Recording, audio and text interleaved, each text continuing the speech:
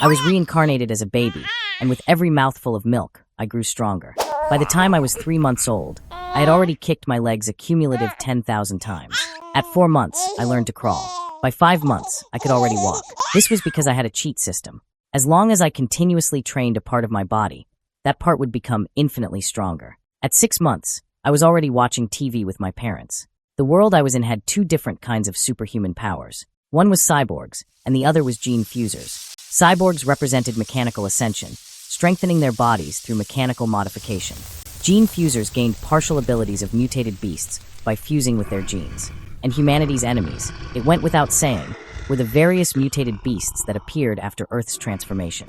Soon after, new neighbors moved in next door. They also had a daughter, named Xinqing Han. This girl would become my first friend in this world. But at that moment, I had no idea that our destinies would become tightly intertwined in the future. At 7 months, I learned to run, jump, and even started to speak. At 8 months, I began doing sit-ups to train my abs. Although I only dared to do this when my parents weren't around. As the saying goes, if you walk by the river long enough, you're bound to get your shoes wet. I was accidentally caught by my mother. Mother rubbed her eyes. What's going on? Did I just see my son doing sit-ups? But when she looked at me again, I was already lying down. Mother concluded that she had been too engrossed in writing her novel lately and was suffering from stress-induced hallucinations. A few days later, while bathing me, Mother called out to Father in a panic. Honey, our Chunchin is only 8 months old. How can he have abs? Father put his little brain to work. Chunchin has an astonishing appetite, and he already has abs. I get it. Honey, is it possible our son is a 1 in a million prodigy? It looks like our Chunchin has a bright future. He'll most likely become a gene fuser, or at the very least, a cyborg. I breathed a sigh of relief. My secret cheat was almost exposed.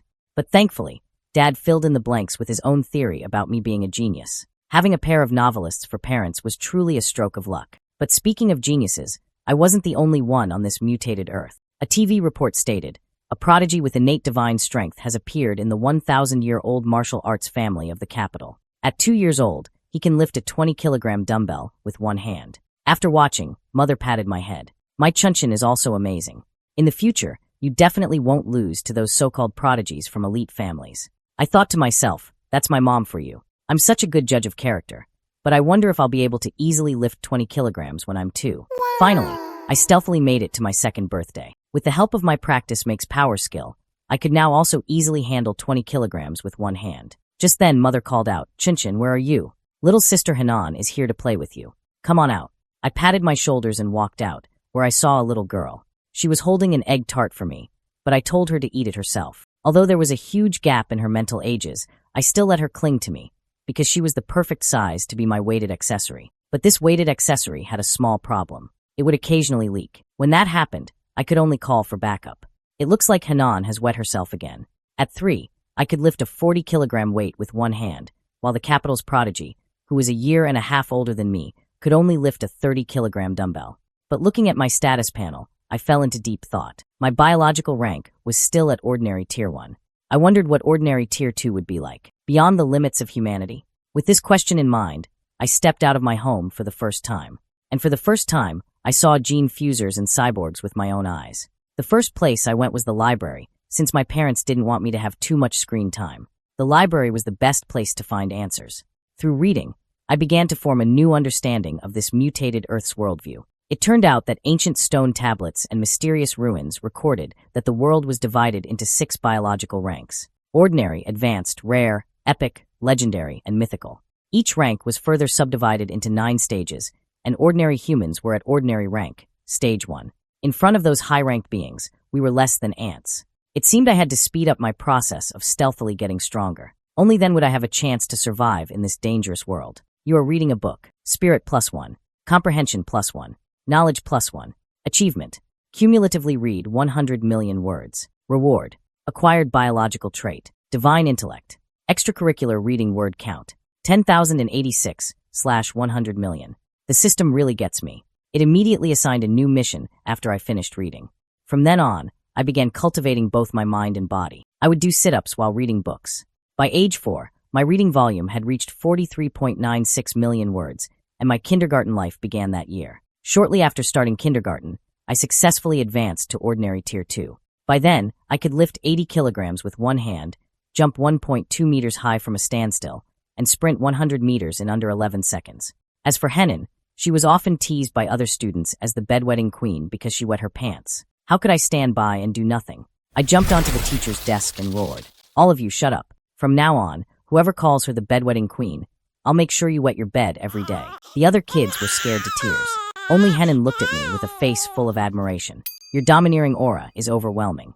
You have made all the children in the class fear you. Successfully unlock the title king of kindergarten. Achievement dominate 9 years of compulsory education. Titles king of kindergarten unlocked top dog of elementary school locked middle school overlord locked." I never expected that one roar would trigger another new mission.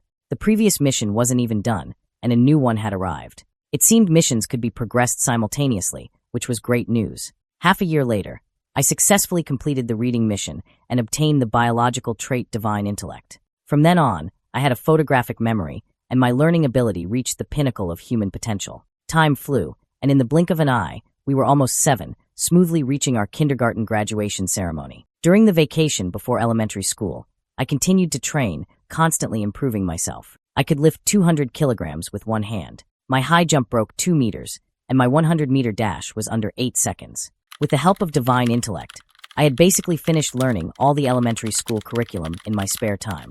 Soon, my elementary school life began. Since I was already self-studying middle and high school courses, elementary school competitions were a breeze. But winning awards was all trivial.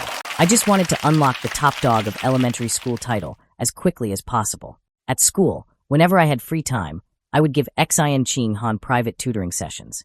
Although Xin Ching Han wasn't exceptionally talented, she made up for it by being obedient and diligent. After 1 semester, her grades were already second in the class. In the first place, naturally, was me. To unlock the title faster, besides studying, I actively participated in various events at the school's sports meet and broke every school record. Just when I thought I would repeat these daily routines and live out a peaceful elementary school life, a special transfer student appeared in our class. The reason she was special was that I could sense an aura on her that wasn't human. She was assigned to the seat behind me. As she passed by, Xin Ching Han whispered to me, "Little Chun, her hair is so beautiful, it's just like snowflakes in winter." At that moment, I had no mind to respond to Xin Ching Han. I was more concerned about why Bai Shui had a non-human aura. Could she be a gene fuser or the descendant of one? For the next few days, Bai Shui would just lie on her desk motionless as soon as class was over. At first, everyone was curious about her, but their interest soon faded. About a month later, a white liquid began to secrete from Bai Shui's body. I didn't know what the substance was, but it had a foul odor. She was met with disgust from her classmates. One boy went too far, pouring water on her head, saying she stank, and he was helping her wash up. I thought this normally cold and silent girl would get angry, but instead, she started to sob. The classmates who bullied her were laughing their heads off, and then couldn't bear it and hoped I would help. Although I still hadn't figured out the girl's identity, I decided to step in. I placed a hand on the boy's shoulder. Guan Chun wiped the water off by Shui's desk. Guan Chun was startled. "And no problem, I'll wipe it right away." He then quickly started cleaning the desk, because he knew I was the notorious little tyrant of the school, someone even the 6th graders didn't dare to mess with. Then I said to the others, "Everyone who was bullied by Shui during this time, come over and apologize to her right now." The few students who had bullied Bai Shui flinched, then stood in a line and collectively said to her, "We were wrong, Bai Shui. Please forgive us." Bai Shui stopped crying and expressed her sincere gratitude to me and Henin. From that day on, Xin Ching Han took the initiative to approach the white-haired girl, pulling me along to befriend her. Whenever she had good food, she would share it with her immediately. Bai Shui finally voiced the question that had been weighing on her mind. "I smell so bad. Aren't you disgusted by me?" She took the initiative to explain, "I'm sorry. It's not that I don't trust you. It's just that I've been ostracized and despised by people around me my whole life. So the happiness of having someone by my side for the first time feels too unreal, almost like a dream." "This isn't a dream," Henin replied resolutely. "I've had a similar experience, so I would never despise you. And as long as you're willing, we will always be good friends." The bedwetting queen had a similar past, so she understood Bai Shui perfectly. At that moment, Bai Shui hugged Henin tightly, her tears flowing like a spring. "Thank you." She then took off the necklace from her neck. "Henin, little Chun, you've always given me delicious food and been my friends, so I want to give you something too. This pair of beast fangs was a birthday present from my mom last year. Now I'm giving them to you. I hope you won't dislike them, and I hope we can be friends forever." Henin took the beast fangs with both hands and said happily, "We will be best friends forever and ever." Just as Xin Ching Han thought this friendship would last forever, the unexpected happened. A cyborg handled her transfer procedures, and I overheard the principal saying her records were completely confidential. This confirmed that Bai Shui's identity was indeed not simple. From that day on, we never saw Bai Shui again. She was just a passerby in our childhood. Compared to Bai Shui's departure, the events that followed were what concerned me more. That prodigy from the capital had successfully fused with a mutated beast's genes at the age of 10 and could now lift a 1,000-pound boulder with one hand. This surprised me. He had started fusing genes so young.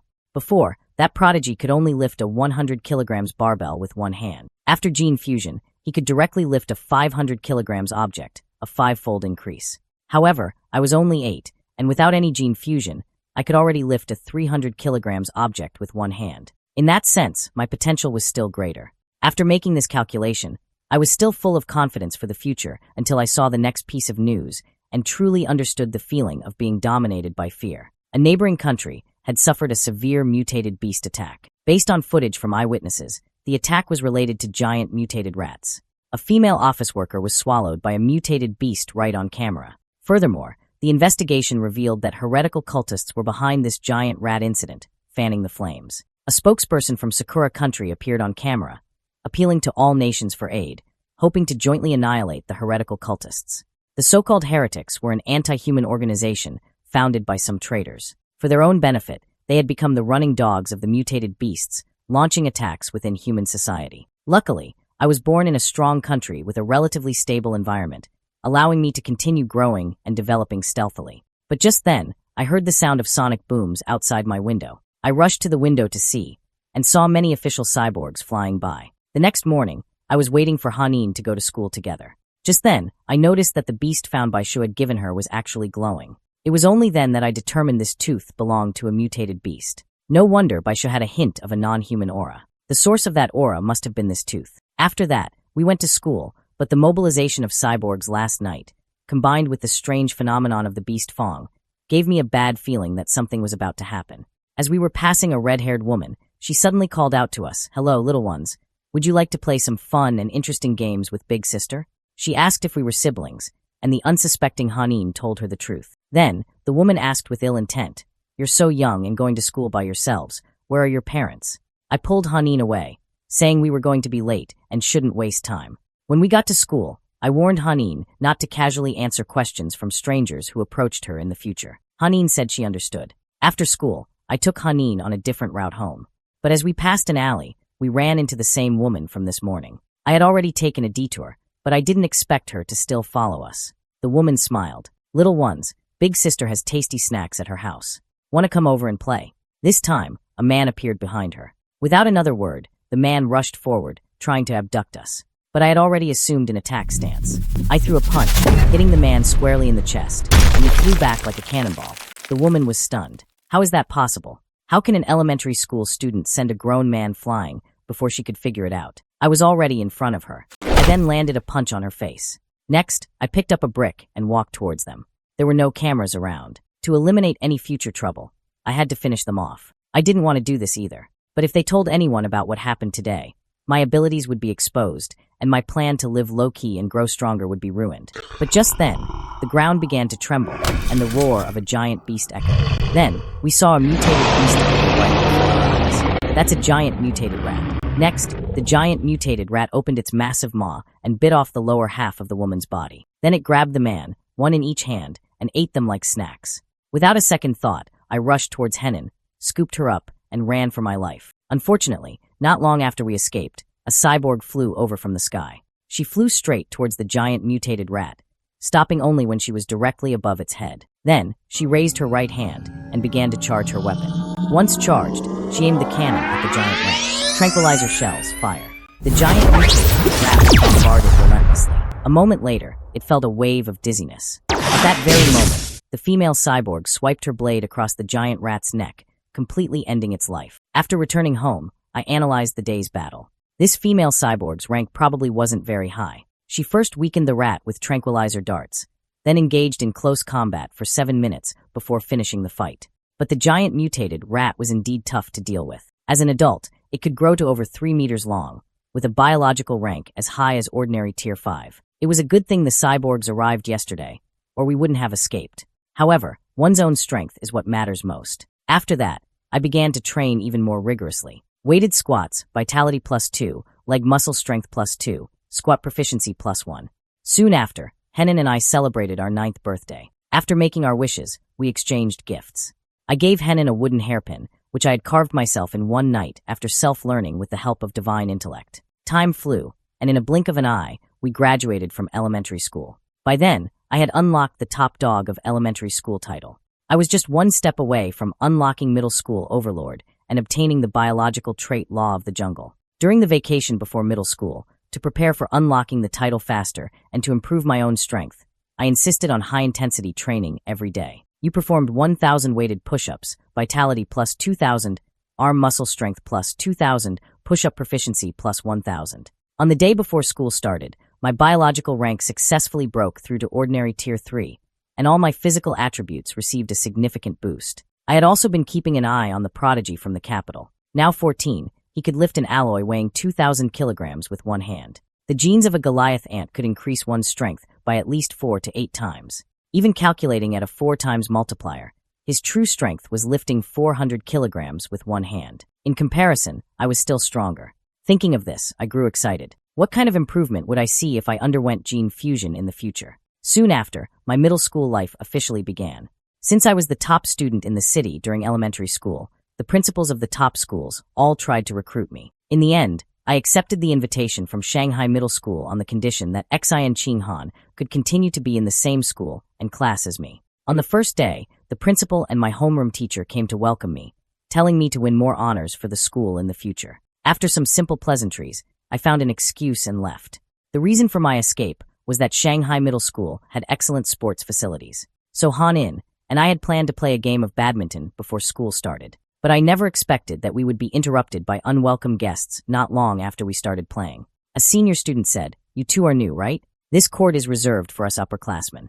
2 other senior students were even more lewd, hitting on Han In. At this, my face darkened. "You few, get away from her, and I don't need to tell you the first come, first served rule. Do I?" The senior student, however, was bossy. "Who says there's such a rule? Even if the Jade Emperor himself got here first today, I'm taking this court." I said no more. I tossed the shuttlecock in my hand and swung my racket at him. The shuttlecock was so fast it created a sonic boom, directly piercing through the senior student's racket and cap. The 3 of them were instantly terrified. That was too fast. Is he even human? Could he be a gene fuser? No, he's too young. If that had been off by a little, our boss would have gotten his head blown off, right? They immediately lined up and bowed. "Boss, we were wrong." Then they scurried away, perhaps because this incident spread through the school. No one ever bullied us again. During class, since I had already finished all the middle school curriculum, I mostly read extracurricular books that interested me. That night, after my physical training, I would learn various new skills online. With the help of divine intellect, I gradually dabbled in photography, cooking, driving, swimming, wilderness survival, and various sports skills. To unlock the middle school overlord title as quickly as possible, I not only ranked first in every subject in the entire school, but also helped the school participate in various national middle school competitions, winning gold, silver, and bronze medals in math, physics, chemistry, and computer programming. The reason I didn't take first in everything was to avoid drawing too much attention. A semester passed in a flash. I didn't expect the title to remain locked, but my outstanding performance had earned me a flock of female fans. I paid them no mind. Aside from tutoring Xian Qinghan, I focused all my attention on the upcoming school sports meet. I figured that if I dominated the sports meet, I should be able to unlock middle school overlord. For this sports meet, I only participated in shot put, high jump, and sprinting. These 3 major events represented strength, jumping ability, and speed, respectively. As long as I dominated these 3 categories, it would signify a complete athletic dominance. Although I held back during the competitions to not seem too absurd, winning first place was still relatively easy. Just as I received all my medals, I suddenly felt a surge of power within me. Your academic and athletic achievements have completely outclassed the entire school, leaving all other students in the dust. You have successfully unlocked the title middle school overlord. The titles king of kindergarten, top dog of elementary school, and middle school overlord have all been unlocked. 9 years of compulsory education has been achieved, acquired biological trait, law of the jungle. Law of the jungle effect description. Your life essence is superior to all living things. You can devour the life essence of other beings to promote your own evolution. As I left the school, I pondered, what exactly is life essence? Suddenly, I had an epiphany. I looked at Hanan. "Can I borrow your beast fong for a moment?" Hanan took off the beast fong and placed it in my hand. The next second, You have devoured a trace of the abyssal giant butterfly's life essence.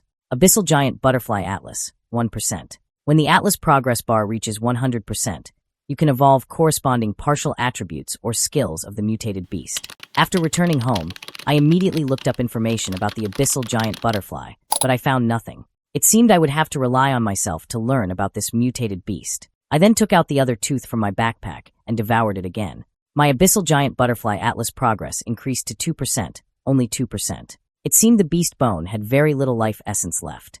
To fully unlock it, I'd have to find another way. Afterward, to increase the intensity of my training, I started cycling with Xian Qing Han to and from school every day. Just then, I was stopped by Mr. Gua from the school's martial arts team. He had seen my outstanding performance at the sports meet and wanted to invite me to join the school's martial arts team. He left without giving me a chance to refuse. Back home, I swatted a mosquito and came to a conclusion.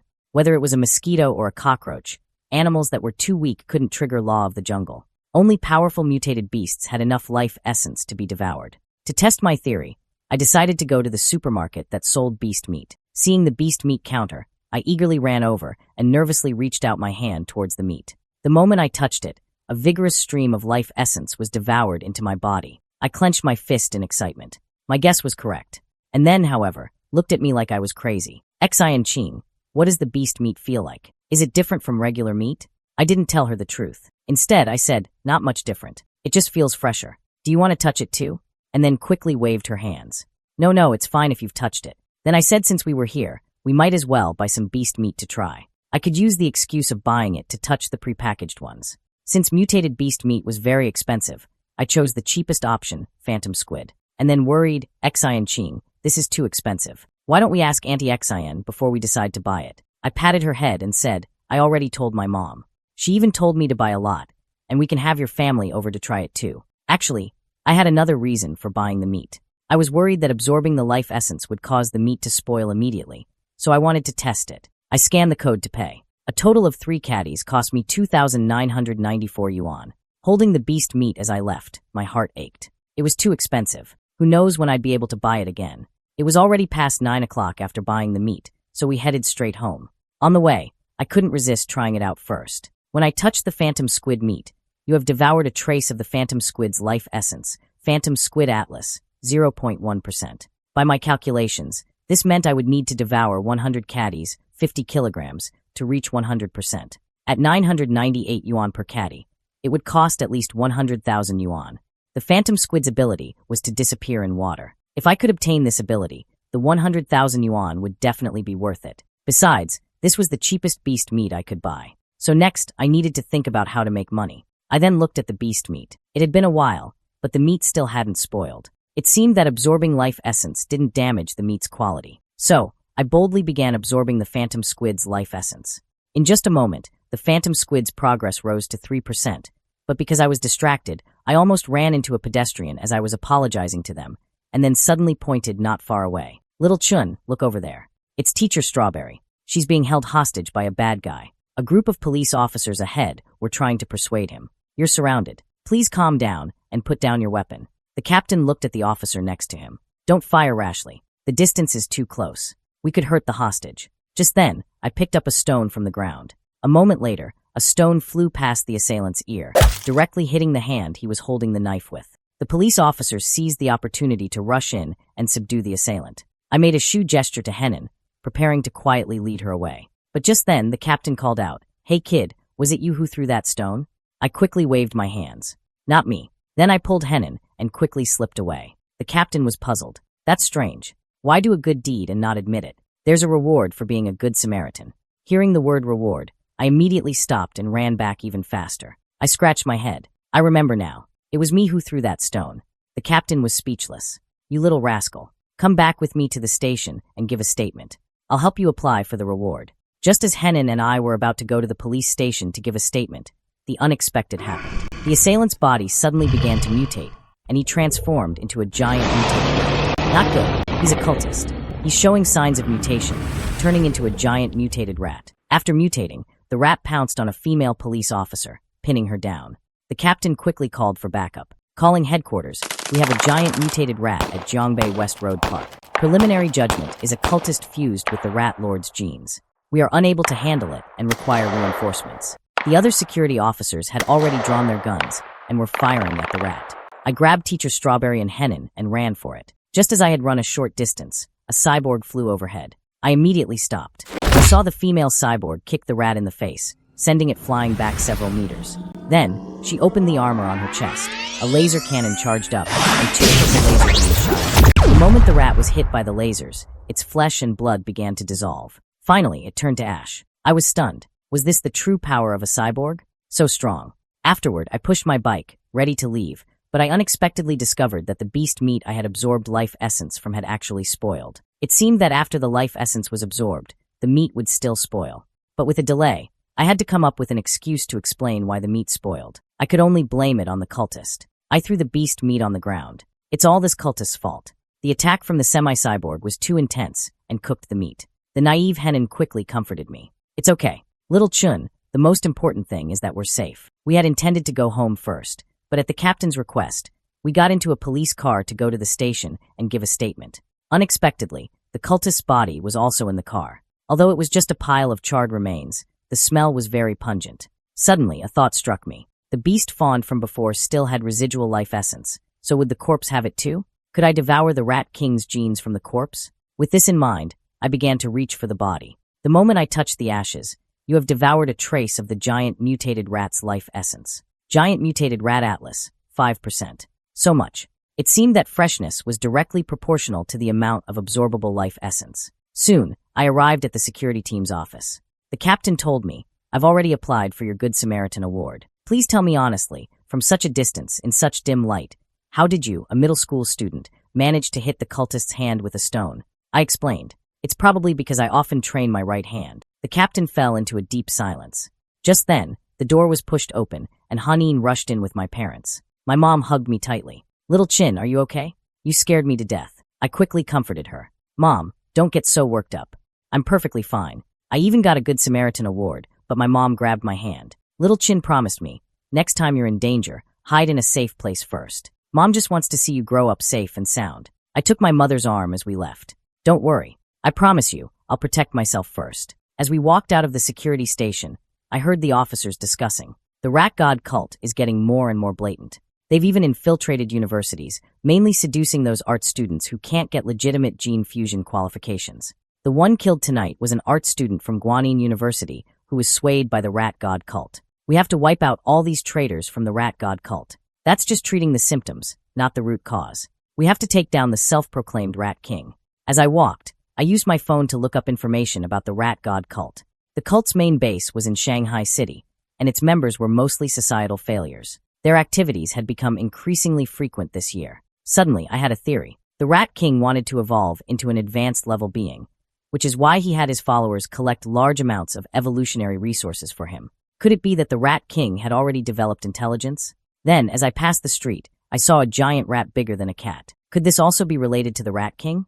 I shook my head. Never mind. This was the South. It was normal for rats to be as big as cats. Just then, I noticed that Henin beside me was unusually quiet. Could it be that situation again? Whenever Henin was nervous or in a sudden situation, she couldn't hold it in, just like when she was little, but I had a feeling that this condition of hers might be related to some unknown potential. Meanwhile, the security captain was still pondering how a middle school student could have thrown a stone with such force. Just then, he heard the squeaking of a rat. He looked towards the sound and saw an enormous giant rat. The next second, the rat pounced directly at him. The captain quickly opened fire. A moment later, the sound stopped abruptly. The next day, I went to class as usual. I was thinking that compared to last night's rat man and the female cyborg, I was still too weak. It seemed I had to earn money as soon as possible to max out the Phantom Squid's unlock progress bar. But relying on prize money from school and external competitions was too slow. So I thought about becoming an influencer, a study tuber, or live streaming to sell tutorials, but I quickly dismissed the idea. No, although the money would come fast, it was too high profile. My thinking was wrong. In a world full of gene fusers and cyborgs, it was clear that martial arts were valued more than academics. The prize money for martial arts competitions was far higher than for academic ones. I clenched my fist. This path was viable. It was time to act. Inside the gymnasium, Mr. Gua was drinking water. I went up and greeted him. Hello, Mr. Gua. Mr. Gua's face lit up with excitement. Zichin, are you thinking of joining, or do you want to learn more about the martial arts team first? I asked in a low voice. I'd like to know, if I join the martial arts team, will I have a chance to participate in the city's martial arts competitions? Is the prize money high? Mr. Gua replied proudly, of course, you'll have a chance, and the prize money isn't low. A single prize is around tens of thousands. Hearing this, I grabbed Mr. Gua's hand. Teacher, please, you must let me join the martial arts team. The teacher then waved over all the team members. They each briefly introduced themselves, and I greeted them as well. Since I had never practiced martial arts, Mr. Gua first demonstrated some punching and kicking techniques for me. After a full set, Mr. Gua wiped his sweat and looked at me. Don't be fooled by the simple movements. They're actually quite difficult. The fastest learner in the team, Little Lee, took a whole week to learn them. I then began to practice. With the help of divine intellect, Mr. Gua's movements were already imprinted in my mind, and I easily replicated his fist techniques. You're practicing fist techniques. Vitality +1, hand muscle strength +1, hand agility +1, fist technique proficiency +1. Next came the leg techniques. You are practicing leg techniques. Vitality +1, leg muscle strength +1, leg agility +1, leg technique proficiency +1. Mr. Gua was shocked. Absolutely impossible. My teammates were also stunned. How can he learn it just by watching once? Mr. Gua's eyes were fixed on me. He must be a once-in-a-generation martial arts prodigy. Mom called me over for dinner. I rushed over with my bowl. What are we having tonight, Mom? Mom said proudly, of course, it's the phantom squid you've been yearning for. A dish, perfect in color, aroma, and taste, was brought to the table. I took a sniff. It was incredibly aromatic. I then took a bite without a second thought. A notification popped up. You have devoured a trace of the phantom squid's life essence. Phantom Squid Atlas, 3.01%, so I can devour it just by eating. If I'd known that, I wouldn't have had to touch it earlier. Just then, a news report came on the TV. Genius girl shocks the nation. At just 14 years old, she successfully fused with an energy core, becoming the youngest cyborg in history. When her power is activated, she can easily lift a 2,000-kilogram SUV with one hand, sprint 100 meters in just 3 seconds, and has a standing vertical jump of 8 meters. I pondered between the capital's prodigy from back then and this genius girl of today. I wonder who is stronger, gene fusers or cyborgs. Then came another news report. Tragic news. Security Captain Ai Chun-chun tragically passed away in his office at 11 p.m. last night. According to surveillance footage, he was killed by a giant mutated rat that had infiltrated the security station. My expression turned grim. Could it be the same kind of giant rat from last night? I felt an even greater sense of urgency to increase my strength. After intensifying my training, my 100-meter dash time had reached 4.61 seconds. My vertical jump was 5.51 meters, and I could lift about 1,000 kilograms with one hand. I didn't neglect my martial arts training either, hoping to improve my strength quickly and prepare for the martial arts competition. The next morning, I was about to head to the gymnasium to continue learning new martial arts knowledge and practice. Out of curiosity, Han-in came along with me. Just then, a senior girl suddenly appeared in front of me. Junior Zichun, you haven't had breakfast yet, have you? I brought you some milk. Fresh milk. I pulled Han in and walked away. No thanks. I appreciate the thought. This scene was witnessed by a simp senior. This kid beat me in the sports meet, and now he's rejecting my goddess's gift, so he blocked my path. Do you have any manners?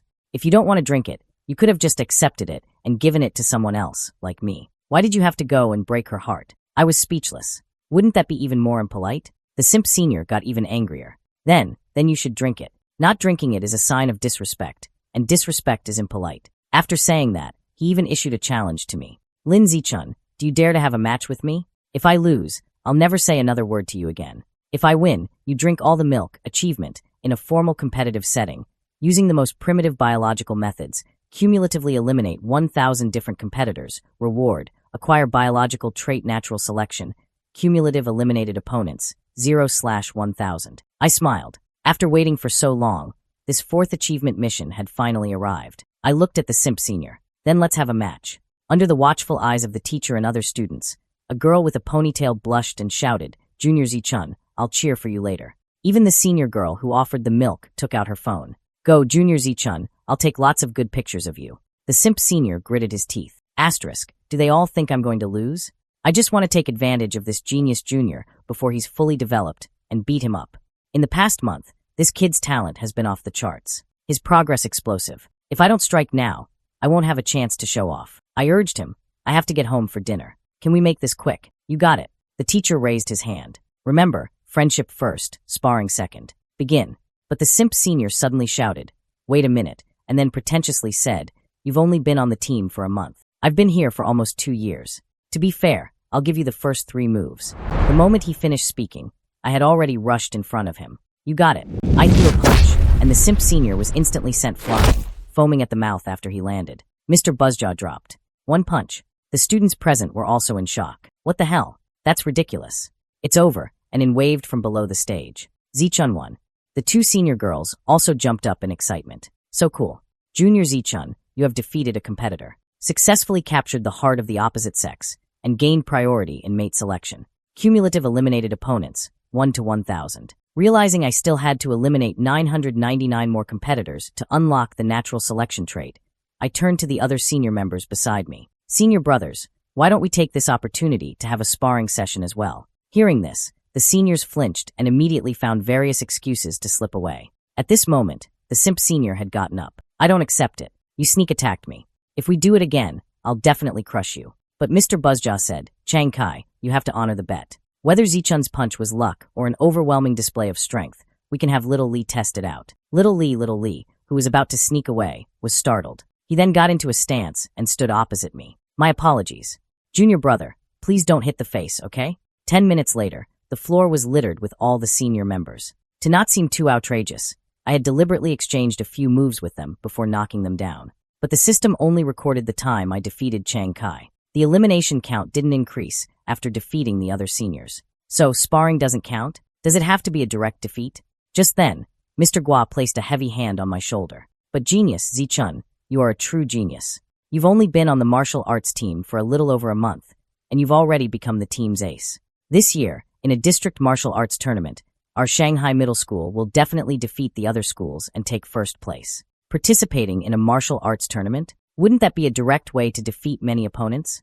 As long as I successfully defeated opponents in the competition, it would surely advance the achievement mission's progress. Just then, the simp senior suddenly shouted at me, Lindsay-chan, I, Chang Kai, honor the bet. From now on, even if you ride on my head and take a dump, I will never say another word. Hearing this, everyone looked disgusted. Before he could finish, they all scurried away. In the following days, to get into the martial arts class, Xi and Ching Han also began training with me. After a 3,000-meter jog, I had her practice martial arts techniques for an hour to improve her punching and kicking skills.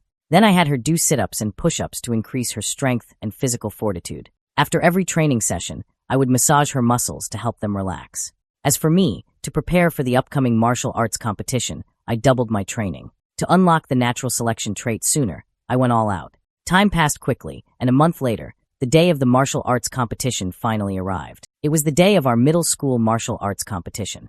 Unfortunately, we were drawn into the same group as the strongest team, Shanghai No. 1 Middle School. Upon hearing this, my teammates' faces fell. I heard No. 1 Middle as a beast this year who can run the 100-meter dash in under 9 seconds. We're definitely going to get crushed, but at this moment, I voluntarily stood up. Mr. Gua, I'd like to go first. Mr. Gua readily agreed. All right then, Zichun, you'll go first. Hanin and Mr. Gua cheered for me from below the stage. While I warmed up on the platform, with a thud on the stage, my opponent appeared. He was a tall guy, at least 1.9 meters. I complained internally, damn, is this a middle school student? Then I heard the opponent say, Little Junior, I saw your name on the list. To be able to stand on the stage of the 8-school league is just a first year. You're very talented, but this is not a place for a little shorty like you who isn't even 1.7 meters tall. In a moment, I'll let you feel the difference in physique and strength. With the referees begin, the tall guy was the first to charge at me. He threw a punch, which I easily dodged. Seizing the opportunity, I lightly slapped his chest. A scene that shocked the entire audience occurred. His whole body flew backward, not stopping until it was off the competition stage. The referee immediately announced, Lin Zichun wins. Hanin cheered from below the stage. You're amazing. The team members also shouted loudly, Zichun is awesome. The opposing coach pointed at the big guy and scolded, footwork, footwork. How many times have I told you? Don't just charge recklessly on the stage. Use your footwork. Why don't you ever listen? You have successfully defeated a competitor. Your competition ranking has improved. Cumulative eliminated opponents, 2 to 1,000. As expected, defeating an opponent in a highly competitive match increases the achievement mission's progress bar. The opposing coach looked at a team member. Xinfeng, you're up. Defeat that first-year junior as quickly as possible. Got it. The team member named Xinfeng entered the stage. With the referees begin, Xinfeng rushed over and aimed a whip kick at my head. I dodged with a squat and then slapped out with my palm. Xingfeng spun through the air and landed face first on the ground. A stretcher immediately carried him away. Quick, send him to the hospital for a checkup. It looks like he hit his head. The audience, who hadn't seen my move clearly, started to voice their doubts. What's going on? How is that student from Shanghai Middle School so lucky? Yeah, the last opponent just rushed off the stage and lost. And this one did too. Damn it, this must be a fixed match. Refund. The opposing coach held his hand in his hands. This isn't luck. This first year from Shanghai Middle School is skilled. He looked at the ace player beside him. Gao Fei, you're up next. Focus on defense. Don't attack proactively. You absolutely cannot lose. Gao Fei walked onto the stage with a calm expression. Don't worry, coach. I will win. After getting on stage, he assumed his stance. A strategy already in mind. Lin Zichin's body isn't strong. He's just agile and knows how to be clever in duels. That's why he's been winning so easily. But I can sprint 100 meters in 9 seconds and have more combat experience. As long as I take the upcoming duel seriously, there's no reason for me to lose. The audience started to murmur as well. I heard this Gao Fei from number 1 middle can run the 100-meter dash in 9 seconds. That's insane. And he's just a middle school student. His father is a gene fuser. As his descendant, Gao Fei's physical fitness is definitely far beyond that of an ordinary person. As soon as the referee announced the start of the match, Gao Fei quickly appeared in front of me. He used his strongest fist technique, flowing water shattering rock fist. The coach shouted from below, Gao Fei, what are you doing? I told you to focus on defense. Why did you go on the attack? Gao Fei responded internally, defense? As a genius. I don't need it, but I just kept dodging without fighting back. This fist technique is interesting. I'll observe and learn at first. A moment later, Gao Fei was panting heavily. Why can't I hit him? He then stopped and asked, how can you dodge my attacks? This isn't scientific. I spoke up. Do you have any other moves? Use them all. Gao Fei thought I was mocking him and unleashed an even more ferocious flurry of punches. Seeing it was the same fist technique, I decided not to hold back any longer. I kicked him in the abdomen, and Gao Fei was sent flying. The entire audience was stunned, while our side erupted in cheers. Awesome. Little Chin. A 3-person sweep. Little Chin. Beautiful. It feels so good to be carried to victory. The subsequent opponents were weaker than the previous ones, and were all taken out by me in a single blow. Soon, all 5 members of Shanghai No. 1 Middle School were dealt with. Over the next 2 days, I single-handedly defeated 2 other schools. In the end, I successfully led Shanghai Middle School to win the championship of the 8-school league, and my cumulative eliminated opponents reached 16. I still need to defeat 984 different opponents to complete the natural selection achievement. This is probably going to take years. Although the mission couldn't be completed in a short time, Mr. Dua gave me a full 20,000 yuan from this competition's prize money. Adding the prize money from various academic competitions, I now had 30,000 yuan in hand. But this 30,000 was quickly spent on buying phantom squid. After eating 30 caddies of phantom squid meat in a row, I managed to raise the phantom squid Atlas opening progress to 33%. Entering my second year of middle school, I successfully broke through from ordinary tier 3 to ordinary tier 4. Now I could easily lift a 1,090 kilogram weight with one hand. My standing vertical jump reached 5.65 meters, and my 100-meter dash took only 4.49 seconds. Time flew by, and Xin Han and I successfully graduated from the junior high division of Shanghai Middle School. Soon, the high school entrance exam results were out, but Han En was very dejected. Little Chun, you're first in both academics and martial arts in the entire district. While my academics are good, my martial arts score doesn't meet the admission threshold for Shanghai High School's advanced martial arts class. Does this mean we can't continue to go to the same high school? I wiped away her tears and comforted her. Don't worry. The principal of Shanghai High School said he's coming to my house for a visit later. You should come and meet him with me. Han En cried even more sadly. The principal is definitely coming to invite you to stay in Shanghai High School's advanced martial arts class. This has nothing to do with me. Why should I go? I pulled her along. Don't worry. The only condition for me staying at Shanghai High School is my deskmate must be you. A short while later, the principal of Shanghai High School discussed with us at my home for an hour, basically expressing his hope for me to continue studying at Shanghai High School. Before leaving, the principal looked at me. As long as you agree to continue studying at Shanghai High School, you can tell me any thoughts you have. I quickly pulled Han En to my side. Thank you, principal. I only have one request, and that is for Xian Qinghan to be able to continue in the same class with me. The principal leaned in and looked at Xian Qinghan. Student Xian Qinghan, right? When school starts, you can come and register at Shanghai High School together with student Lin Zichin. Before leaving, the principal gave an okay gesture. We both quickly thanked him. Thank you, principal. After choosing our high school, I welcomed my last middle school martial arts tournament. Unsurprisingly, I continued to easily help Shanghai Middle School win the championship. After receiving the prize money, I went to a dense forest. I was only 20% away from unlocking the Phantom Squid Atlas. Because I didn't know what uncontrollable situations might occur upon unlocking it, I had specifically come to the mountain forest on the outskirts of Shanghai City. I began to devour. You have devoured a large amount of the Phantom Squid's life essence. Phantom Squid Atlas, 100%. You have successfully unlocked the Phantom Squid Atlas, acquiring the biological trait Water Melding Fortune. The next second, you have successfully unlocked the Phantom Squid Atlas, acquiring the biological trait Water Melding Fortune. Water Melding Fortune greatly enhances your affinity with water, allowing you to move freely in it, coming and going without a trace. After reading the effect, I was a little disappointed. This Water Melding Fortune effect felt a bit underwhelming. I immediately tested it in a nearby pond and found that my skin didn't wrinkle like before after prolonged immersion in water, and I could clearly feel the water's resistance decrease when swimming. But other than that, there were no other effects. But thinking about it, it made sense. The Phantom Squid is a low-level mutated beast, not even worth a bit of gene fusion. To get better biological traits, I'll just have to save up money and buy them later. I'll get them sooner or later. Or when I get stronger, I can hunt and devour wild mutated beasts, like those giant mutated rats. Then, a week before school started, my mom and Xian Qinghan's family planned a trip together to better study Water Melding Fortune. I suggested we go to the beach. This was also Xian Qinghan's first time at the seaside. Standing in the water, she only felt the seawater was very cold while I started swimming. As I swam, my various attributes also improved. Xian Qinghan looked at me and shouted, "Little Chun, don't just swim by yourself. Come and teach me how to swim." It seemed Xian Qinghan didn't know how to swim, so I could definitely teach her. I began to patiently instruct her, but because Xian Qinghan's athletic talent was average, I thought she probably wouldn't be able to learn.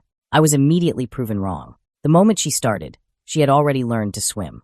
Then she put her head under the water and was surprised to find that not only did her eyes feel no discomfort, but she could also see clearly underwater. The next second, she shot out of the water, startling me. Hanan said excitedly, "Little Chun, I'm so amazing. I've always heard people say it's hard to open your eyes in the sea, and it stings a lot, but I don't feel any discomfort at all. It actually feels cool and quite comfortable." Watching Han-in, who had learned to swim in an instant, I fell into deep thought. No matter how good Xian Qinghan's affinity for water was, it was impossible for her to learn to swim instantly. It was too abnormal. Could it be because of that? Could the reason Xian Qinghan had always let the bed be because she was naturally attuned to water? That was perhaps the only plausible explanation. Maybe in a past life, Xian Qinghan had a special cultivation physique from a cultivation novel. That would be too amazing, much better than my broken system that required me to train myself. Next, Xian Qinghan and I dived together, but her performance surprised me. We had been holding our breath underwater for over 10 minutes. Forget her being a beginner. Even for a trained person, this duration was not simple. But just then, an accident happened. Xian Qinghan suddenly heard a strange sound in the water, which scared her so much that she quickly swam to the surface. After surfacing, I looked at her and asked, "What happened? Why did you suddenly get so nervous?" She said with lingering fear, "Just now, a strange sound kept echoing in my ear. So strange it was a bit frightening." I asked what kind of sound it was, but she replied, "I couldn't understand it. It might have been a language I don't know. I only know it was a female voice, very real, echoing in my ear until I surfaced. Then it disappeared." We then returned to the hotel. After getting back, I searched on my phone but found nothing about what Xian Qinghan had described. But because of it, I couldn't sleep, so I simply started training. You performed 1,000 weighted sit-ups, vitality plus 2,000, abdominal muscle strength plus 2,000, sit-up proficiency plus 1,000. Your biological rank has been promoted to Ordinary Tier 5. I didn't expect such a pleasant surprise. Ordinary Tier 5, a biological rank that could contend with an adult giant mutated rat. I instantly gained confidence. It seemed if I continued to train, tearing apart mutated rats with my bare hands wouldn't be impossible. After advancing, I found a deserted beach to test my new abilities. Now my 100-meter dash only took 3.64 seconds. My vertical jump could reach 6.98 meters, and I could lift a car weighing about 1,600 kilograms with one hand, compared to when I had just broken through to Ordinary Tier 4. This improvement was very significant. With this gain, Xian Qinghan and I began our high school life together. Due to my outstanding grades, I attracted the attention of many girls as soon as I started school. Is that Student Zichin? He's so handsome in person. It turns out Student Zichin is on duty the same day as us. So lucky. It was indeed lucky. I didn't expect that on my day of duty, I would trigger a new mission achievement cumulatively complete 1,000 tasks with the cooperation of multiple people. Reward: acquire biological trait, social animal, cumulative completed tasks, 1 to 1,000. I wondered what effect a social animal trait would have. It was quite intriguing, since there wasn't much to do right after school started. I took the opportunity to go to the supermarket again. After all, the phantom squid was unlocked, so it was time to set a new target. Just then, I suddenly saw a type of beast meat. This is a rampage eagle, only 1,998 yuan per catty. A smile appeared on my face. I'll choose this one. The rampage eagle's vision was exceptionally good, 30 times that of a normal person, so its hunting ability was also extremely strong, capable of accurately catching even a mutated rabbit that moved like a blur. I looked at the eagle meat in my hand. Both vision could also greatly enhance one's combat power. This rampage eagle was undoubtedly worth devouring. Secondly, it was the second cheapest option, as I placed my hand on the eagle meat. You have devoured a trace of the rampage eagle's life essence. Rampage eagle atlas, 1%. I then did a quick calculation. 1 catty of meat could increase the atlas's opening progress by 1%.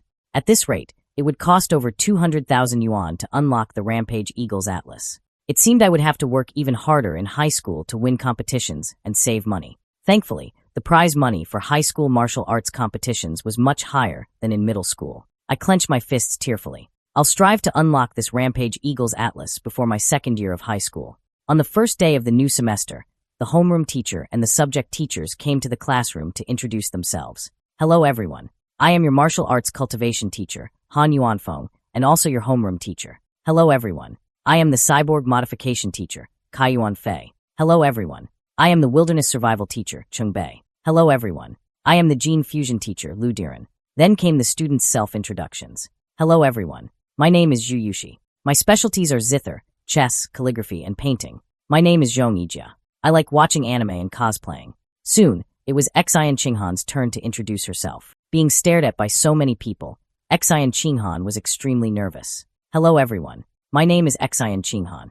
I usually like to draw, and please take care of me in the future. My self-introduction was probably the shortest in the entire class. Hello everyone. My name is Lin Zichen. Please take care of me in the future. After the entire class finished their introductions, the bell for the end of class rang. Xian Qinghan, what was your score on the high school entrance exam? Xian Qinghan looked over to see a girl with pigtails asking her. Xian Qinghan replied politely, I got 709. What about you, Chu Xian? Chu Xian's eyes lit up, more than 10 points higher than me. I only got 698. She then continued to ask, so what was your score on the physical fitness test? I didn't perform well during the entrance exam and only got a 95. It was a really bad score. This made Xian Qinghan feel awkward. The maximum score for the physical fitness test was 100. A score of 95 was already at the level of a top student among top students. I only scored 79 on the physical test, which is 1 point short of getting into this advanced class. This score was too embarrassing to say out loud, so she stammered in reply, I didn't score as well as you. Chu Xian pressed on relentlessly, so what was your score? Was it 94 or 93? Xian Qinghan's voice got even lower, a little lower than that. Chu Xian continued her pursuit. Is it 92 or 91 or maybe 90? I slammed a hand on the desk, unable to watch any longer. I deliberately leaned closer to Chu Xian and said, Can I get your contact info? Chu Xian instantly blushed. A handsome guy is actually asking for my contact info. What kind of divine walk am I having today? She quickly said, I'll scan your code. Xian Qinghan looked at me with gratitude. Thank goodness Shichen helped me out of that situation. If she kept asking, I wouldn't have known how to answer. It was so embarrassing. I then looked at another boy. Let's add each other too. You can scan my code. After adding them as friends, I casually created a 4-person group chat. You have successfully created a 4-person group, meeting the standard for completing a task with multiple people's cooperation. Cumulative completed events, 2/1000. I was surprised. I didn't expect to have completed a multiplayer cooperative task just like that. Doesn't that mean this achievement mission is super easy? After creating the group, the 4 of us also got to know each other. He was from the neighboring Nanwan city. His family had run martial arts schools for generations, making him the young master of a martial arts family. Li Chu Xian's family owned a clothing store with several branches in the district, making her a bona fide rich girl. Xian Qinghan and I also introduced our situations to everyone. Soon, the 4 of us became a small group that could talk about anything. Just as we were about to run out of topics, Hugh brought up a curious question. Guess who's the strongest in our class? You'll never guess. Li Chu Xian pointed at me. I guess Xian Qinghan is the most amazing. He's the top scorer of the high school entrance exam in our district. He was shocked. Damn, Xian Qinghan, you're that awesome? But then he added, but the district's top scorer might not be enough. You might not believe this, but we have 2 beasts in our class that the principal paid a fortune to recruit from Nanwan City. That guy named Wang Xiujie in the 3rd row by the window. He was the 3rd place scorer in Nanwan City's entrance exam, with a 100-meter time of 7.98 seconds.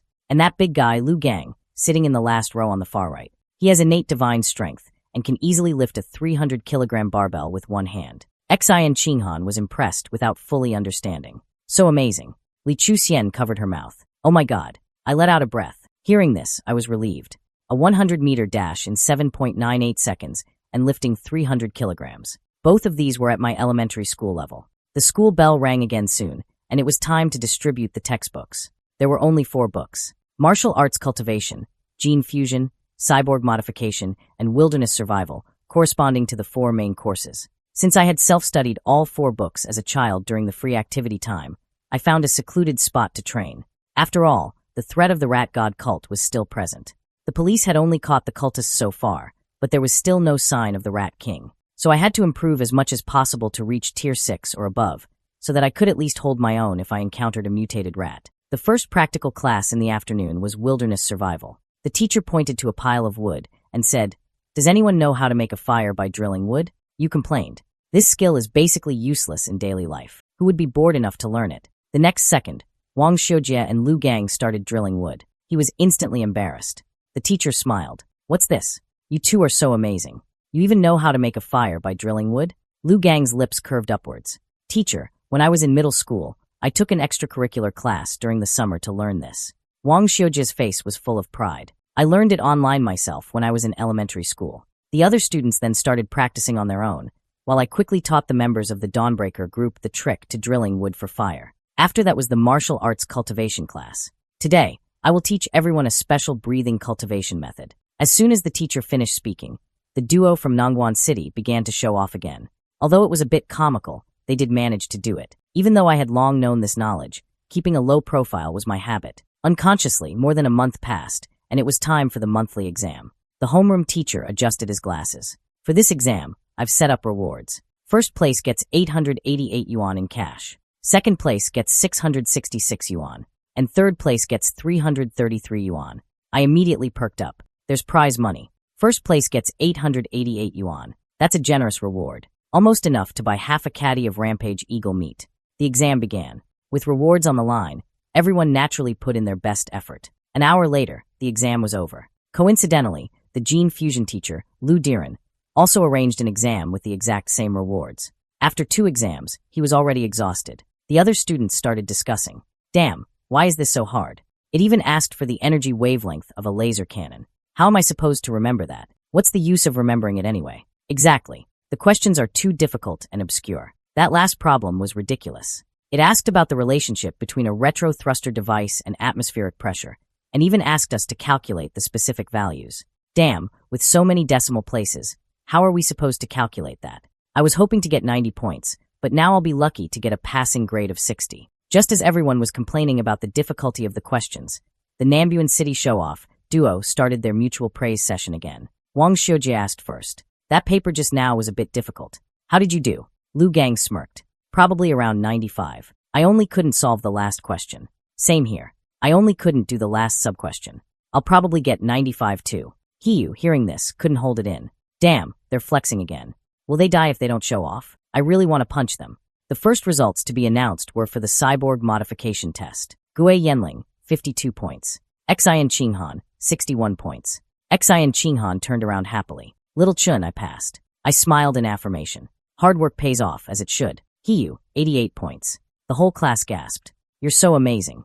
Hiyu sat up incredibly straight, but inside he was ecstatic. Team members, once I get the third place prize of 333, I'll treat everyone to a good meal. But the teacher's next words poured cold water on him. Lu Gang, 95 points. Wang Xiujie, 95 points. Amazing.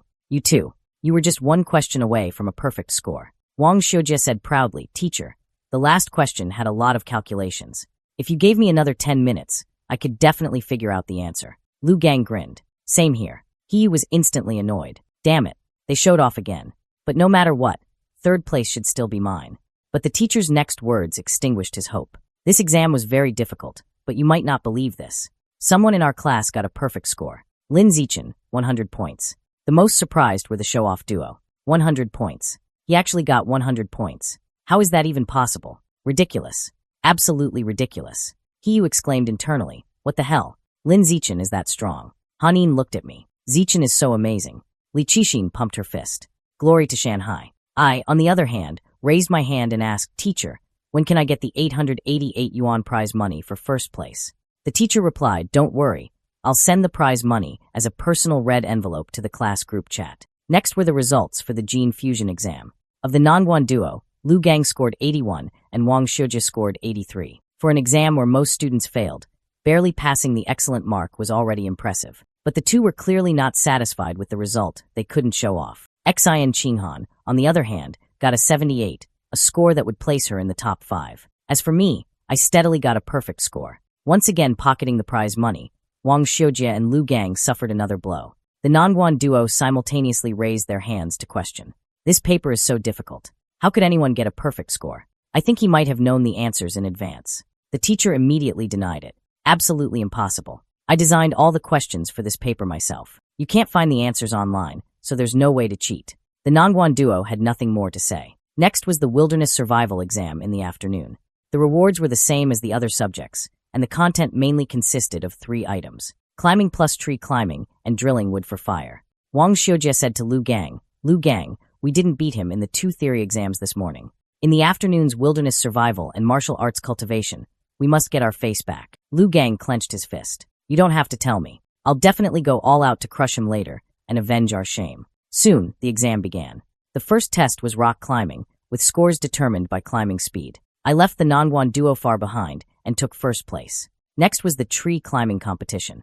Unsurprisingly, the Nanguan duo were still left in my dust. Wang Xiujie was in despair. No way. This Lin Zichin is too exaggerated. I gave it my all. Lu Gang shouted internally, damn it, I can't even see his shadow. But at this moment, I was more concerned about Xin Qinghan. She hadn't even finished the rock climbing yet, and unsurprisingly, came in last. In the following fire-making segment, for the sake of the prize money, I could only continue to crush the Nanguan duo. I managed to start a fire in 58 seconds. I clearly remember that he wasn't this fast during the fire-making class before. How is this Lin Zichin so fast at everything? His hand speed is insane. The swimming event was the last one. This time, Xin Qinghan also crushed the Nanguan duo, which probably dealt another heavy blow to their spirits. I can understand that Lin Zichin is still fast. But how did this Xin Qinghan suddenly explode with power? Impossible. I must be too nervous, and am having hallucinations. After the wilderness survival exam, Wang Xiujie and Lu Gang became exceptionally quiet and didn't speak for a long time. Next was the martial arts test, which was to be conducted through sparring on the platform. This rekindled the Nanguan duo's hope of showing off. So what if he's skilled in written tests and wilderness survival techniques? In a martial arts class, the most important thing is the martial aspect, the competition of physical fitness and martial arts skills. If his martial arts strength is lacking, all other achievements are useless. In the martial arts sparring, I must reclaim the first place I lost. Before the sparring began, the teacher arranged a physical fitness test for the class. As a warm-up, the test measured 3 data points: 100-meter dash speed, the weight one could lift with a single hand, and the height of a standing vertical jump. My 100-meter dash was 7.78 seconds. I lifted 330 kilograms with one hand, and my vertical jump was 2.18 meters, all 3 being the top scores. To not seem too outrageous, I didn't go all out, just a little better than the data Wang Xiujie and Lu Gang produced. But this still stunned them, faster than me in the 100-meter dash, and his entrance exam score was only the top in the district. This isn't scientific at all. Stronger than me? Lin Zichin doesn't even look that muscular. Could it be that he hadn't fully developed during the entrance exam? But then they encouraged each other. Lu Gang, don't panic. Losing the physical test doesn't mean losing the sparring. Real combat depends not just on physical fitness, but also on martial arts skills. We still have a chance. You're right. Losing the physical test doesn't mean losing the sparring. Our martial arts skills are far superior to our peers. We still have a chance. After the physical test, everyone moved to the platform to begin sparring. To complete the natural selection achievement as quickly as possible, I was the first to step onto the stage. But because my physical test data was good, no one dared to come up. The Nanguan duo also chose to observe. Seeing this, the teacher had to call someone out. Lu Wei, You go up and spar with Zichen." Lu Wei was stunned, but he still nervously got on the stage. To save time, I had to make it quick, and I defeated my opponent with a single punch.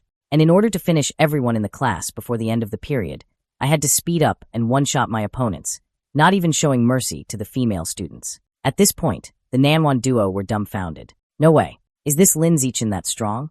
I suspect that kid wasn't even going all out during the physical test. How is anyone supposed to compete with that? Just then, you proactively jumped onto another platform. He pointed at Lu Gang. "I'm all warmed up, and I'm at my physical peak. Do you dare to come up and fight me?" Lu Gang jumped onto the stage, inwardly delighted. If he hadn't challenged me, I would have had to fight Lin Zichen. I might not be confident in beating Lin Zichen, but am I not confident in beating you? You then rushed towards Lu Gang, unleashing a flurry of punches and kicks. But Lu Gang took them all head-on. Just then, Lu Gang found an opportunity to grab you's leg. He then used both hands to throw you into the air, and with a powerful toss, you flew off the platform. Lu Gang said proudly, "Among all the people I've fought, your physical techniques are the best. In terms of physical techniques, I'd call you the strongest in the class. Unfortunately, I'm still a cut above." Seeing this, I jumped over from the other platform. It was a good opportunity to get another point of progress. Otherwise, no one would dare to come up. I said to Lu Gang, "Let's have a match." Lu Gang forced a smile. "Bring it on. Who's afraid of who?" He then rushed forward first. "Take this." Lu Gang used to move from an old acquaintance, but just as he was about to reach me, I sidestepped and dodged. What the hell? I then followed up with a punch, and Lu Gang was knocked off the platform. Someone in the crowd started to jeer. "Wang Shujie, your brother Lu Gang just got wrecked. Aren't you going to go up and get revenge?" "Yeah, the glory of the Nonduan City top students needs you to protect it." Wang Shujie jumped onto the stage. "What are you shouting about? I was going to go up anyway. All of you shut up. What's coming will come. I will definitely find a way to defeat him." At this moment, I was like a great mountain pressing down in front of Wang Shujie. He had attacked me under immense pressure, but his punch was caught by my single hand, and then I punched him in the body. Wang Shujie fell to the ground, foaming at the mouth, incapacitated. Next, I successively knocked down the other boys in the class. According to the rules of the natural selection mission, defeating the same opponent multiple times only counts as one, which meant that from now on, I could only spar with the girls. Just as I was wondering if the girls would be willing to get on stage, the girls below were already looking expectant, some even eager. A bold female student was the first to raise her hand. "Student Zichen, I challenge you." She then flipped onto the stage and pounced at me. Luckily, I dodged quickly and gently slapped her on the back. The female student, lying on the ground, wasn't angry at all, but rather looked regretful. So close, I almost got to hug him. Unexpectedly, the other girls also proactively came on stage to challenge me. Of course, I went easy on the girls, mainly to complete the mission as quickly as possible. Soon, all the girls were defeated, but I was still far from completing the mission. I was a little disappointed, but then the teacher immediately announced some good news. In a month, our class will challenge the strongest ordinary class in the second year. Just as I was worrying about not being able to quickly increase the completion progress of natural selection, a competition was served up on a silver platter. It was truly a timely help. The bell rang, and as Lu Gang passed by, he spoke harshly to me. I used to worry that I wouldn't have any opponents after coming to Shanghai Middle School. It seems I underestimated Shanghai Middle School. You, Lu Gang, will be my rival for all 3 years of high school. Wang Shujie quickly followed Lin Zichen. Losing now doesn't mean losing in the future. I will definitely avenge this shame before graduation, but I wasn't listening to what they were saying at all. I was thinking, I earned over $3,000 in prize money today alone. I can buy another caddy of beast meat. What a great deal. That evening at home, I started typing on my keyboard. Although I had earned a little prize money today, it was far from enough to buy beast meat and unlock the atlas. So to earn more money, I opened a novelist account and began my writing career. I didn't expect that when I woke up, I would receive a contract offer from the website. After signing the contract in the novel's backend, a news article from that day caught my eye. Just 2 hours ago, a giant mutated rat had attacked a refrigerated beast meat warehouse on the outskirts of the city. This giant mutated rat was over 5 meters tall. A semi-cyborg's body was bitten in two by it. The semi-cyborg immediately activated its hidden backup energy source and self-detonated to kill the enemy, and a giant mutated rat was killed on the spot. This raised a doubt in my mind. Just how many giant mutated rats are hidden in Shanghai City? And with these giant mutated rats being so large, where on earth are they hiding that they haven't been discovered yet? A month later, it was the day of our sparring session with the second-year ordinary class. The teacher was discussing tactics with a few of us top students. Soon, the competition began. To complete the natural selection achievement as quickly as possible, I requested to go first. But the female student on the opposing side was not happy. "Teacher, they're sending out their strongest right at the start. I'm the weakest in our class. How am I supposed to fight this?" The opposing teacher, with a displeased look, found Han Yuanfeng. "Brother Feng, according to the customary rules of class sparring, the weakest goes first. Why did you send your strongest student for the first match? This is against the rules." Teacher Han had no choice but to calm me down and have the weakest student go first. I could only step down helplessly. Teacher Han pointed at a female student. "Yun Tong, you go first." The female student, however, frantically waved her hands, saying she wasn't ready yet. Just then, Hanin proactively walked over. "Teacher Han, I'm the weakest. I should go first." A short while later, Hanin was on the stage, and everyone could see her nervousness. Yuanli Qixin cheered for her from below. "Hanin, Hanin." Hearing them, Hanin became even more flustered. Just then, the female student from the opposing side rushed over. Facing her opponent's punch, Hanin could only raise her hands to block. Her thought was, although I can't win, I can last as long as possible to wear down my opponent's stamina. 3 minutes later, the opposing female student was already panting. She realized that if this continued, her stamina would be depleted sooner or later. She had to end it quickly, so she threw a heavy punch, sending Hanin flying. Hanin landed heavily below the platform. Having lost the match, Hanin quickly got up and ran towards me. Teacher Han encouraged her. "Qing Han, you did well. You knew to focus on defense to wear down your opponent's stamina. Very smart." I also encouraged her. "Not bad. You managed to last for over 3 minutes against a senior who was trained for an extra year. That's a lot of progress." Next, the second female student went on stage. She thought her opponent's stamina was low and wanted to take her down. This female student swept her leg, but the senior girl dodged with a sidestep. The senior then seized the opportunity to counterattack, punching the female student in the face and then pinning her down. The female student quickly tapped the floor to surrender. After getting up, the senior girl said proudly, coming in all offense and no defense, "Are you looking down on the ordinary class?" The female student could only grit her teeth and endure it. The senior girl continued to taunt. "It's true I'm not as talented as you, but I've trained for a year longer. You should train for another year before you come and fight me." Just then, a girl walked onto the stage. Li Chuxin clenched her fist, and then, "I'll get revenge for you. Watch me beat up that senior." Li Chuxin went on stage to avenge her classmate. Her first punch was a heavy blow to her opponent, winning the match on the spot, and then pumped her fist. "Chuxin is so amazing." I patted her head and encouraged her. "You're amazing too. If you hadn't worn down that senior's stamina earlier, Chuxin wouldn't have won so easily." 2 hours later, the second-year martial arts teacher looked at us. "Brother Feng, martial arts teacher of the first-year advanced class. Your class only has 4 people left. It seems I'm going to win the meal we bet on." Han Yuanfeng, however, smiled. "Don't be so sure yet. Let's wait and see. Wang Xiujie, Lin Zicheng, Lu Gang, and you were the real strength of the first year. First class. The real showdown was just beginning." He then looked at you. "You're up next." You immediately jumped onto the platform. He then began to show off. "My fists are already itching for a fight. Are you ready to face my hard fists, senior?" The senior tilted his head. "Kid, can you not be so cringe?" You, however, kicked him in the face. "You ruined my moment." The senior was kicked off the platform on the spot. You taunted. "Seriously, that's all you've got? You have the nerve to insult people?" With a thud, another person jumped onto the stage. The watermelon-haired senior said, "You brat, you're so arrogant." With that, he threw a punch at you. "Let me show you some real intensity." But the next second, you dodged his punch. The senior was shocked. "You can actually dodge my attack." You seized the opportunity, did a flip kick, and hit the senior on the chin. The senior immediately fell out of the ring. Li Qixin and Hanin cheered from below. "Awesome. Go for it. Crush them." After Hanin knocked down several more opponents in a row, he panted, "Next one, hurry up. I can still take down 10 more." Although he wanted to keep going, after knocking down 5 consecutive opponents, his stamina gave out, and he was ultimately defeated by the 6th. At this point, the first year, first class only had 3 people left, while the second year, 6th class still had 13. After he used defeat, Han Yuanfeng sent out Wang Xiujie. Wang Xiujie went on stage and took down 10 people in a row. It wasn't until he fought the 11th person that he lost due to exhaustion. Next up was Lu Gang, who, in less than 10 minutes, quickly dispatched 2 of the opponent's main fighters. At this point, Han Yuanfeng taunted back, "Your class only has 1 person left. Want to surrender in advance?" The opposing teacher was also confident. "I don't think so. Go on. Wang Jina, it's your turn to perform."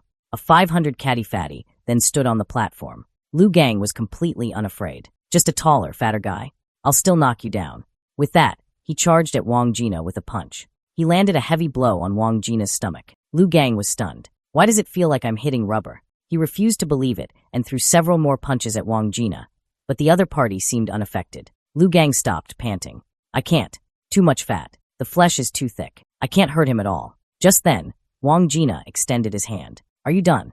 If you're done, it's my turn. He grabbed Lu Gang by the neck, and Lu Gang couldn't break free no matter how he struggled. This guy's strength is terrifying. Wang Jina threw Lu Gang, and Lu Gang was tossed off the platform.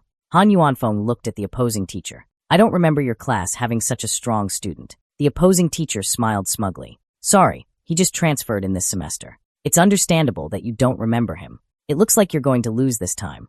Remember our bet. The loser has to treat the other class to a meal. Han Yuanfeng turned away, tears in his eyes. Damn it. So he had an ace like Wang Jina up his sleeve. No matter how amazing Lin Zichen is, he can't possibly beat this monster. I was careless. He got me good. He then found me. Zichen, it's your turn. Spar well. You can gain a lot of valuable experience. Don't worry too much about winning or losing.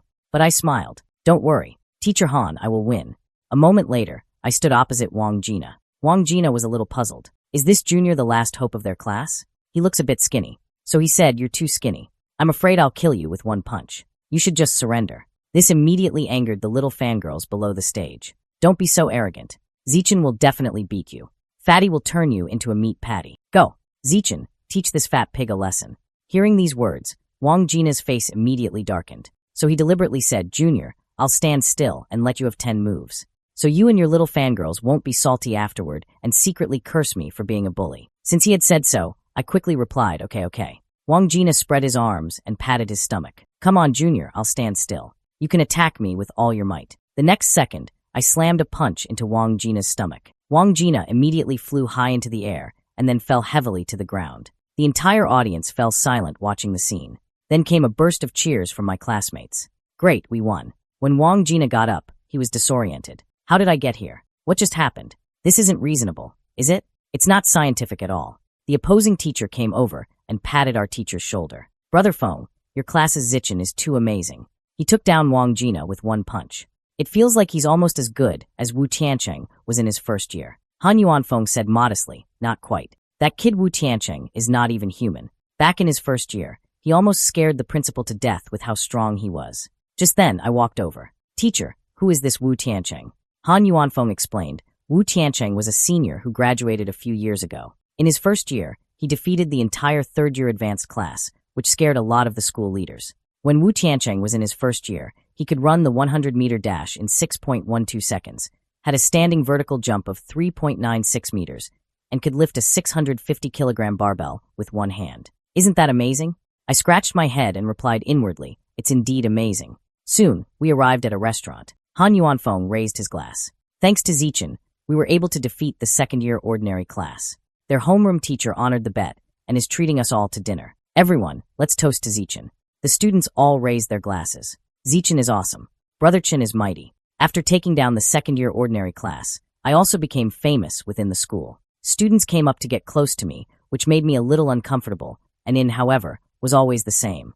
Afraid that I would be too busy socializing with classmates to eat, she kept putting food in my bowl. Suddenly, she stopped, then immediately got up from her seat and said, Little Chun, I'm going to the restroom.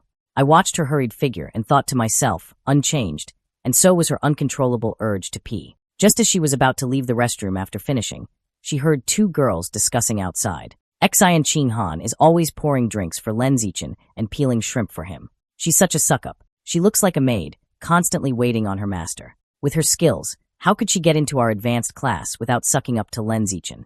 It probably won't last long. With such a big gap in their strength, they're destined to drift apart, and then appeared beside the two girls. I'm not a suck-up. I'm his childhood friend. With that, she turned and walked away. After the banquet, I saw that she was in low spirits and asked, Han In, you seem a little down. Did something happen? She looked down and replied, when I was little, my mom always told me that I would grow out of it, that I wouldn't wet my pants anymore. But even now, I still wet the bed at night. I have to wear a diaper to sleep every night, and it's really annoying. Little Chun, I feel like a disabled person who can't hold her pee. But I refuted her. You're not disabled. Not being able to hold it is your superpower. It's just that this superpower hasn't been fully developed yet, and Un's mouth dropped open in astonishment. A superpower? That's right, a superpower.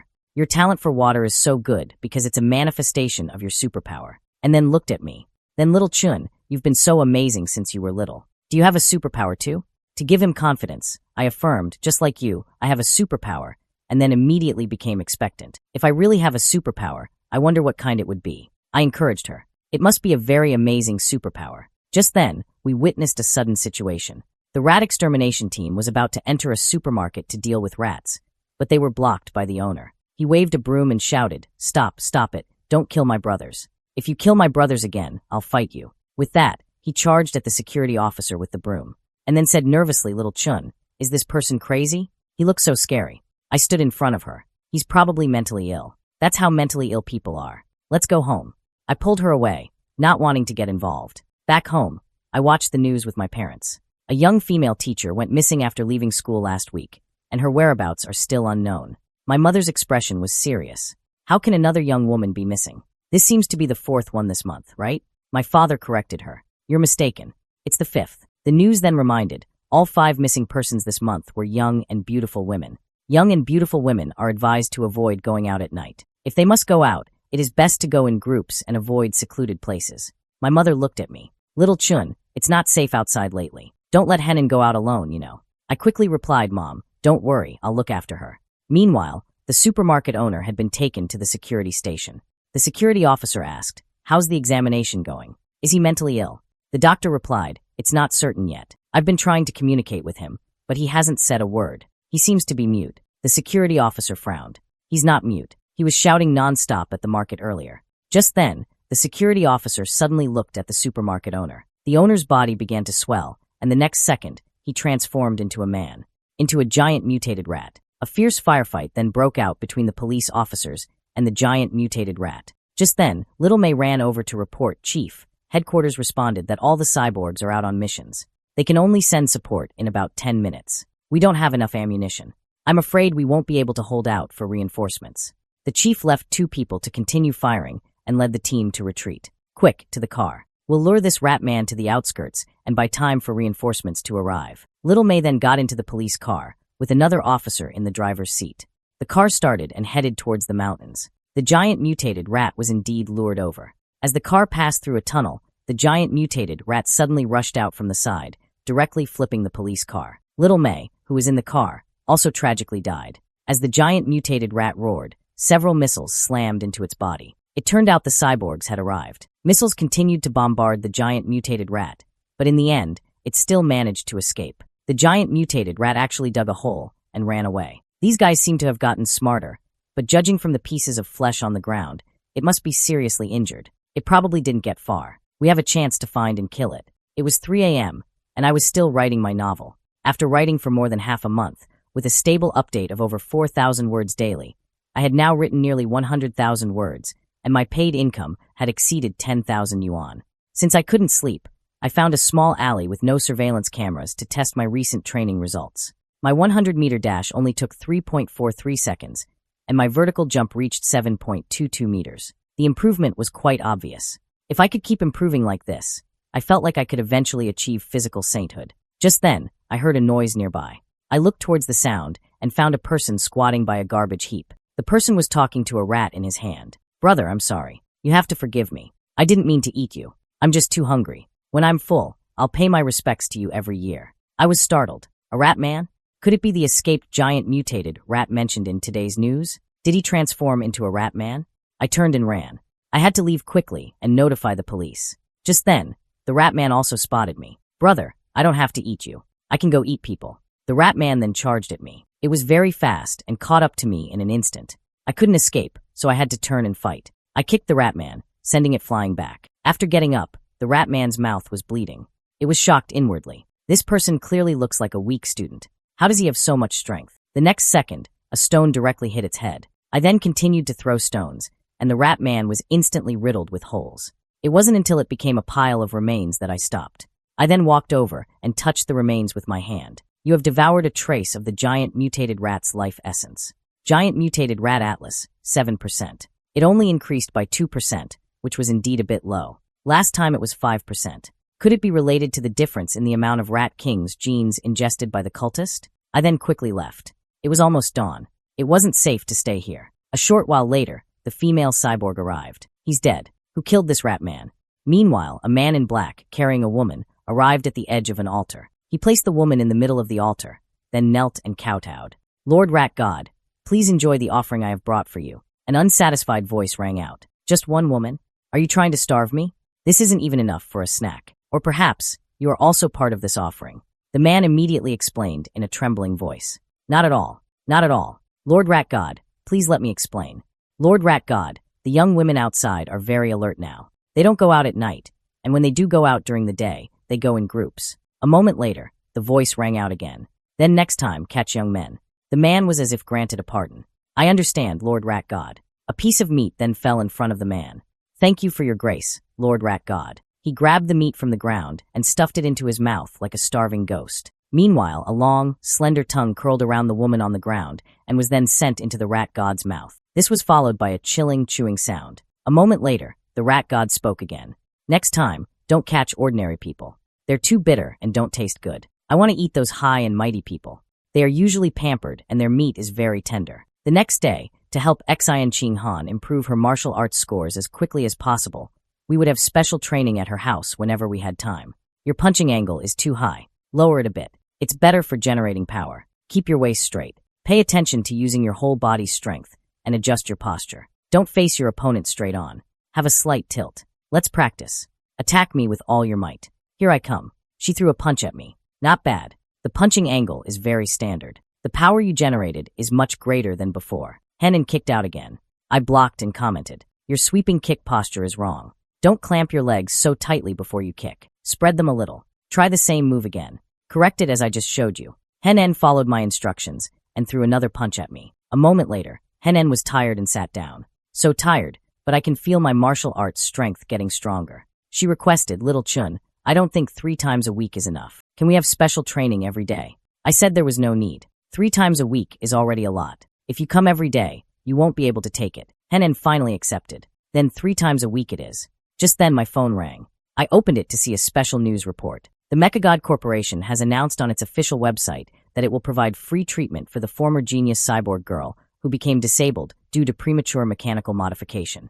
A genius from Capital University has successfully fused with the genes of 1,000 silk spider mutated beast, breaking the university's record for the youngest second-time gene fuser. I was surprised. A genius from Capital University? Could it be the Capital's prodigy from back then? Night came, and I was still writing my novel. But the dual blessings of practice makes power and divine intellect. After a month of typing and training, I could now easily type 10,000 words in an hour. My dad, after reading my novel, also praised it. "Little Chun, your book is doing really well. If you can consistently write 10,000 words a day, and the plot doesn't fall apart, you could probably earn around 50,000 in royalties in the first month. Once you have more words, a monthly income of 100,000 wouldn't be a problem." Hearing this, I was overjoyed. 50,000 a month, or even 100,000. With this income, I won't have to worry about the funds to unlock the Beast Atlas anymore. The next day in martial arts class, Han Yuan Feng organized a class-wide sparring session to check on the students' learning progress.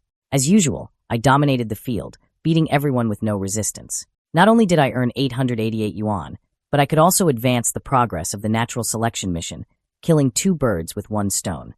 In contrast, Xian Qinghan still couldn't beat anyone, and as usual, came in last in the class.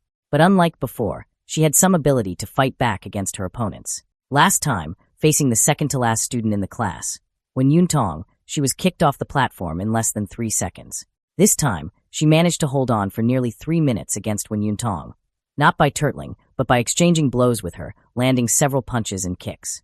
Han Yuan Feng, watching this, praised her for her great progress and encouraged her to keep it up. Han Yuan Feng then announced a piece of news. "In a month, we will challenge the strongest advanced class in the 2nd year. The goal is to defeat everyone except their top 3. Do you all have confidence?" The students shouted in reply. Yes, Han Yuan Feng clenched his fist in a flash. My novel had been on the shelves for over a month, and my savings had reached 80,000. I went to the mutated beast meat supermarket. "I'd like to buy some rampage eagle meat. How much would you like? We have a promotion right now. If you buy 100 caddies at once, you can get a 5% discount." I thought about it for a moment and decided not to buy it just yet. I'll wait until I have enough money to buy 100 caddies at once. It'll probably just be next month anyway. The next day at noon, Henan and I were having lunch. Someone tried to cut in line, but was stopped by Hiyu. Henan, seeing this, asked Little Chun. Hiyu was arguing with someone. Should we go over and see? I said we probably wouldn't be needed. Hiyu was being very aggressive. The person who tried to cut in line has already been shut down. But then the person ran over and said something to 3 others, and then those few people cut in front of Hiyu.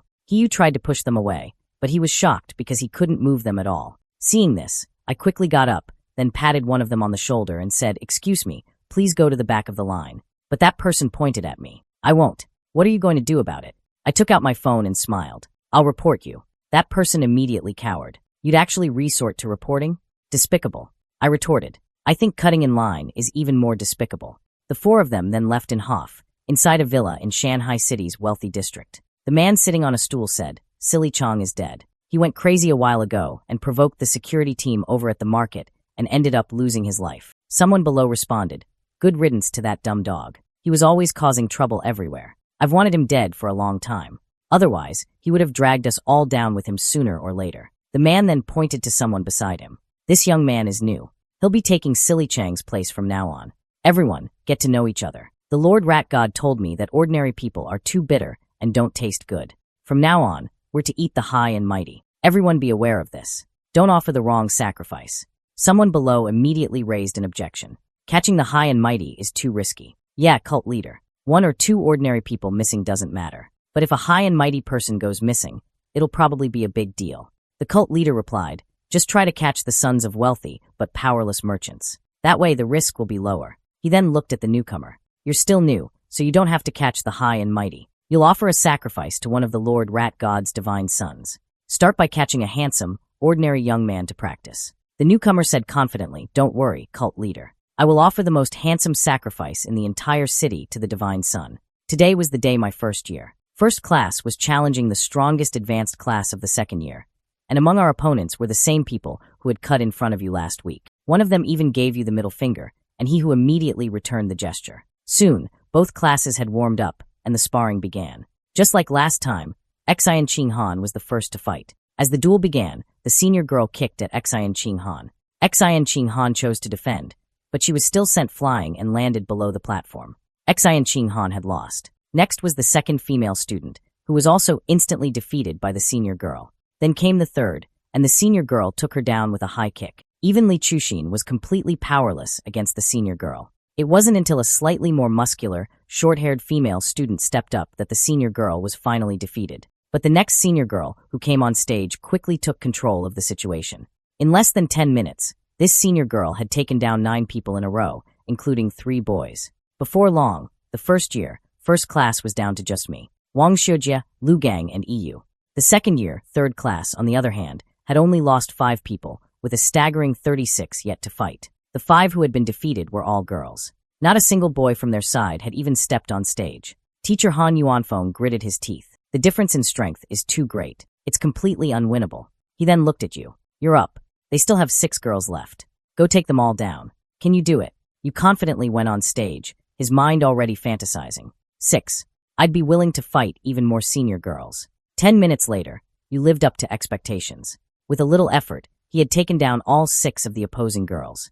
The boy who had cut in front of you then jumped on stage. Taunting, ready to die, you retorted. "Not only do you have no manners, you also have no self-awareness," he calculated in his mind. "He's the first boy from their class to fight. He must be a scrub. This is my chance for revenge." The next second, the boy rushed over at an extremely fast speed, and you, who couldn't react in time, took a heavy punch. You clutched his stomach, so fast, and that punch was so powerful. Just then, the boy humiliatingly stepped over him. "You're too weak. Just give up." You immediately threw a punch, but the boy dodged it. Then, the boy did a back kick, and he was kicked off the platform. You clutched his stomach. His strength is definitely not at the bottom of the boy's list. It's actually very high. He deliberately jumped out to get revenge on me. Damn it.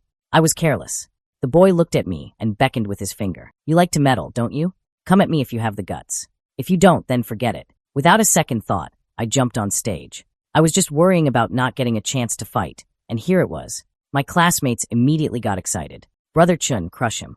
Give him a taste of his own medicine.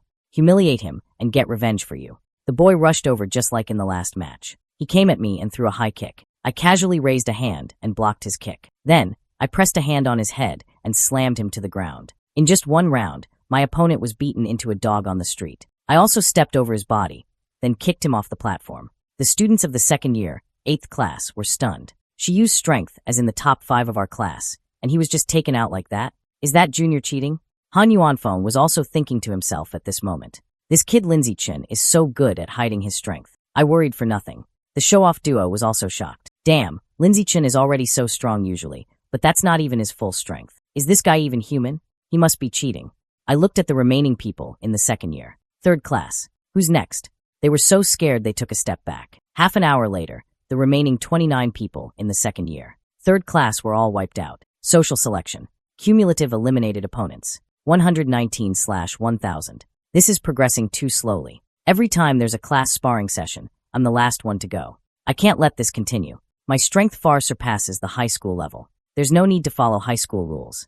From now on, I will make my own rules. On Monday, I went to the principal's office. The principal was surprised. You want me to arrange a personal challenge competition with a reward for you? I replied, I want to challenge the entire school. I told the principal I wanted to fight the whole school, but she just held her forehead, saying I was only a first year and had no right to challenge the entire school. To prove my strength, I asked the principal to come with me to the gymnasium. Soon, we arrived at the gymnasium. The principal was curious why I had brought her here. I directly took off my jacket and said, to show you my strength, of course. Then, right in front of her, I lifted a 700 kilograms dumbbell with one hand. The principal was instantly shocked. 700 kilograms? That's even stronger than the school's strongest student. Wu Tiancheng was in his first year. The principal immediately agreed to my request. No problem. I'll arrange a personal show for you to challenge the entire school right away. I suggested. Principal, please remember to set a reward. Without a reward, no one will be motivated. It's best to set two kinds of rewards. One for participation, to encourage everyone to come on stage and challenge. And another cumulative reward, a prize pool that grows with the number of challenges. The principal agreed to my proposal. Don't worry, leave it to me. I'll do it all as you say. I then made another request. Principal, about my strength, you have to keep it a secret for now. Otherwise, if everyone knows, they won't be motivated to challenge. The principal patted my shoulder. All right. The principal will listen to you. A short while later, the principal came up with a plan. Zichen, what do you think about holding the challenge competition according to this plan? After reading it, I said no problem at all. Thank you for your hard work, principal. The principal said politely, not at all. It's no trouble. As long as you can become the top genius of our school, it's all worth it. This scene was witnessed by my two teachers, who were both rubbing their eyes. What's going on? What is this upside-down world? The school's she-devil principal, who always has a sour face. Why is she smiling so obsequiously in front of Len Zichen? At 2 p.m, in the Genasian Marina, the principal, as planned, began to introduce my basic personal information, recent achievements, and the rules and prize money of the challenge competition in detail. As expected, the crowd below was in an uproar. Principal, are you serious? The principal has gone crazy. Are you a first-year high school student, setting up a stage for the entire school to challenge you? Where do you get your confidence? You're already so arrogant after just beating the strongest advanced class in the second year. Anyone who didn't know would think you beat the third-year advanced class, arrogant and ignorant of your own limitations. Do you think you're the school's strongest student, Wu Qianqing? Having provoked public anger, I wasn't scared at all. In fact, I was quite satisfied. Excellent. It seems there are quite a few people who want to beat me up. Completing natural selection ahead of schedule is looking promising. Then I said, starting from tomorrow, during the 2-hour lunch break every day, I will be defending the stage in the Genasian. Everyone is welcome to come and spar. At night, on a street near the school, a yellow-haired guy was drinking a beverage by the roadside. Just then, 2 girls came up to him. Hey, handsome, all alone, interested in joining us for a drink at the bar. The yellow-haired guy looked at them with disdain. Not interested, get lost. The 2 girls turned and walked away, annoyed, no sense of fun, destined to be a single dog. The yellow-haired guy, however, sighed. I give up. Is Shanghai City this lame? I'm just looking for a 10 out of 10 handsome guy. How come I haven't found one after so many days? Not a single guy who passed by was good-looking. If I can't complete this sacrifice mission perfectly, what will the cult leader think of me? Are you ostracized in the cult in the future? I had thought about catching a male celebrity, but those people are surrounded by bodyguards. I'm just a newcomer to the rat god cult. I simply don't have the ability to catch one. The deadline for the mission is almost here. What should I do? Just then, I ran past the yellow-haired guy. He just glanced at me and was immediately captivated by my heaven-defying good looks. What the hell? So handsome. It's like finding a needle in a haystack, and it just fell into my lap. Gee, it's you. He followed me all the way to a deserted alley. There's no one around here. This is the perfect opportunity for me to strike. Ratman. The next second, a brick slammed into his head. The newly transformed Ratman was instantly stunned. What's going on? I held a brick and said coldly, I didn't expect to pick up a Ratman while out for a run. The mutated rat atlas can be upgraded again. At this point, the rat man was already unsteady and knelt on the ground. This person is terrifying, and he's saying things I don't understand. How am I so unlucky? With that, it collapsed. I was stunned. That's it. I just picked up a stone and threw it. And it died? There are actually such weak rat god cult followers. I walked over and touched him with my hand. No time to ponder. Better absorb the life essence quickly before someone comes. You have devoured a trace of the giant mutated rat's life essence. Giant mutated rat atlas, 8%. I was not satisfied. Only a 1% increase? So little. No wonder this rat man was so pathetic. But for safety's sake, I won't be going out for night runs in the near future. After all, not all followers are this pathetic. Some of the more powerful rat god followers have incredibly strong bodies after transformation capable of even withstanding firearms. I then returned home. I had just come out of the shower when I heard a news report. Last night at 3 a.m., the Municipal Security Headquarters, in collaboration with the mentors of Shanghai University's Evolution Academy, completely annihilated the rat god cult. The one who defeated the Rat King this time was Wu Tiancheng, a mentor from Shanghai University's Evolution Academy. He is a gene fuser with an advanced biological rank, and the biological gene he fused with happens to be of an avian type, which is a perfect counter to the Rat King. The operation took only half a minute and resulted in a crushing victory. I sighed inwardly. So this is the strength of an advanced level being? Truly powerful. Meanwhile, inside a large building, a man holding a teacup asked Tiancheng, "Is there still no contact with the teacher?" The man named Tiancheng replied, "Still out of contact." The group of powerhouses who went to suppress the riot at Source Site 36 are still missing. The man then asked, "What's the situation at Source Site 36 now?" Tiancheng replied, "It's relatively stable. Otherwise I wouldn't have time to come here and clean up the small fry that ran out during the chaos." Small fry. The Rat King that the entire Municipal Security Headquarters was helpless against. In front of you, a genius advanced level being, is indeed just a small fry. He then put his arm around Tiancheng. "Since you're here, why not go back to your alma mater and give a lecture?" Tiancheng said embarrassingly, "Big brother, I'm not an idle person.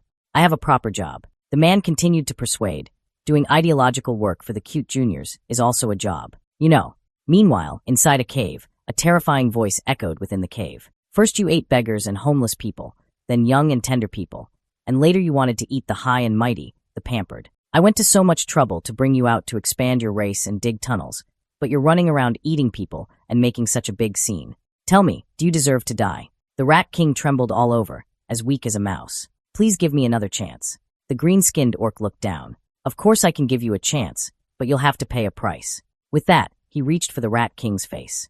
The next second, blood splattered, and an eyeball appeared in the green-skinned orc's hand. The eye of a sewer rat smells bad. He bit down on the eyeball, but it tastes quite good. He then lifted the Rat King. "But you were a little clever, knowing to hide behind the scenes and enjoy yourself, letting your younger brother pretend to be the Rat King and die in your place. But if you don't honestly dig tunnels for me," with that, 2 more eyeballs flew out of the Rat King's eyes, "you will still die." Then came the sound of chewing again. The next day, I went to school as usual. The students around me, however, were all talking about me. Is he that Lindsay Chin who wants to challenge the whole school? He's only a first year, so ignorant of his own limitations. Is he going to the gymnasium to start now? Let's go watch the show. At this moment, I was looking at my phone screen. On it were the portraits of 9 rat god cult remnants. A reward of 5,000 to 500,000 yuan was offered for providing clues.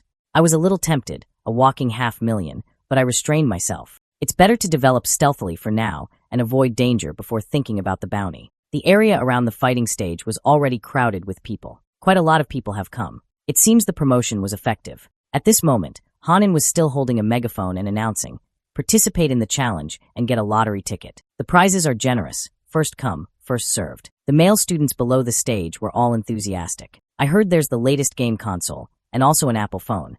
Can I touch Xian Qing Han's hand during the lottery?" With that, a male student was about to go on stage to challenge. However, a female student was even faster. "I'll go first." She stomped on the male student's face. Then, more female students rushed over. "I want to go too." "Junior Shichen."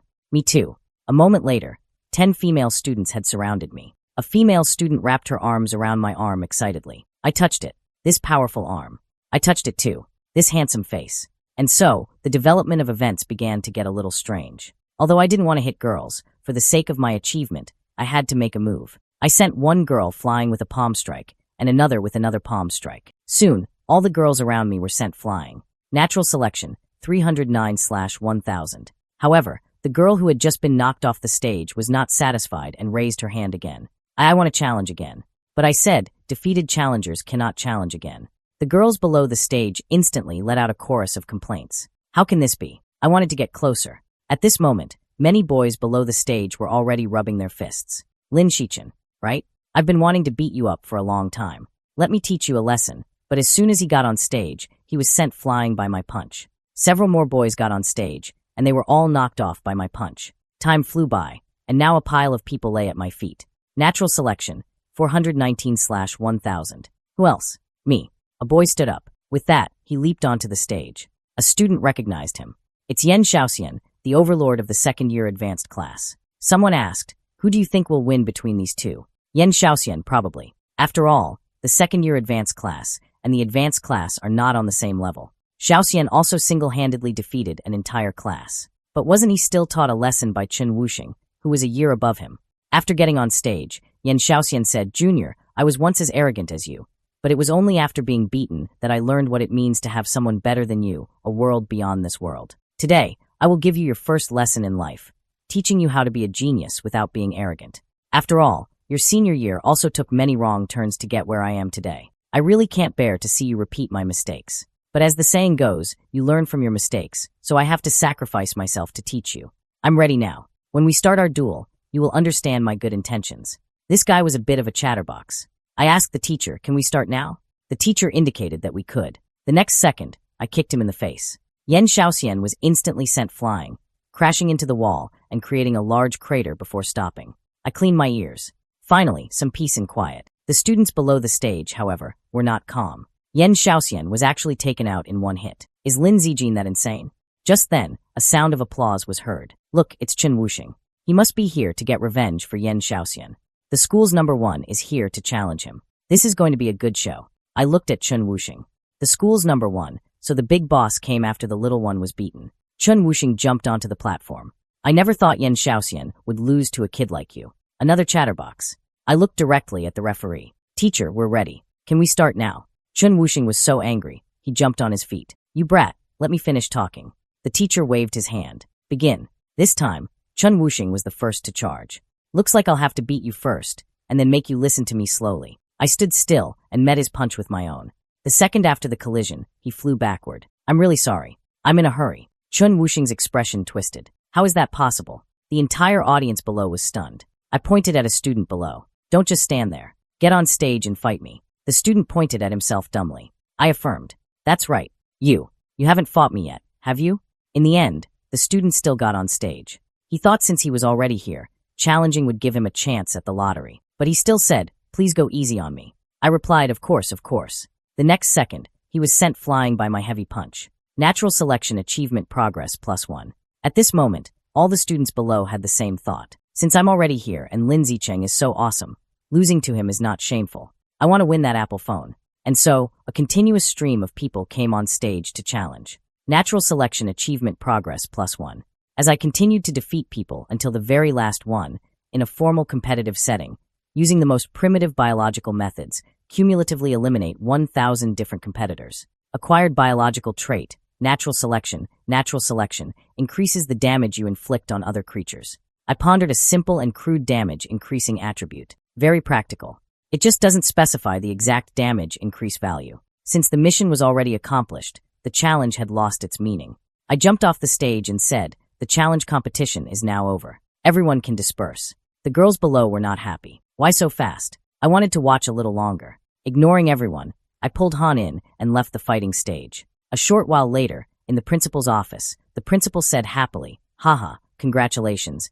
You actually managed to claim the title of number one in the entire school. You even took down Chen Wuxing in one hit. You must have been hiding your true strength, right? I replied modestly. It was okay. Just a little bit. But the principal said, I don't think it's just a little. Chen Wuxing just recently participated in the special recruitment exam for Capital University and could lift a 690 kilograms barbell with one hand. Your data must be at least 800 kilograms, right?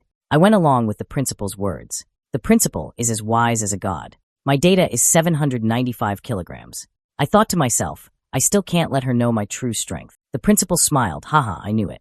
Just then, I raised my hand. When can I get the 8,810 yuan from the prize pool? The principal opened her phone. All right, I'll transfer it to you now, you little money grubber. As the money arrived, the principal continued, all right, are you satisfied now? Hearing this, I pointed at Han En, Xi and Ching Han, and I need to swim to improve our water skills. So, that swimming pool in the gymnasium, can we use it? We need to be able to use it at any time, and when we are using it, it cannot be open to the public. The principal agreed without hesitation. I didn't expect the principal to agree so readily. I then made another request. I don't like to be spied on when I'm wearing a swimsuit, so when we are using it, I will cover the cameras there. Hanen's face immediately turned red. The principal, however, gave a knowing smile. No problem. She then took a key out of her drawer and whispered in my ear, from now on, that place will be your exclusive swimming pool. A moment later, Han En and I left the principal's office. I looked at the key and thought, now I can start exploring what Han En's ability really is. It was the day Han En and I had agreed to go swimming. I was the first to arrive. I first checked the cameras and found that the principal had already sealed them, as I requested. Just then, I heard someone coming from outside. It was Han En, but I never expected that Han En would wear a 3-point swimsuit. Although I appeared calm on the surface, my heart was already racing. I quickly looked away. Let's go. Let's get in the water and train. We then got in the water and started swimming. However, after swimming for a while, Han En suddenly felt something strange. She tapped my shoulder, signaling me to swim up. I immediately brought her to the surface. Soon, we emerged from the water. I asked her what was wrong. She told me nervously, water. Water can pass through my body. I saw her cup her hands with water, and the water passed right through her palms. She looked at me nervously. This is so strange. Why is my body leaking water? A thought came to me. Could this be Hanen's superpower? I quickly took her hand to check, but I found that besides water being able to pass through, there was nothing else unusual, so I pulled her towards the shore. Let's go up. I'll help you check your body to see if other parts can also be penetrated by water. Hanen agreed with a blush. She then lay down on the mat. I first poured water on her face, then her abdomen, and finally her legs. After repeated tests, I came to a conclusion. The rest of her body was normal. I helped Hanen up. It seems that currently, only your hands have this ability. We then sat on the shore and talked. Hanen said, Little Chun, do you think the reason I've been unable to hold my peace since I was little is also because some part of my body is permeable to water? I said it was a possibility. I told her, next time you feel like you can't hold it, remember to let me know. You should pay attention yourself and see if any parts of your body feel the same as your hands. My face darkened. I almost said something perverted. Han En, however, became excited. So, I'm not some useless girl, but a superpower user related to water. Then she glanced at me. Maybe one day, when my ability is fully developed, I can stand by Little Chen's side and be his most suitable other half. After swimming, I went to a large shopping mall. What kind of beast meat do you need? I threw down a bank card and said, I want 100 caddies of Rampage Eagle meat delivered to this address. The saleswoman took the card and address as if in a dream. Okay, she didn't recover until I left. Whose young master is this? So generous? A short while later, the saleswoman delivered the goods. I was signing for them.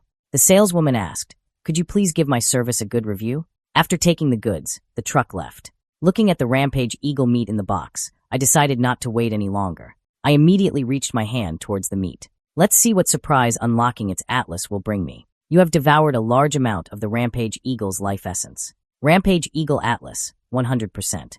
The next second, a Rampage Eagle appeared. It then swooped down and dived into the water, and a phantom squid was caught by it. You have successfully unlocked the Rampage Eagle Atlas, acquiring the biological trait Sky Eye. Sky Eye, your field of vision and dynamic motion capture vision have been greatly enhanced. I tried it out for a moment and found that my field of vision had expanded. As I focused my vision, I could see the contents of a man's phone clearly. Afterward, I returned home. My parents were watching TV. Recently, a 3-time gene fuser mutated in public, causing hundreds of casualties. A martial artist on stage spoke, gene fusion is a wrong path. Throughout history, only demons have desired to take human form. No human would want to become a demon. As long as we find the right way to develop human potential, we can also evolve into advanced beings. A doctor below the stage objected, that's all fantasy. At this stage, if we don't rely on gene fusers, are we supposed to rely on you traditional martial artists who can't even block a bullet to fight against mutated beasts? After watching the news, my dad said, to be fair, gene fusers are indeed like uncontrollable bombs. They mutate. It's a catastrophe. My mom, however, thought he was worrying too much. The country's control over this is very strict. The probability is minuscule. Instead of worrying about mutation, you should be worrying about gene fusers having children, since they've lost their fertility. My dad agreed. That's true, so it's best to save up a lot before gene fusion, or find a partner and have a child in advance. Just then, my mom saw that I had returned. She immediately blushed. Little Chin is back. My mom was a little flustered inside. What kind of inappropriate things did we just say in front of our son? My dad quickly changed the subject. Since Little Chin is back, let's eat first. During the meal, I told my parents, our school is holding a campus singer competition tomorrow, and Hanin has also signed up. My mom said happily, then our whole family must go to the scene to cheer for Hanin. I nodded. Then you guys should come. The next evening, the campus singer competition was held as scheduled. My parents did indeed arrive, and they were even holding a sign. Meanwhile, I was doing Hanin's makeup. As I was applying blush to her cheeks, she suddenly asked me, Little Chin, why do you keep staring at me? I said bluntly, because you're pretty. Hanin immediately blushed and said nothing. Just then, Li Chushin suddenly pulled open the curtain. Are you two done with your lovey-dovey show? Hanin hurriedly explained. I just asked Little Chin to help me with my makeup, because he's good at it. It's not a lovey-dovey show. Li Chushin covered her mouth. You old married couple are still playing the pure love game. Because of divine intellect, I had also learned makeup. After all, you can never have too many skills. Li Chushin then waved and left. I don't want to be a third wheel anymore. I just came to remind you that we're up after the next two performers, and in replied that she knew. As the door closed, I also said, then I'll walk you out to get ready. Hanin stood up from her seat, but she was trembling all over and accidentally bumped into me. Then she started crying. Little Chin, I'm so useless. I couldn't hold it in again. She was crying her eyes out. Little Chin, it's almost time for me and Chushin to perform. I wiped the tears from her face and told her not to worry, that I would think of something. I then looked at the curtain on the side. I have an idea. I took a pair of scissors from the drawer, then pulled down the curtain and started cutting. A moment later, I had made a white evening gown. I said to Hanin, it's done, go, hurry to the restroom and change. But Hanin blushed and said, and no need, Little Chin, you turn around, I'll change right here. Hearing this, I also immediately blushed. She then changed her clothes behind me. A moment later, Hanin had changed her clothes. Little Chin, you can turn back now. I turned my head and saw Hanin in her new clothes. She smiled at me. Little Chin, thank you. Maybe it's because I just had a good cry, but I'm not nervous anymore. I patted her head. I hope your performance goes well. After that, Xian Ching Han and Li Chushin went on stage to sing. In the end, they won the championship of the campus singer competition. At this moment, I was also clapping in the audience. Meanwhile, a teacher came to the classroom. When he saw the curtain, he cursed, which little brat cut up the curtain. The next day, Hanin and I proactively cleaned the classroom as an apology for cutting the curtain. Just then, a notification popped up. Cumulatively completed 1,000 tasks with the cooperation of multiple people. Achieved, acquired biological trait, social animal, within a certain range. Combat power increases with the number of fellow clan members present. A slight smile appeared on my lips. I didn't expect such an unexpected gain. In the following days, due to the singer competition, Hanin regained her confidence. As her confidence returned, her martial arts skills also steadily improved. As for me, I won the championship trophy for Shanghai Middle School for the first time in 5 years. Afterward, I won many martial arts competitions and prize money, and then signed with the Yu's family's martial arts school as a spokesperson. The advance payment for the endorsement, plus the royalties from writing novels, added up to 900,000, so I unlocked the next beast atlas. This time, I chose the stealth dragon, a lizard famous for its stealth abilities. As I placed my hand on the beast meat, you have devoured a large amount of the stealth dragon's life essence. Stealth Dragon Atlas, 100%. You have successfully unlocked the Stealth Dragon Atlas, acquiring the biological trait, Natural Camouflage. Natural Camouflage. You can reduce your presence by lowering your life force, and you can also use this to hide your biological rank. I didn't expect this biological trait to have two effects. Reducing presence can be used to evade or ambush enemies, and hiding my biological rank allows me to play the pig to eat the tiger. After devouring the Stealth Dragon's life essence, I was about to go by something else, but I ran into some police officers escorting a prisoner. One of them recognized me. Zichen, what a coincidence. I also recognized him. Senior Zhang Kai. Then I looked at his leg. Your leg, Zhang Kai explained. I didn't get into high school back then, and was a delinquent for a while. I ended up losing my leg in a motorcycle accident. Luckily, I participated in the Mechagod Corporation's mechanical modification experiment, and unexpectedly, I went from a disabled person to a cyborg. I then asked, so who is this person? Zhang Kai explained, that woman. She's a remnant of the rat god cult, the only female among the 9 remnants. Just then, his teammate turned around. Zhang Kai stopped chatting. Zhang Kai replied, coming. He waved at me. Let's chat again when we have time. Watching them leave, I thought to myself, the security department has been making an all-out effort to capture the rat god cult remnants for so long without any results, yet the Mechagod Corporation caught one so easily. It seems this mechagod corporation is not to be underestimated. Just then my phone rang. It was my mom asking if I had bought the cake yet. Because Hanin and I were born only a day apart, our two families always celebrated our birthdays together. This year's 18th birthday was no different. As we were exchanging gifts, the house suddenly shook. I felt that something was very wrong. At the same time, deep beneath Shanghai City, many rats appeared. The next day's news reported the 4.2 magnitude earthquake in Shanghai City was just a normal small earthquake. According to relevant departments, Shanghai City is not located on a plate boundary, and the possibility of a major earthquake is low. Citizens are advised not to panic. In the following days, Hanin and I continued to go to school as usual, but the college entrance exam was fast approaching. And during this time before the exam, I had saved up enough money to unlock the Void Eel Atlas. You have devoured a large amount of the Void Eel's life essence. Void Eel Atlas, 100%. You have successfully unlocked the Void Eel Atlas, acquiring the biological trait Danger Perception. To test his new power, he goes to a busy shopping mall. As he walks through the crowd, he uses his Danger Perception and can now see the power levels of everyone. He observes most people are ordinary Tier 1 or Tier 2, confirming the vast majority are normal people. While browsing the supermarket, he decides on his next target for the codex. He sees packages of life and death toad meat, which he speculates could grant a self-healing ability. However, his enthusiasm fades when he sees the price, a staggering 100,000 yuan per jin. He realizes his monthly income from his web novel isn't enough to afford it. With a determined look, he concludes he must find a way to increase his income after the exams. The story moves to the Nanjiang Provincial Education Department, inside the minister's office. A striking woman with light purple hair and antler-like horns, Mo Dongji, the vice principal of Shanghai University and minister of education for Nanjiang province, sits listening to a report. A male subordinate is finishing a presentation on the educational situation across the province. Mo Dongji calmly sips her drink and thanks him. She then asks about the status of origin site number 36. Her assistant replies the situation has finally stabilized, expressing great relief. He explains that if it hadn't, the entire province would have been doomed. With nothing else to discuss, Mo Dongji tells him he can go. After he leaves, Mo Dongji is alone with her thoughts.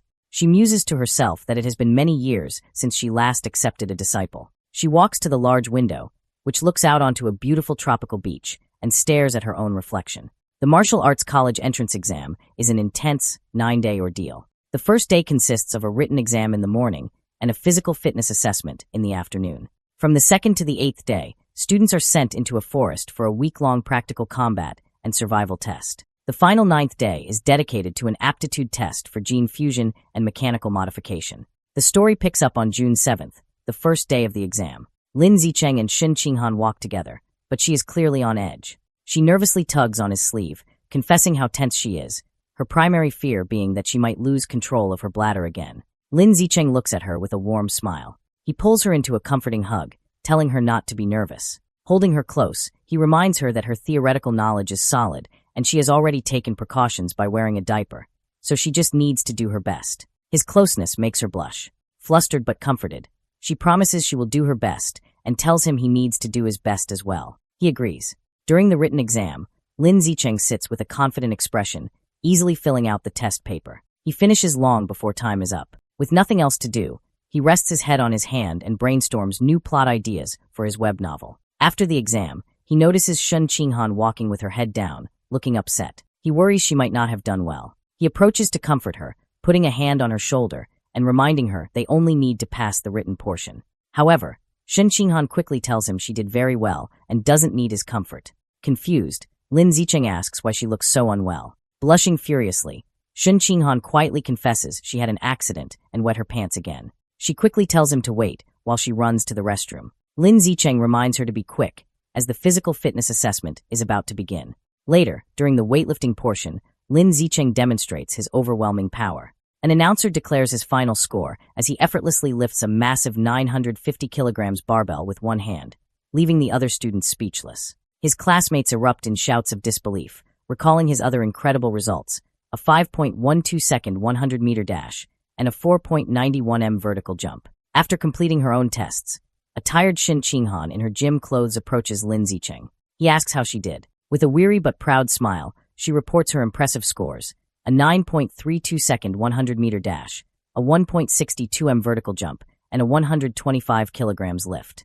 She adds with a small sigh that her results are still nothing compared to his. Lin Zicheng praises her, telling her that with scores like that, she is a top-tier female student. He gives her an affectionate pat on the head, and she looks up at him with a happy expression. Sometime after, their classmate Heiyu runs up, excitedly announcing their written exam scores are available. He tells them he heard Wang Shuajie and Lu Gang scored in the high 80s, and he himself got an 80. As he asks about their scores, a nervous Shin Qinghan checks her phone. Her face lights up with joy as she exclaims she got an 82. Heiyu is stunned. They both turn to Lin Zicheng. He calmly holds up his phone, showing a perfect score of 100. Shin Qinghan cheers for him, while a dumbfounded Heiyu mutters that Lin Zicheng is as freakishly talented as ever. Later as they walk home, Shin Qinghan expresses her nervousness about the next phase. The week-long practical test in the forest. Lin Zicheng takes her hand and reassures her, telling her not to worry because he will stay by her side and protect her. Comforted, she agrees to stick close to him. Meanwhile, in a private room, two mysterious figures discuss the exam. One man in a formal suit and a sinister-plagued Dr. Mask hands a small wooden box to a younger man.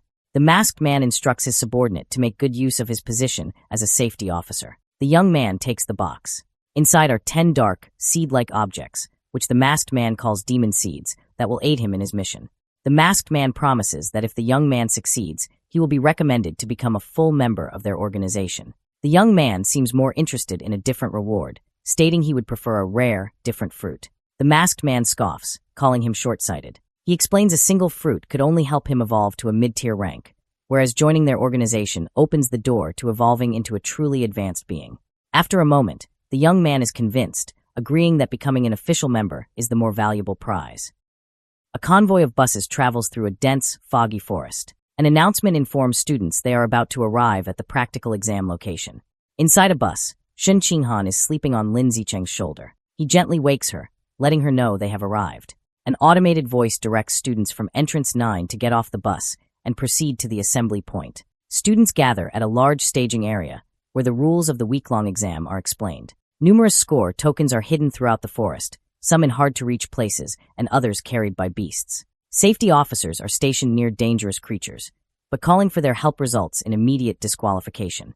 The most powerful beasts and the highest scores are located deep within the forest. A student's final grade is determined by the points from tokens and a performance review based on camera footage. With 100,000 students competing for 50,000 tokens, at least half will fail to score any points. The exam encourages both cooperation and competition. Students can team up to share tokens or steal them. An official announces they have 1 hour to prepare. Immediately, students begin trying to form alliances. One student loudly tries to recruit teammates by boasting about his father. Their attempt is quickly shut down by a strict female instructor who warns them against such open recruiting. Nearby, Lin Zicheng and Shin Qinghan are snacking when a group of female students asks Lin Zicheng to team up. He bluntly refuses. Just then, another student, a young man with brownish-red hair, walks up and asks if he could buy some of their food. Instead, Lin Zicheng tosses him a package of toast as a gift. Impressed, the student suggests they team up, introducing himself as Hong Jun Ping from a top high school. While eating his snack, Lin Zicheng politely rejects the offer. A bit dejected, Hong Jun Ping thanks him for the food and walks away. Seeing him leave, Shin Qinghan comments on how strange the guy was. Lin Zicheng gives her a knowing smile and explains that the man's true intention was not about the food, but about the great beauty with him. Realizing he was trying to hit on her, Shin Qinghan blushes. With their break over, Lin Zicheng takes Shin Qinghan's hand and they set off into the forest. As they enter the vast wilderness, Lin Zicheng decides on a cautious strategy. To help Shin Qinghan acclimate, they begin by searching for score tokens in the safer, outer regions. To aid their search, Lin Zicheng activates his Eye of the Sky ability, his eyes glowing with golden light. His enhanced vision lets him instantly spot a target. He tells Shin Qinghan he has found a token at the top of a nearby tree and instructs her to get it. Eagerly, Shin Qinghan leaps high into the air with incredible agility. A moment later, she triumphantly holds up a token with the number 1 on it, happily shouting to Lin Zicheng that she got it. With his Eye of the Sky active, Lin Zicheng systematically scans the area, directing Shin Qinghan from one hidden token to the next. Soon, she has collected a small handful of 1-point tokens.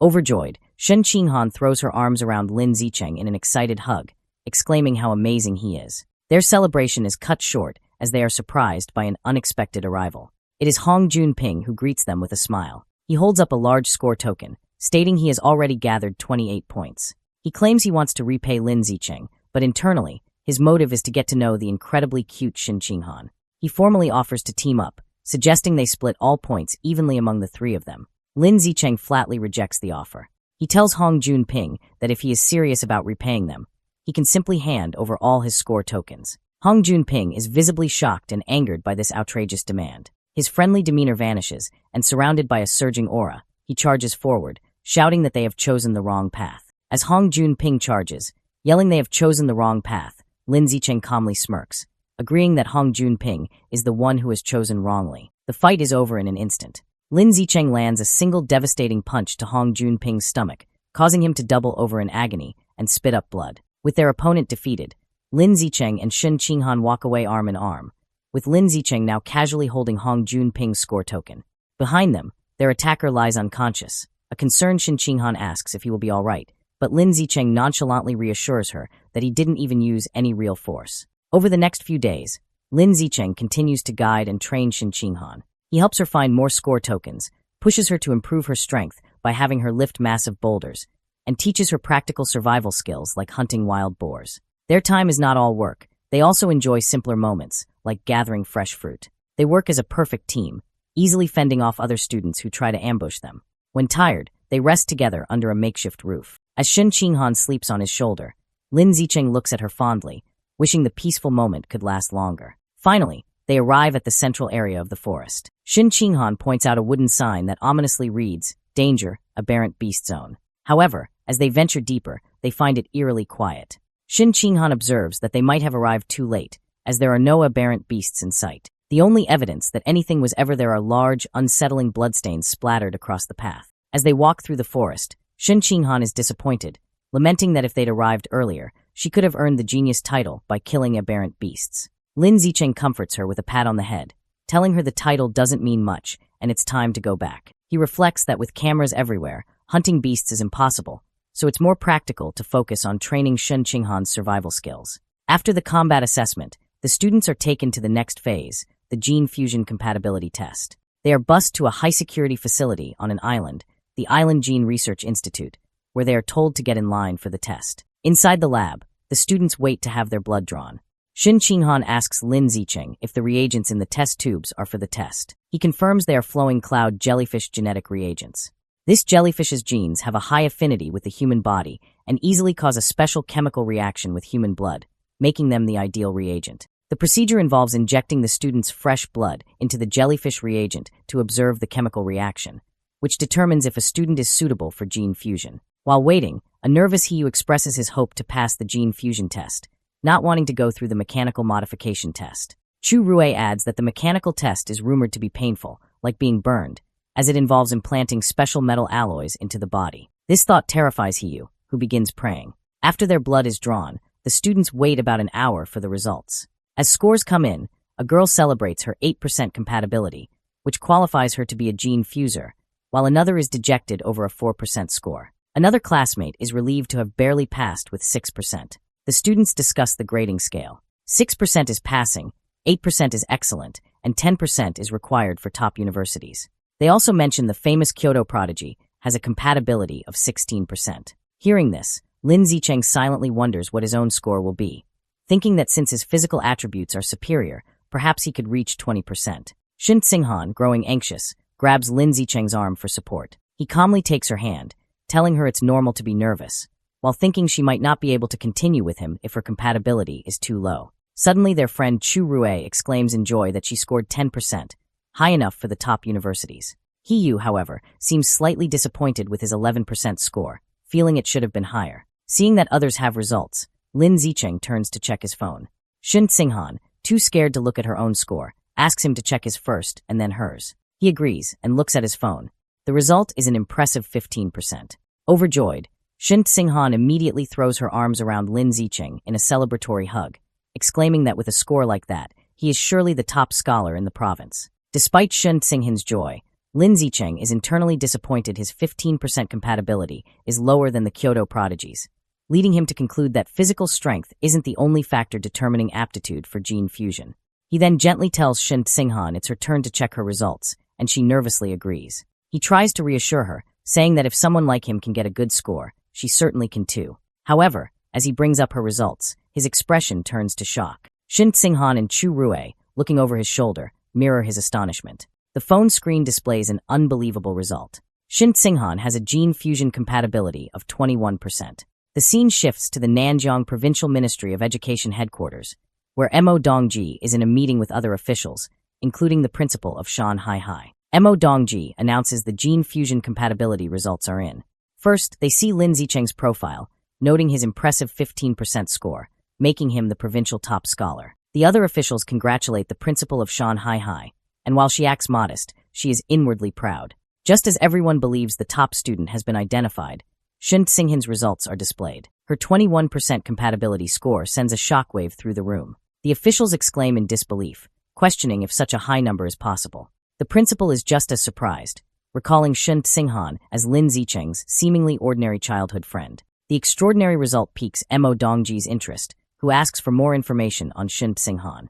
The principal of Shanghai High nervously suggests to Mo Dongji that Shin Tsinghan's result must be a mistake, as her school performance has always been ordinary. With a sigh, Mo Dongji decides there's no other way and that she must go see for herself. Back at the testing facility, students are in an uproar over the 21% result, questioning if the test was wrong. Shin Tsinghan herself turns to Lin Zicheng in disbelief, asking if there was a mistake. Lin Zicheng calmly tells her he doesn't think it's an error. He leans in close, explaining she has a natural high affinity for water. And since the test used a reagent from a water attribute beast, like the flowing cloud jellyfish, her result makes sense. Shin Tsinghan's eyes light up with understanding. She excitedly realizes this means her body is highly compatible with water attribute beast genes, making her a natural genius.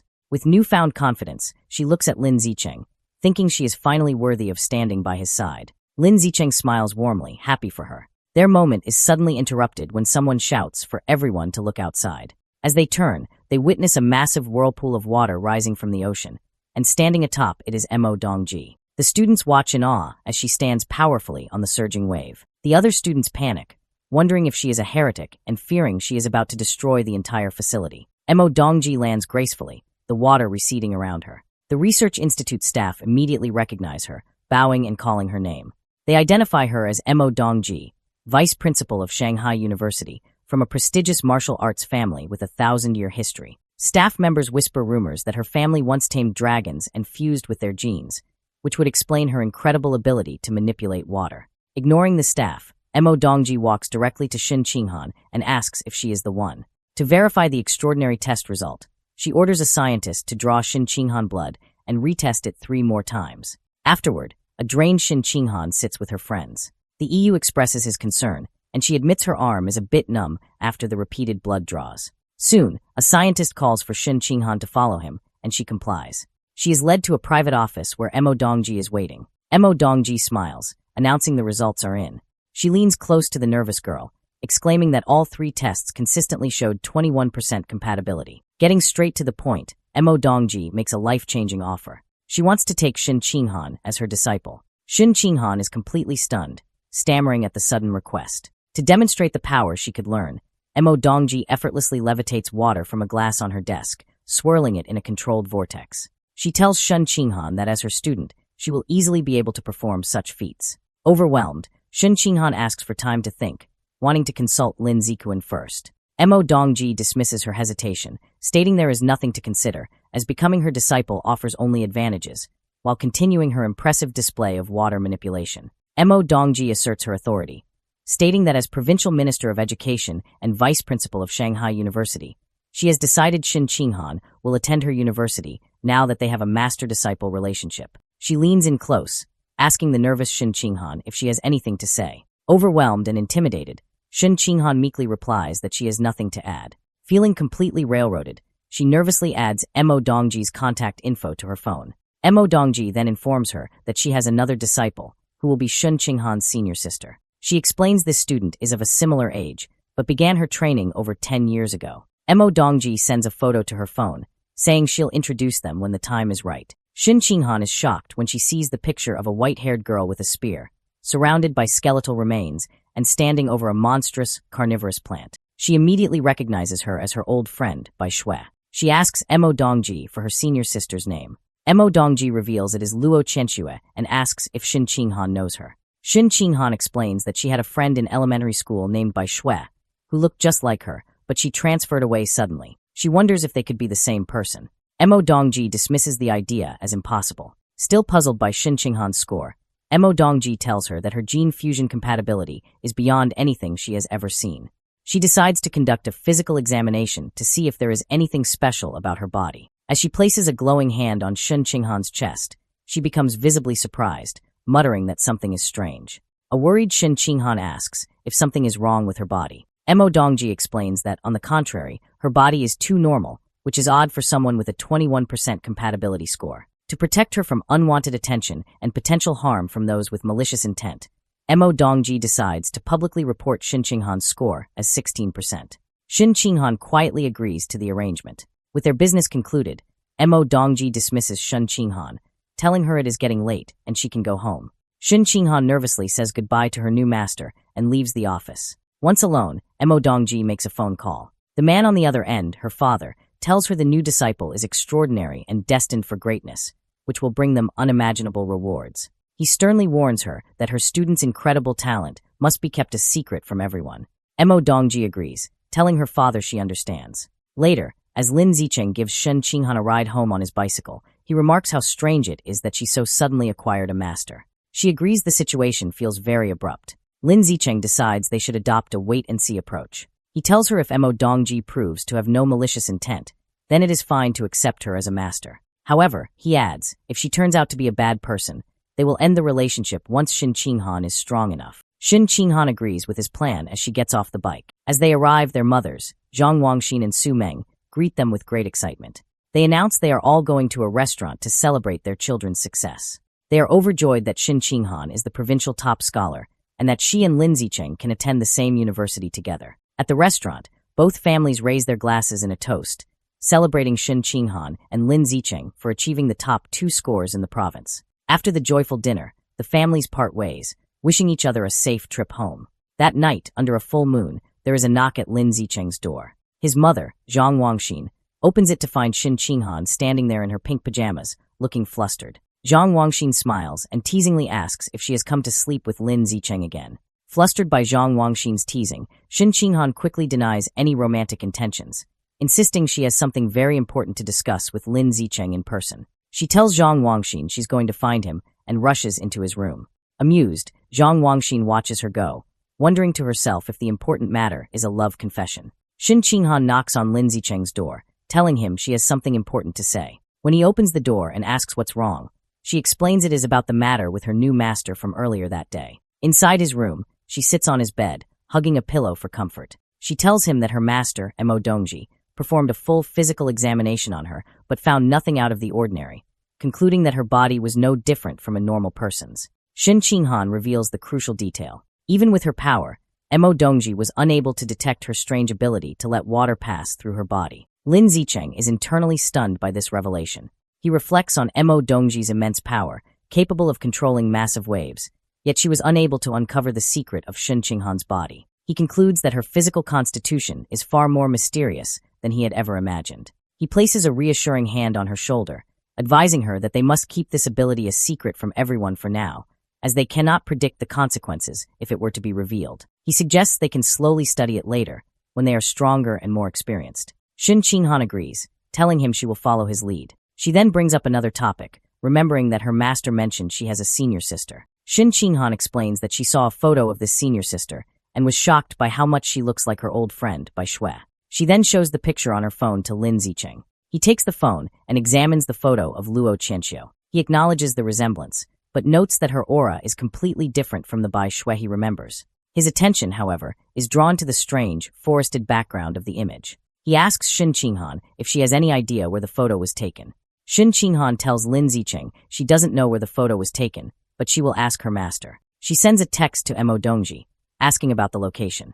Mo Dongji gives a one-word reply. Source site. When Shin Qinghan asks for more details, her master cryptically responds that she will find out when she becomes stronger. Shin Qinghan relays this information to Lin Zicheng, telling him she couldn't get any more details. Lin Zicheng decides they should put the matter aside for now and revisit it in the future. Later, as they lie on his bed, both looking at their phones, Shin Qinghan quietly watches him for a moment. She then asks him if men like women who wear kiangsems. The question catches Lin Zicheng off guard, and he internally wonders if she was influenced by her master, Mo Dongji, who wears a similar traditional dress. He blushes as he imagines Shin Ching-han in a kyangsam, thinking to himself that it would look very good on her and admitting that it depends on the person. Sensing his response, Shin Ching-han leans in closer, pressing him on whether he likes them. A completely flustered Lin Zicheng stammers that he supposes he does. She continues her questioning, asking about stockings and whether he prefers black, white, or nude-colored ones. He wonders why she is asking such strange questions. Night down on the bed, he finally relents, admitting that if he had to choose, he would pick black or white stockings. Satisfied with his answers, Shin Ching-han immediately sits up and starts ordering a kyangsam and stockings on her phone, leaving a bewildered Lin Zicheng to wonder what just happened. Their conversation is interrupted by a knock at the door. It is Zhang Wangxin who has brought a bag for Shin Ching-han. She explains that Shin Ching-han's mother sent over some toiletries and told her to just sleep over for the night. A completely flustered Shin Ching-han takes the bag, stammering that she never asked her mother to send anything and wondering why she would act on her own.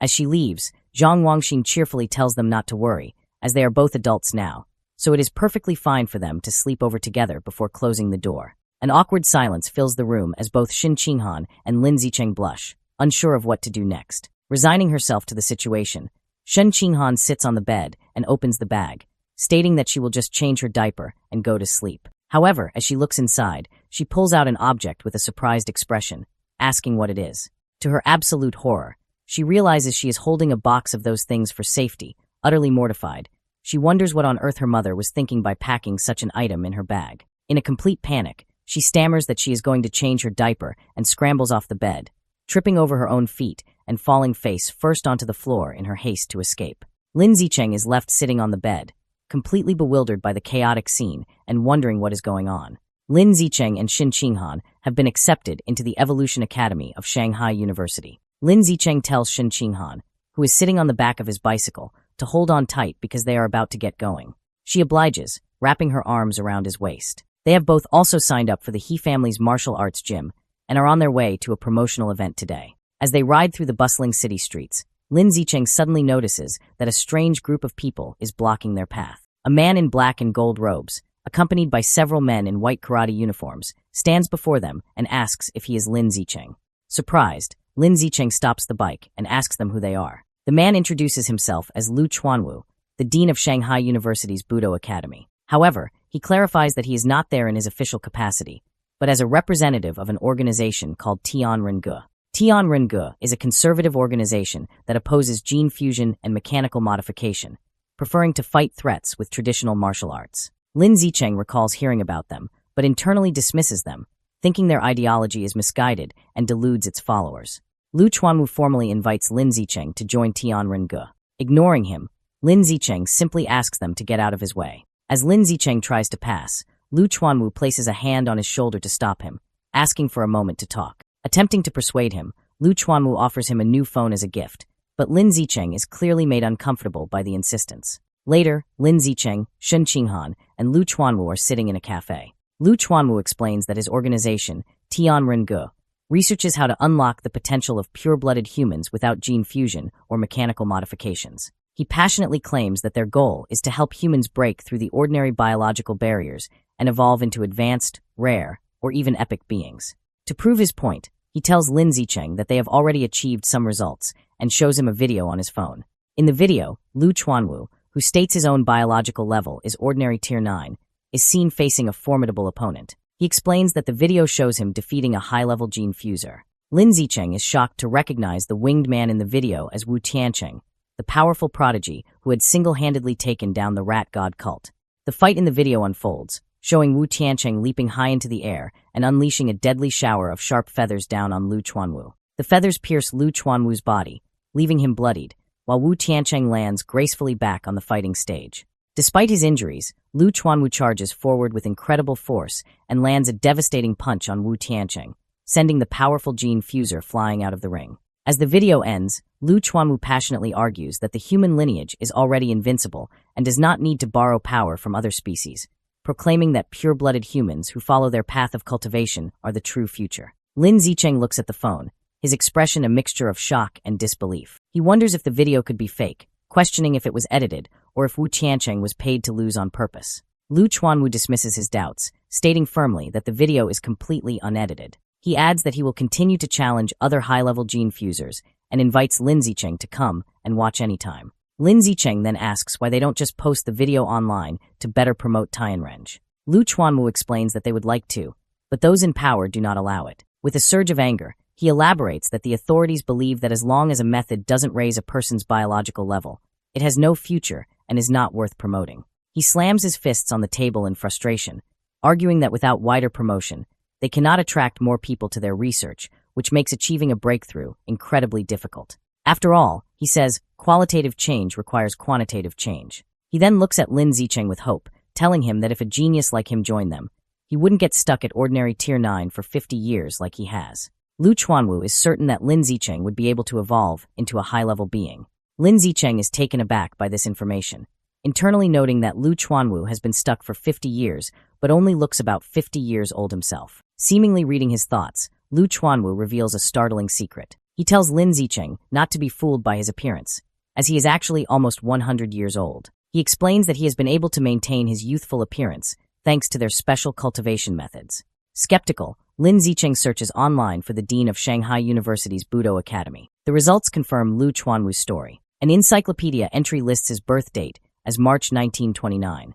Lin Zicheng is surprised their cultivation method can grant such longevity and briefly wonders if his parents could learn it. He continues to scroll and learns that in his youth, Lu Chuanwu was the young master of the Lu family, a top martial arts clan. When the era of gene fusion began, his family's refusal to adapt led to their decline, with their dojo falling into ruin. The information also reveals a personal tragedy. Lu Chuanwu's insistence on the traditional path resulted in his wife and children leaving him as they chose to embrace gene fusion. Looking at the article, Lin Zicheng thinks about his relationship with Shen Qinggan, confident she would never leave him. His research is interrupted when he scrolls further and sees something that shocks him. Under the relationship section, it lists his ex-wife as Yuan Dongji, which Lin Zicheng recognizes as another name for Shen Qinghan's new master, Mo Dongji. He also sees that the profile pictures for his son, Yuan Shuxing and daughter Yuan Xiaoi, are grayed out, making him wonder if they have both died. Lin Zicheng looks up from his phone at Lu Chuanwu, concluding this man should not be underestimated. Noticing the intense stare, Lu Chuanwu smirks. He proudly states that maintaining his youthful appearance at nearly 100 years old is proof of the great potential of pure-blooded humans, and it is for this reason that Tianrenj exists. He passionately declares that Tianren means humanity will conquer the heavens. He argues that those who rely on gene fusion will never surpass the beasts they take their power from and will eventually be destroyed by them. He makes the same argument for mechanical modification, stating that because many materials come from aberrant beasts, it is also a path that can never truly surpass its origins. He slams his fists on the table, clarifying that Tianrenj is not completely against these methods, but is against humanity betting its entire future on them. He believes they should be used as an early-stage solution while they research a better long-term path. With great passion, Lu Chuanwu extends his hand, sincerely inviting Lin Zicheng to join Tianrenj and work for the future of humanity. However, Lin Zicheng holds up a hand, silently declining. Undeterred, Lu Chuanwu expresses his firm belief that Lin Zicheng has the potential to become the first pure-blooded human to break through the ordinary biological barrier. Lin Zicheng, however, remains practical and asks what exactly this cultivation method is. Lu Chuanwu proudly explains their technique is the blood-tempering art, a method from ancient ruins. He describes it as a way to use one's own qi and blood to temper and strengthen the body, increasing combat power. He boasts that ancient records claim at its highest level. This art allows a practitioner to become a saint in the flesh, capable of shattering mountains and tearing apart giant steel beasts with their bare hands. However, Lu Chuanwu reveals a critical limitation. The art can only be practiced by pure-blooded humans. He explains that gene fusers have impure blood, while mechanically modified individuals have incomplete bodies that prevent the necessary circulation of qi and blood. This, he argues, is why he believes humanity's future lies with pure-blooded individuals. He once again formally asks Lin Zicheng to join Tianrenj. Lin Zicheng thoughtfully replies that he feels he knows too little about this path and would prefer to just observe for now. Being more insistent, Lu Chuanwu leans forward, telling Lin Zicheng he can take his time learning, but it would be a great shame to waste his incredible physical talent. Leaning in close, Lu Chuanwu tells him that from Tianrenj's perspective, the supposed top scholar with 16% gene fusion compatibility is nothing compared to him. He goes so far as to say she can't even compare to a single hair on Lin Zicheng's head, causing a shocked Shen Qinghan to spit out her drink. Surrounded by a fiery aura of conviction, Lu Chuanwu declares they have always believed that Lin Zicheng, with his number 1 physical test data, is the true top talent in the province. He tells Lin Zetian that if he chooses their path, he will undoubtedly be able to crush Shin Qinghan in the future. This leaves Shin Qinghan looking dejected, wondering why she is being dragged into the conversation. Lin Zetian raises his hand to interrupt Lu Chuanwu's speech. He points directly at the downcast Shin Qinghan, clarifying that she is the top scholar with the 16% gene fusion compatibility he was just talking about. Shin Qinghan gives an awkward wave as Lu Chuanwu begins to sweat nervously. Deciding to end the conversation, Lin Zetian announces it is getting late. He picks up the phone Lu Chuanwu had offered him earlier. Standing up, he takes Shin Qinghan's hand, thanks Lu Chuanwu for the phone and drinks, and informs him they are leaving. In a panic, Lu Chuanwu reaches out desperately, pleading with them to wait and offering a trial period of half a year. As they walk away hand in hand, he shouts after them, offering to double whatever benefits the Evolution Academy gives him. When that doesn't stop them, he becomes even more desperate and raises his offer to triple the benefits. The word triple makes Lin Zetian stop, his eyes wide with shock. The scene changes abruptly as Lin Zetian is suddenly back at the table, telling Lu Chuanwu he has always agreed with Tianren's philosophy. With a fiery look of determination, Lin Zetian clenches his fist and declares he has decided to bring his talent to Tianren and contribute to the cause of pure-blooded humanity. Lu Chuanwu is left stunned and speechless, while a small, chibi version of him cries over the vast amount of money he has just promised. Having made his decision, Lin Zetian tells Lu Chuanwu he has a question. He asks if he knows what the source site is. Lu Chuanwu is visibly surprised, wondering how a young student could know about such a place. His expression turns solemn as he explains that the source site is believed to be the origin of all life. He elaborates that all the aberrant beasts in the world originate from there. Lin Zetian reflects on the information, realizing the source site is the origin of all aberrant beasts. He asks Lu Chuanwu if the beast meat sold in markets also comes from there. Lu Chuanwu confirms this, explaining the meat on Earth isn't enough to feed the general population. Lin Zetian then asks about videos of the place. Lu Chuanwu shakes his head, explaining that no electronic devices function there, so the only way to record anything is through realistic drawings. This triggers a memory for Lin Zetian. He recalls the image of Shin Qinghan's senior sister, Luo Qianxue, and realizes what he thought was a photograph was a highly detailed painting. Their conversation is interrupted by Lin Zetian's phone ringing.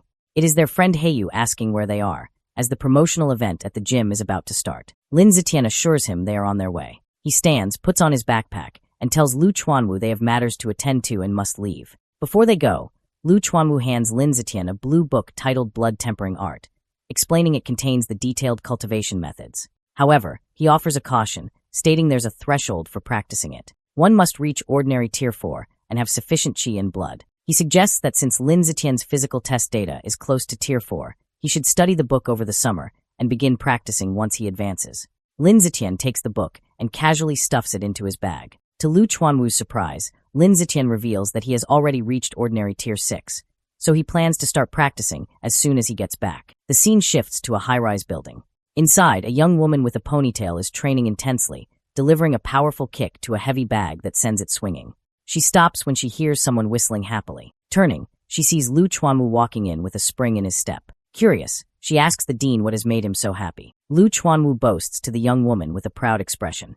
He claims that thanks to his charisma, he recruited the student with the top physical test scores in the province into Tianren. The young woman is shocked and asks if it is true. Lu Chuanwu shows her his phone with Lin Zetian's contact information, claiming it was all his personality, but she demands the truth. Under pressure, Lu Chuanwu nervously admits he had to offer Lin Zetian triple the benefits the Evolution Academy was offering. The young woman screams in horror, reminding him their organization is already heavily in debt. Lu Chuanwu tries to calm her by massaging her shoulders, reassuring her he has set up dates with 3 wealthy women to cover the costs, while she looks annoyed. Changing the subject, Lu Chuanwu asks how long it took her to sense her qi and blood when she first practiced the blood tempering art. She recalls it was 10 years ago and says it took about a week. He then asks how long it took to master blood control, and she replies, 2 months. Lu Chuanwu strokes his chin, praising her talent as expected of the former Kyoto exam runner-up. He admits that even he, a self-proclaimed genius, took 2 weeks to sense his qi and blood.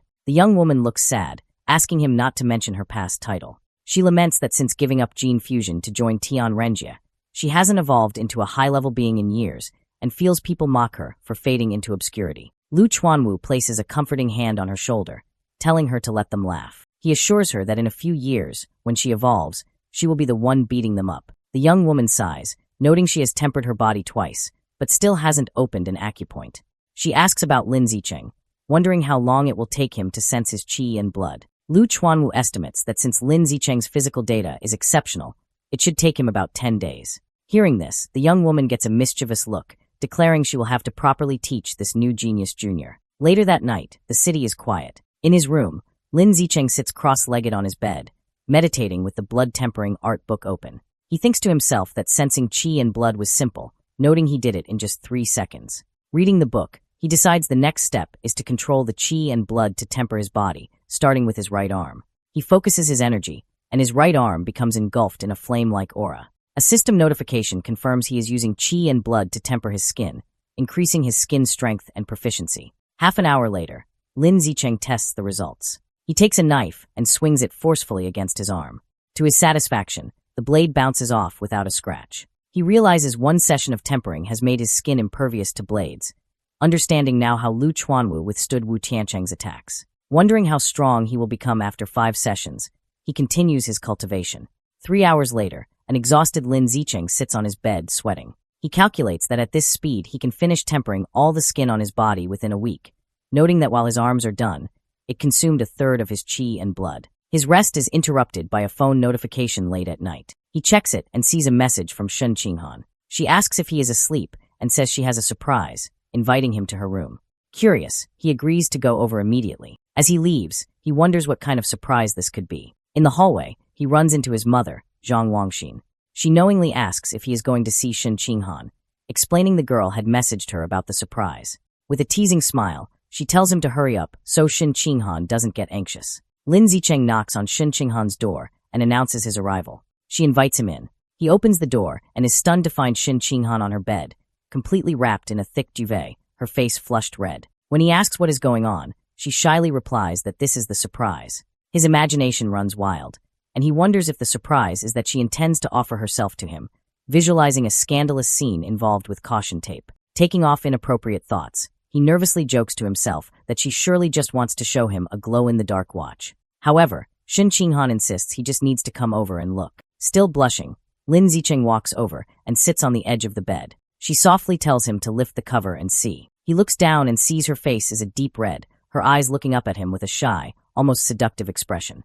Lin Zicheng feels his heart racing, his face equally hot as the atmosphere becomes tense and ambiguous. Unable to wait, he reaches out and lifts the white duvet to reveal the surprise underneath. When he lifts the quilt, Lin Zicheng is left completely stunned by the surprise waiting for him. Shen Qinghan is lying on the bed, blushing, wearing the tight white cheongsam she bought online. Lin Zicheng's face turns bright red at the sight of her, utterly shocked. Shyly, Shen Qinghan asks him if the outfit looks good on her. Nervous and unable to look away, he manages to nod and say she looks great. Encouraged by his reaction, she admits that she also bought black stockings and asks if he'd like to see how they look on her. Sweating nervously, he agrees with excitement, telling her to put them on so he can see. As Lin Zicheng watches, Shen Qinghan slowly begins putting on the black stockings, which makes him blush even more. Once she's done, she asks again if she looks good. He assures her she looks stunning and that the outfit suits her perfectly. Playfully, she tells him the stockings feel very nice and invites him to touch them. He approaches and gently touches her leg, agreeing that they feel very comfortable. Looking down on the bed, Shen Qinghan moves closer to him and asks which feels better to the touch, her legs or the stockings. Blushing but smiling, Lin Zicheng replies that her legs definitely feel better, something she seems to agree with. Suddenly, their intimate moment is interrupted by Zhang Wangxin's voice from the other side of the door. She shouts that Shen Qinghan's mother just brought her some toiletries and hung them on the doorknob for her to pick up later, startling a confused Lin Zicheng. Startled by her sudden appearance, Lin Zicheng stands up and heads to the door to answer her. With a puzzled expression, Lin Zicheng picks up the bag her mother left at the door. When he looks inside, he blushes upon seeing a box of those things for safety that Shen Qinghan's mother prepared for him, confirming his suspicions. Embarrassed and a bit annoyed, he puts the box back in the bag, thinking to himself that they haven't even kissed yet and wondering why the rush. Shen Qinghan tells him it's already late and that he should stay the night. Then shyly she asks him to turn around so he doesn't see her while she puts on her diaper. Blushing, Lin Zicheng turns around while she changes clothes at the back of the room. Once she's done, she approaches him and says she's ready. They can turn off the light and sleep. Both of them are visibly nervous. Later, the two lie in bed, side by side under the same quilt. Unable to sleep, Lin Zicheng asks Shen Qinghan if she used any perfume since he notices a pleasant scent in the bed. With her eyes closed and a playful smile, She replies that it's her natural scent that perfumed the bed and invites him to smell if he doesn't believe her. Skeptical, he murmurs that that's impossible. Opening her eyes, Shin Ching-han gives him a seductive smile, leaving him speechless. He blushes intensely, captivated by the moment. Slowly, she moves closer to him and kisses him passionately. During the kiss, Shin Ching-han's eyes suddenly open, showing surprise. She immediately pulls away gently, asking him in a breathless voice to wait a moment. Shocked, Shin Ching-han gets out of bed and puts on her slippers, while a confused Lin Zicheng asks what's wrong. Her face burning with shame, she turns around and confesses that she just wet herself again.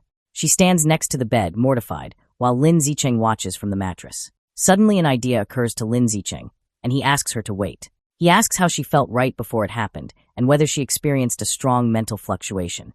Embarrassed, she explains that her heart was racing, she felt a jolt in her chest, her body grew warm, and as a result, she lost control of her bladder. Hearing this, Lin Zicheng confirms that her mental fluctuations were extremely intense and that everything fits what he suspected. He explains his theory to her, recalling her innate water ability, and tells her he suspects her unknown superpower is linked to her mental power and is controlled by it. Shin Ching-han listens in amazement, realizing that if her mental strength is high enough, she might be able to fully develop and control her ability. With a new idea to test his theory, Lin Zicheng takes her hand and suggests they keep kissing to see if her mental fluctuations trigger the same effect again. Shin Ching-han asks Lin Zicheng to wait so she can change her diaper, but he tells her not to worry, arguing that she'll end up wetting herself again in a moment anyway, so they might as well continue their experiment. She agrees, and they resume kissing passionately on the bed. After the kiss, Lin Zicheng gently holds her face and asks how she felt this time. Completely red, she confirms that it was exactly like before.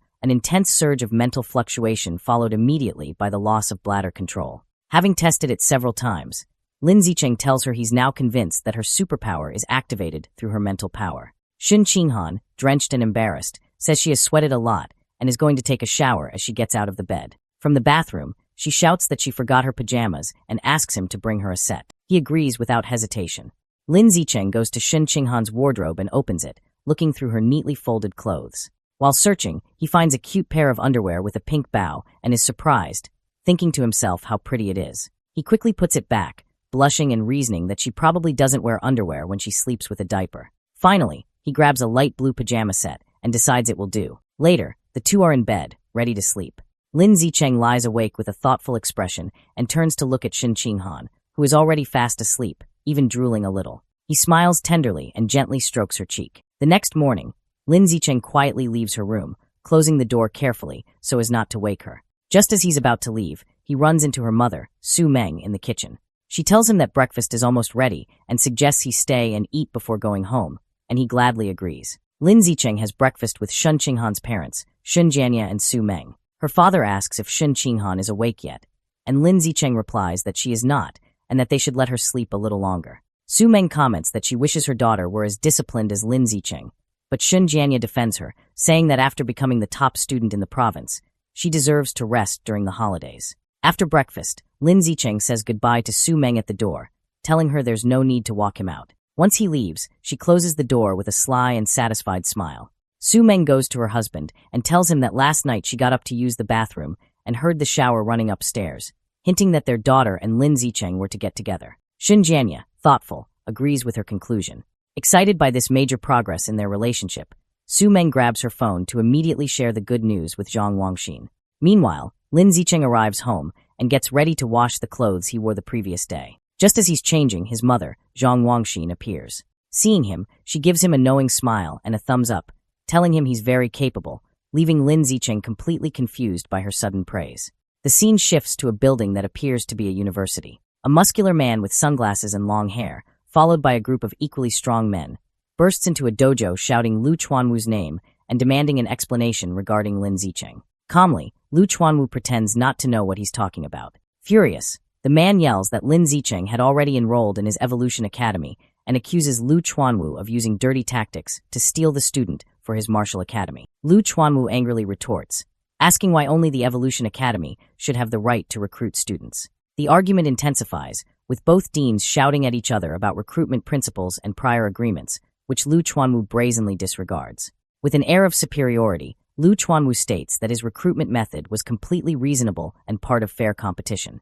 He challenges the other dean, telling him that if he's dissatisfied, he's free to try recruiting Lin Zicheng back. Enraged, the Evolution Academy dean shouts at him, questioning how someone as contemptible as him can talk about fair competition, and challenges him to a fight on the spot as the true measure of justice. Lu Chuanwu scoffs at the idea, asking if he thinks he's an idiot. The argument escalates further. Lu Chuanwu points out the massive difference in their power levels, explaining that the dean is a level 5 advanced, while he is only a level 9 ordinary, which would make the fight unfair. The dean counters that he is 48 years old, while Lu Chuanwu is 95, accusing him of taking advantage of his youth. Lu Chuanwu fires back, accusing him of trying to bully an old man, leaving the dean speechless with rage. Defeated in the argument, the dean turns around and leaves with his group, shouting that as long as Lu Chuanwu refuses genetic fusion, he'll remain weak forever and can continue playing with his pureblood humans who are no better than insects. Later, the dean is in an office speaking with Mo Dongjie. She advises him not to worry,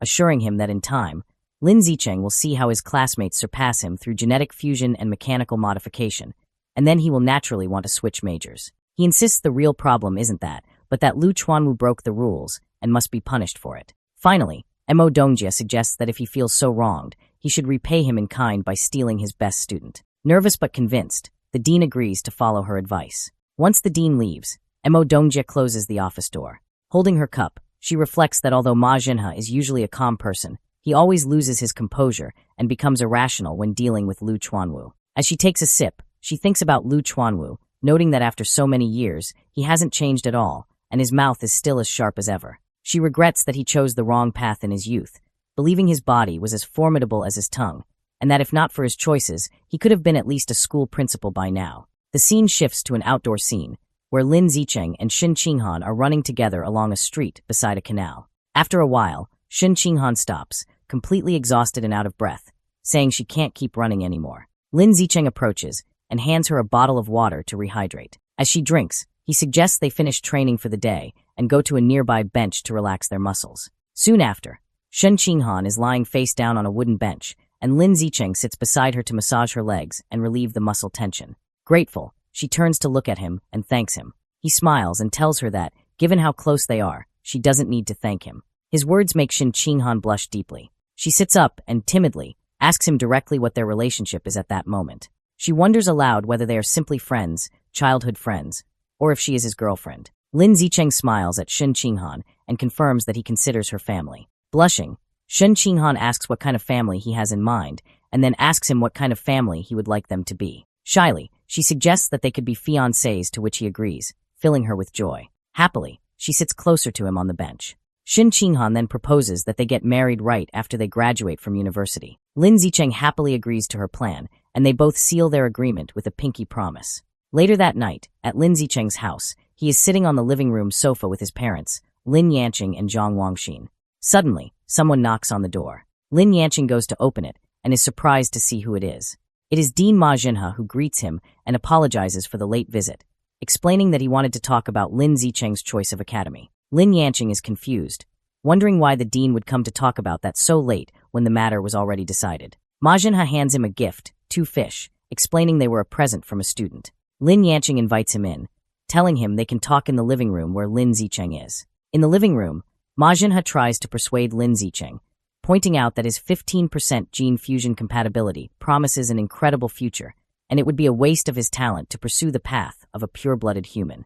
He continues, arguing that while Tianren's intentions may be good, their theories have shown no real progress and are a trap that will only harm Lin Zicheng in the long run. He urges Lin Zicheng to listen to his advice, forget the pure-blood path that will only lead to mediocrity, and choose the Evolution Academy instead. Lin Zicheng listens to the dean's plea with a serious and unreadable expression. His mother, Zhang Wangxin, is confused by the conversation and asks for clarification, stating that she thought her son had already enrolled in the Evolution Academy. At this point, Lin Zicheng addresses his parents, admitting he forgot to tell them that he joined Tianren a few days prior. He explains that he has already transferred to the Budo Academy to follow the path of a pure-blooded human, leaving his parents utterly shocked by the news. His mother anxiously asks him what is going on.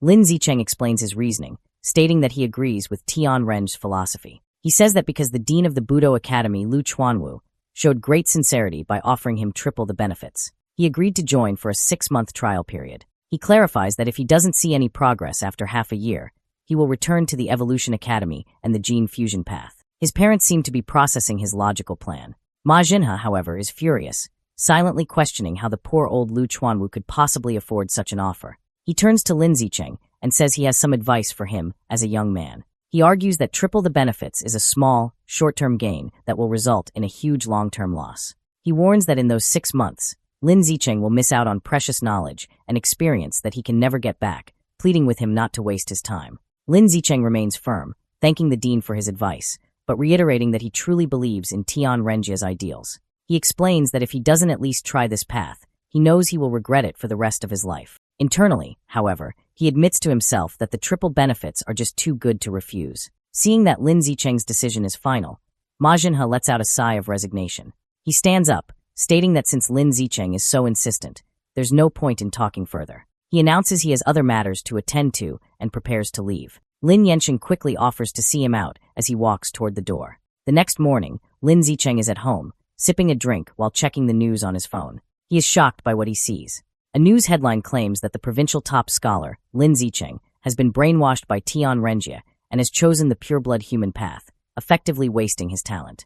The article even mentions a female genius from a decade ago who supposedly ruined her future after joining the same group. He scrolls through the comments and finds a wave of negativity, with people mocking his intelligence and calling for Tian Renjia to be shut down. Lin Zicheng is deeply concerned, realizing his personal information has been leaked. He worries that this publicity could attract the dangerous attention of heretics. He wonders if Ma Jinhe or another group hostile to Tian Renjia could be behind the leak. Deciding that the immediate priority is damage control, he makes a phone call to report a news outlet for leaking a student's private information. 2 hours later, Lin Zicheng is sitting on his couch, relieved that the article has been taken down. However, his phone starts buzzing with notifications. He sees messages from a group chat where his classmates are questioning why he joined the misleading Tian Renjia.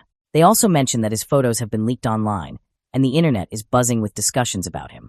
He looks stressed, realizing that with his face now public, his situation has become even more complicated and dangerous. That night, Shen Qinghan appears at Lin Zicheng's door in a pink nightgown, cheerfully announcing she will be sleeping there. Later, as they lie in bed, she sees him reading the negative news about himself and remarks on how awful people are. Lin Zicheng calmly explains that in power struggles, those who follow the rules are at a disadvantage, while those who ignore them gain the upper hand. Shen Qinghan suggests asking her powerful master, Mo Dongji, for help. Lin Zicheng dismisses the idea, pointing out the conflict is between the gene fusion and pure blood factions, so her master would have no reason to help him. Undeterred, Shen Qinghan insists on trying and messages her master. A short while later, she shows her phone to Lin Zicheng.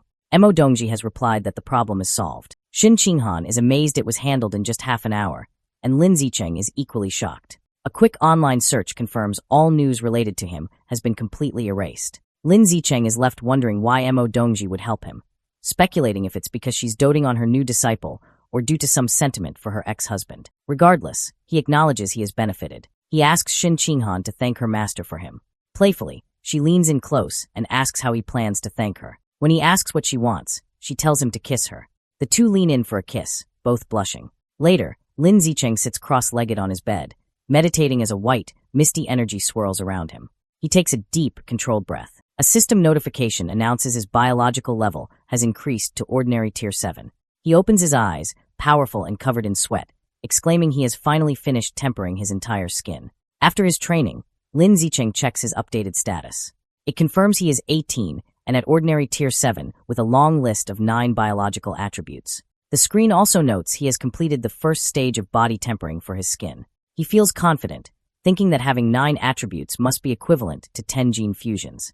With a confident smirk, he believes he is now strong enough to overpower the famous Kyoto prodigy. His thoughts are interrupted by a message from Shen Qinghan, asking him to accompany her and their friend Chu Rue to retrieve their eggs next Monday. He understands that since she plans to follow the gene fusion path, which often leads to infertility, she is preserving her eggs so they can have a test tube baby in the future. He quickly replies, agreeing to go. The following Monday, they arrive at a large, modern hospital. Inside a room, Shen Qinghan lies on a hospital bed in her underwear, school shirt, and stockings. A nurse gives her an ovulation induction shot and tells her to return the next day for the retrieval procedure. Shen Qinghan thanks her. Later, as they walk down the hospital corridor, Lin Zicheng comments on how troublesome the process is.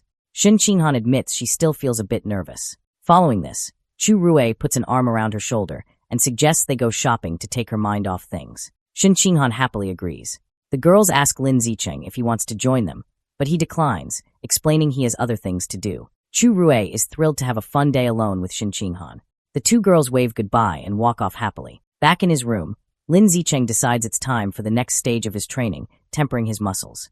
As he meditates, system notifications confirm his muscle strength, and blood-tempering art proficiency are increasing. He notes the burning sensation is more intense than when he tempered his skin, but it's a pain he can endure. After an entire afternoon focused on tempering just his right arm, he lies on his bed, exhausted. To recover, he eats a large amount of bread to replenish the qi and blood he consumed. Afterward, he tests his new strength with a hand gripper and is amazed to find tempering just one arm increased his power by 50%. Suddenly, there is a knock on his door. Shin Qinghan enters and explains that Chu Rui suggested they all hang out with Heiyu before school starts, and she is already accepted on his behalf. Lin Zicheng takes her hand and assures her that if she is going, he will definitely go too. However, Shin Qinghan looks worried and explains that Chu Rui wants to go to the beach. She doesn't want to go, but feels bad for wanting to refuse. She reminds him of her past trauma, recalling the terrifying, mysterious voice she heard in the ocean, and admits she is scared. Lin Zicheng comforts her, promising to protect her. He suggests that if she is too afraid, they won't go in the water. Reassured, she agrees. The scene shifts to a dark, fiery cavern, with a large circular platform covered in glowing runes floating above lava. On this platform, a secret meeting is taking place.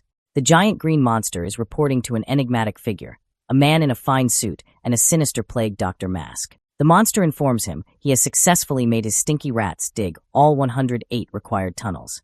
The monster instructs the man in the plague doctor mask to set a biological coordinate in that spot. The masked man agrees. He then raises a strange, powerful staff with a single glowing red eye and slams it into the ground, releasing a surge of dark energy. To complete the ritual, the masked man slices his own wrist and lets his blood pour onto the staff, where it is absorbed by the red eye. As tendrils of red and black energy erupt from the ground, the masked man explains the coordinate has been set. He states his next step is to find a corresponding point at the source site and place another coordinate there. He concludes that once the two coordinates resonate, the tunnels will be fully connected to the source site, completing their plan. The friends are on their way to the beach, driving along a beautiful coastal road. Inside the car, Chu Rui asks Heiyu when he got his driver's license. He explains that his father pulled some strings to get him into a crash course right after summer break started. When he offers to get the others into the same program, they enthusiastically agree, much to Heiyu's delight. Soon they arrive at the beach parking lot. Heiyu is ecstatic, running onto the sand and shouting about his love for the sea breeze, the ocean, and most of all, the women in bikinis frolicking in the water. Annoyed by his perverted comment, Chu Rui hits him on the back of the head. She then grabs Shin Qinghan's arm and announces they are going to change, ignoring Heiyu's protests. Behind, Heiyu puts his arm around Lin Zicheng and suggests they should get changed as well, saying he can't wait to go diving. As they walk away, a group of guys on the beach recognize Lin Zicheng, identifying him as the runner-up in the Nanjing province's Gaokao exam. They begin to gossip, mentioning that he is the one who joined Tianrenj.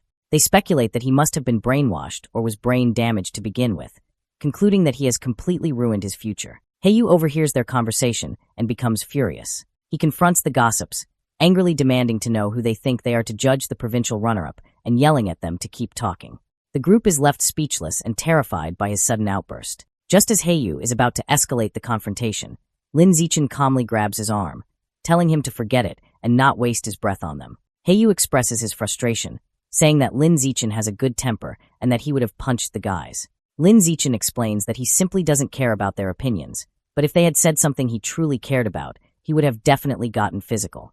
When Heiyu asks what he cares about, Lin Zicheng just gives him a look and glances to the side, as if the answer is obvious. Just then, Chu Rui and Shin Qinghan return, now changed into their beach attire. Chu Rui cheerfully points out that obviously, the person Lin Zicheng cares most about is Shin Qinghan, who is holding a tube of sunscreen.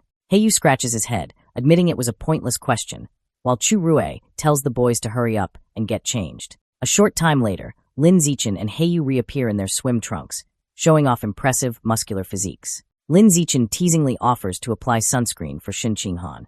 From their lounge chairs, Shin Qinghan happily accepts the offer. As Lin Zicheng rubs sunscreen onto her back, she confirms that he is doing a good job. Heiyu watches with a jealous blush, thinking to himself that Lin Zicheng has some serious moves. Inspired, he tries the same line on Chu Rui, who bluntly tells him to get lost. As Lin Zicheng continues to apply sunscreen, now on Shin Qinghan's lower back and buttocks, she thinks about how amazing he is. Suddenly, she hears a mysterious, powerful voice in her mind. Her eyes snap open in shock, and she quickly sits up, muttering about a revival and the source of the sea. She turns her head toward the ocean, a look of fear on her face, and exclaims that she hears that voice again, catching Lin Zichen's immediate attention. Lin Zichen holds a frightened Shin Qinghan, asking what's wrong. She explains with a terrified expression that she heard the creepy voice again, talking about a great god, revival, and the source of the sea. Lin Zichen listens intently, speculating that the voice might be connected to the Origin Land's source's site. He concludes that they don't know enough to understand what's happening, and must learn more first. He suggests that once they start university, she should try to indirectly ask her master, Mo Dongji, about it, and Shin Qinghan agrees to the plan. Sometime later, Lin Zichen is back in his room, continuing his training. Having finished tempering his muscles, he has now begun the arduous process of bone tempering. The training is incredibly painful, far more so than muscle tempering, as he focuses his energy on strengthening his bones. After a grueling session, he lies on his bed, completely exhausted and covered in a strange residue, but triumphant, having successfully tempered all 206 bones in his body. His hard work is rewarded with a system notification congratulating him on evolving to ordinary creature rank 9, leaving him just one step away from becoming an advanced creature. Lying on his bed, he studies the blood tempering art book, understanding that he now needs to open the apertures in his body to achieve the next evolution.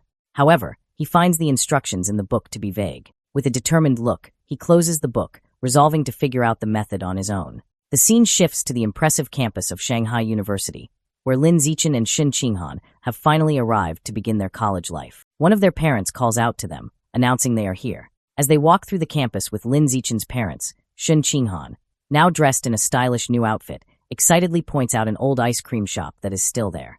As they walk through the bustling university town, Lin Zichen confirms Shin Qinghan's nostalgic observation that the ice cream shop is indeed the same one they used to visit when they were children. His mother, Zhang Wangshan, suggests they stop for a treat since it's still early, and Shin Qinghan happily agrees. Inside, Shin Qinghan enjoys a large bowl of strawberry milk-flavored ice cream, delighting in how delicious it is. She then sweetly offers a spoonful to Lin Zichen, who takes a bite while his parents watch the tender moment with smiles. Their peaceful outing is interrupted by a commotion from a nearby bar, which catches Lin Zichen's attention. He looks through the window and overhears a man complaining to a woman named Jessen that her skirt is too long, making it difficult for him to grope her. Inside the bar, Brother Yang has Jessen sitting flirtatiously on his lap. She suggests he can just slide his hand underneath her skirt, as she wouldn't mind. Another man at their table urges Brother Yang to stop touching the woman and focus on their game. Outside the ice cream shop, two other men are talking about a girl named Huang Jessen. One of them mentions that she acts like a goddess at the art academy, but is now letting men from the Evolution Academy get close to her. The other man comments that students from the Evolution Academy have bright futures, making them attractive to women. This conversation makes Lin Zichen think about the university's structure. Shanghai University is divided into two distinct areas, an outer campus for arts and culture students, and a heavily guarded inner campus for those studying evolution, mechanical modification, and martial arts.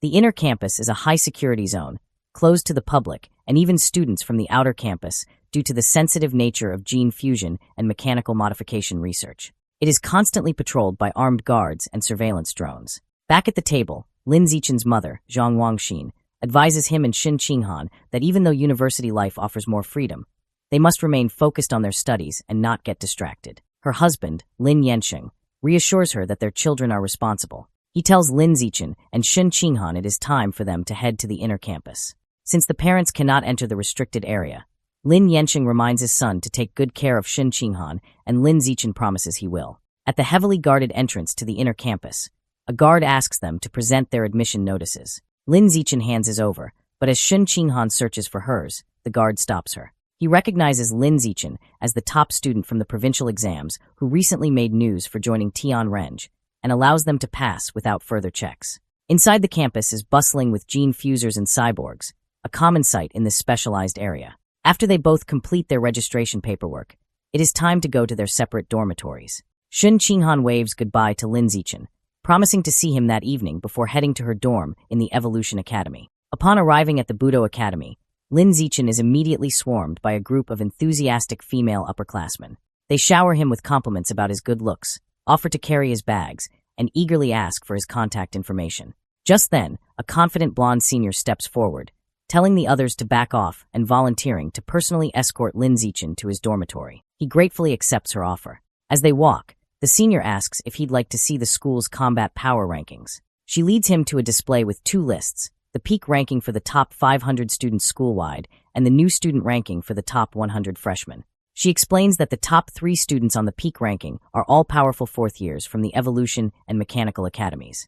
In contrast, only 3 students from the Budo Academy are on the list, and their ranks are much lower. The senior then tells him about a former star student from their academy, who, like him, was a top scorer on the entrance exams and even made it to 6th place on the peak ranking. However, because she was a pure-blooded human, her progress eventually stalled, and she was surpassed by gene fusers and cyborgs. The senior reveals this person's name is Song Yuyen, and she is now an instructor at the academy and a key researcher for Tian Renge, working as an assistant to Dean Lu Chuanwu. Soon, they arrive at his room. The senior leads him inside, revealing a spacious private apartment instead of a standard dorm room.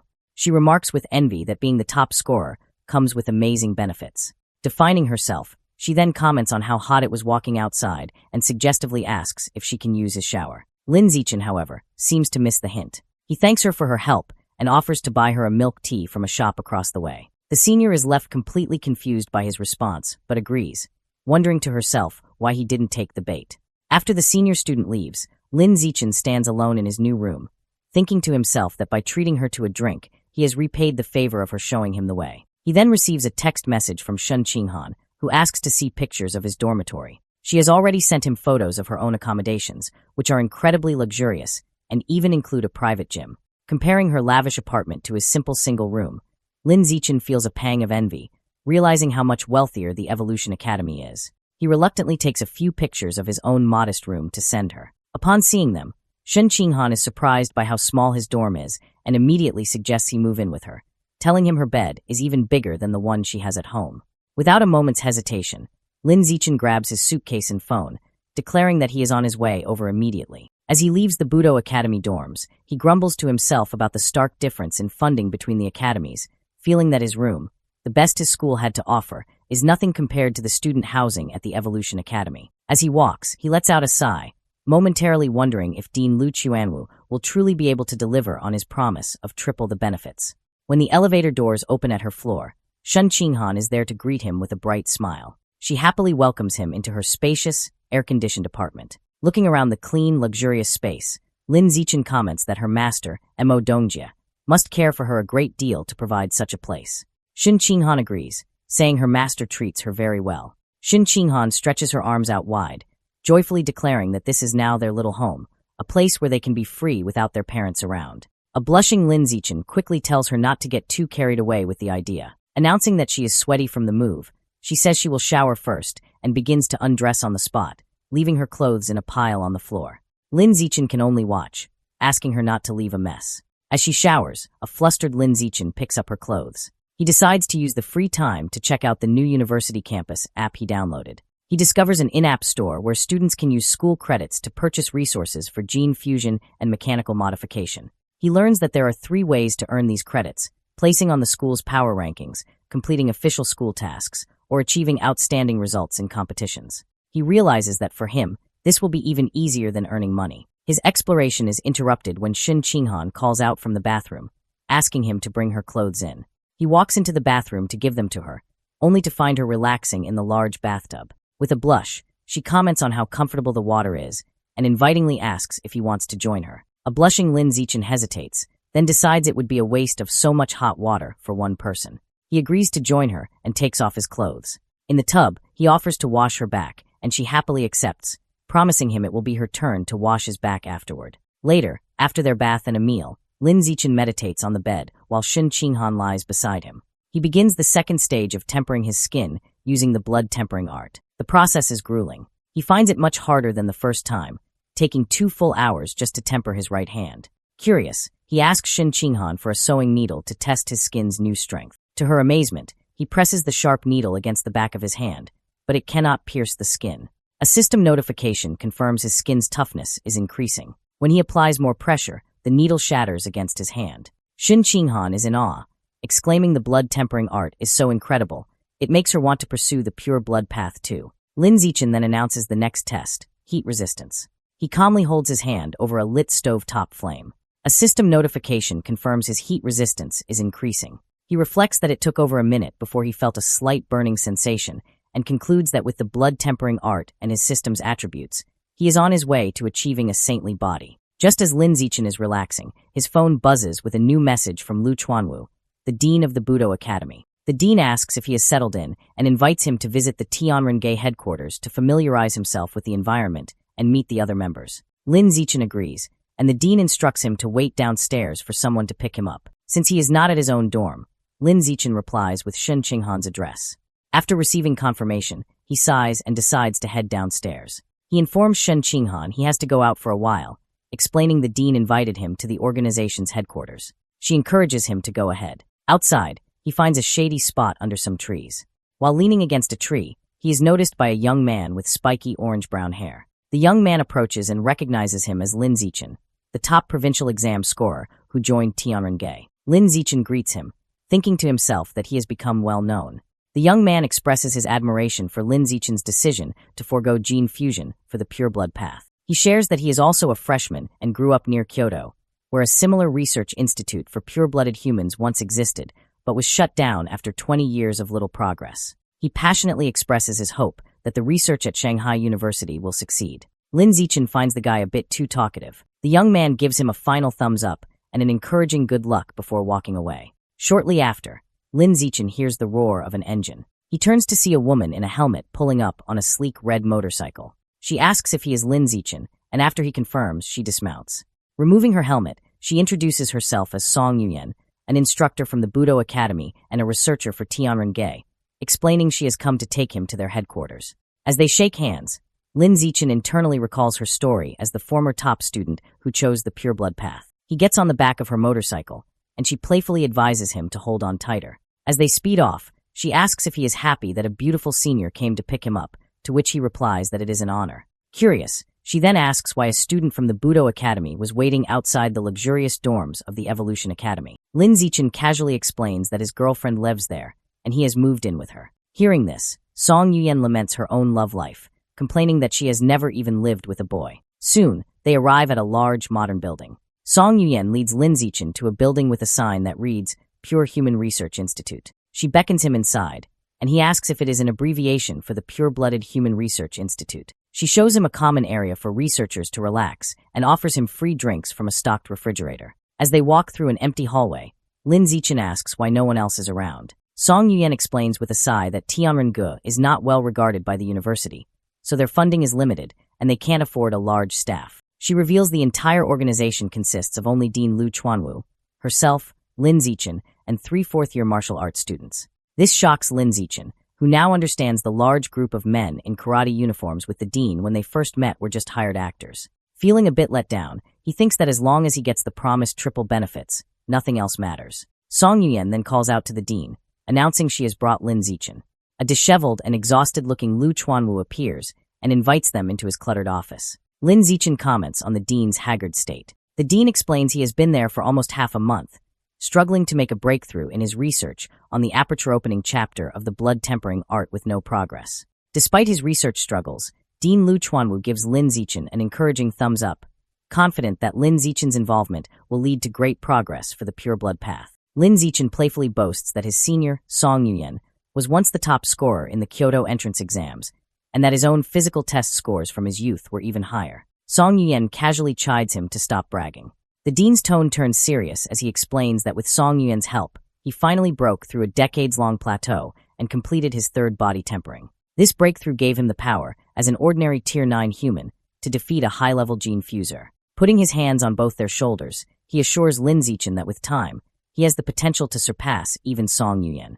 Changing the subject, Lu Chuanwu asks about Lin Zichen's progress with the blood-tempering art. He questions if Lin Zichen has managed to learn blood control and reach the required ordinary Tier 4 to begin skin tempering. Lin Zichen calmly confirms he has. Pleased, the dean assigns Song Yuyen as his mentor, explaining that with her guidance, he should be able to complete his first skin tempering by the end of the semester. He notes that she herself accomplished this in just 3 months. Song Yuyen confidently accepts. However, Lin Zichen interrupts, plainly stating a mentor won't be necessary. He reveals that he already completed the first round of skin tempering during his summer vacation. This shocking announcement leaves both Lu Chuanwu and Song Yuyen completely stunned and speechless, wondering if they heard him correctly. Song Yuyen finds it impossible that Lin Zichen could have mastered the complex art of skin tempering on his own over the summer. Lin Zichen casually explains that the book had detailed instructions, and he just studied it for a few days, though he internally admits it only took him half an hour. Still skeptical, Dean Lu Chuanwu asks to examine his hand to confirm. Before presenting his arm, Lin Zichen discreetly activates his natural camouflage ability, deciding to mask his true power. He sets his visible biological level to ordinary Tier 5, just high enough to be consistent with having completed one round of skin tempering. He then allows the Dean to inspect his arm. The moment Lu Chuanwu touches him, both he and Song Yuyen are left speechless.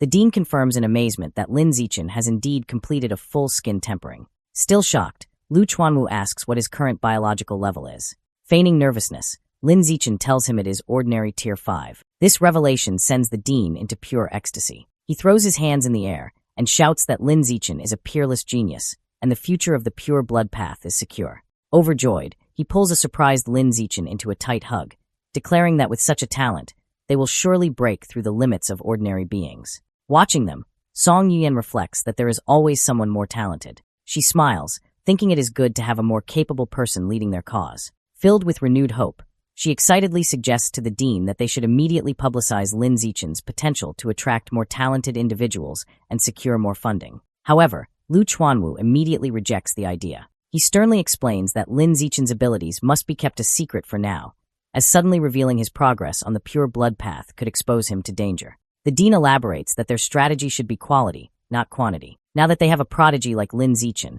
they must concentrate all their resources on helping him break through the ordinary biological barrier. When Song Yuyen raises concerns about finances, the Dean reassures her. He promises to use all his connections to gather the necessary evolution resources. His plan is to wait until Lin Zichen's power is undeniable, find him a powerful backer, and only then begin to promote the ideals of Tian Renge. Song Yuyen praises the Dean's thoughtful planning, and he proudly accepts the compliment. Lin Zichen listens quietly, thinking how shocked they would be if they knew his true power, that he is already at ordinary Tier 9, has completed tempering his flesh and bones, and is in the middle of his second tempering cycle. The Dean then informs Lin Zichen that he no longer needs to attend basic classes at the Budo Academy. Instead, he will work directly at the Research Institute with Song Yuyen as his assistant. An annoyed Song Yuyen clenches her fist, protesting that making her an assistant to a junior is an insult. The Dean dismisses her concerns, telling her pride is worthless in their research. Managing the subject, he announces that the following afternoon, the university will hold a freshman trial to determine the new king, the strongest first year. He confidently tells Lin Zichen that with his abilities, the title is practically his. He encourages him to participate, to bring honor to the Budo Academy, offering a reward of 10 chi and blood pills. When this fails to elicit a reaction, he adds that the winner will also receive 10 school credits. The mention of credits immediately grabs Lin Zichen's full attention. Soon, the day of the freshman assembly arrives, and a large crowd of students gathers in the university auditorium. As Lin Zichen and Shun Qinghan sit together, they become the subject of gossip among other students who recognize Lin Zichen as the top scorer who joined Tian Renge and wonder about his relationship with their goddess Shun Qinghan.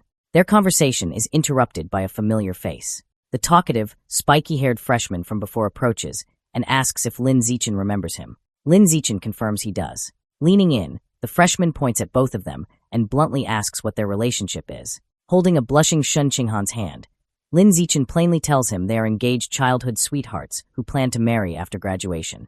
This news seems to disappoint the freshman, who can only manage a forced smile. As the assembly continues, the auditorium fills with other first-year students. In the crowd, a girl with dark hair, purple tips, and cat-like ears sits quietly. She turns and gives Lin Zichen an intense, somber stare. He notices her gaze, feeling a slight sense of unease. Meanwhile, the talkative freshman has returned to his seat and is chatting animatedly with his neighbors. Soon, a man at a podium announces the start of the ceremony and calls for the freshman representative to come to the stage. To everyone's surprise, it is the talkative, spiky-haired freshman who stands up. As he confidently walks toward the stage, other students murmur in disbelief. They question why he, with his dyed hair and chatty personality, was chosen as the representative, a role usually reserved for the strongest student, whom they had assumed would be a gene fuser. The freshman is pleased by their reaction. He thinks this is the perfect opportunity to make a big impression. Taking the microphone, he begins his speech by asking the crowd if they have heard of Li Yijin. Lin Zichen internally scoffs, thinking that everyone knows about the famous genius from Kyoto. Continuing his speech, the freshman reveals that the famous prodigy, Lee Jin, has an equally talented younger brother. He explains this brother was the top scorer in the Kyoto entrance exams, boasting a 16% gene fusion compatibility and the highest national physical test scores, tying with the top scorer from Nanjing province. With a confident smile, he then dramatically reveals that he is that very brother, Lee Moyu. He goes on to declare that he and his older brother made a pact to dominate the records at Shanghai and Kyoto universities.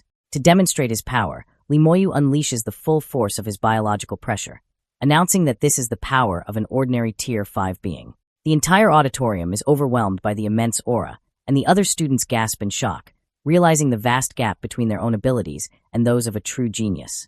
Pleased with their reaction, Lee Moyu smugly tells everyone to remember his name. Back in the audience, Shun Qinghan whispers to Lin Zichen, mocking Lee Moyu's arrogance and commenting that he has no idea Lin Zichen could defeat him with a single finger. Lin Zichen simply tells her to keep a low profile, and she playfully agrees. After Lee Moyu's speech, the announcer invites the next speaker to the stage, Zhou Hong, the president of the student council. A young man with dark blue hair walks to the podium, where the announcer hands him a script.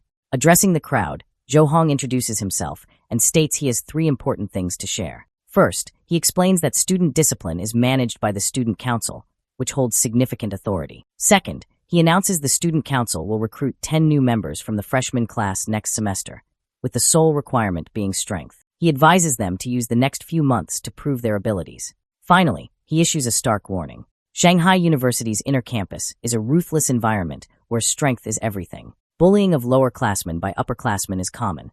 He tells everyone to be mentally prepared. After delivering his main points, Zhou Hong's expression darkens. He declares that before he leaves the stage, he wants to give everyone a taste of the power of an advanced being. He then unleashes an overwhelming wave of biological pressure that crushes the entire auditorium.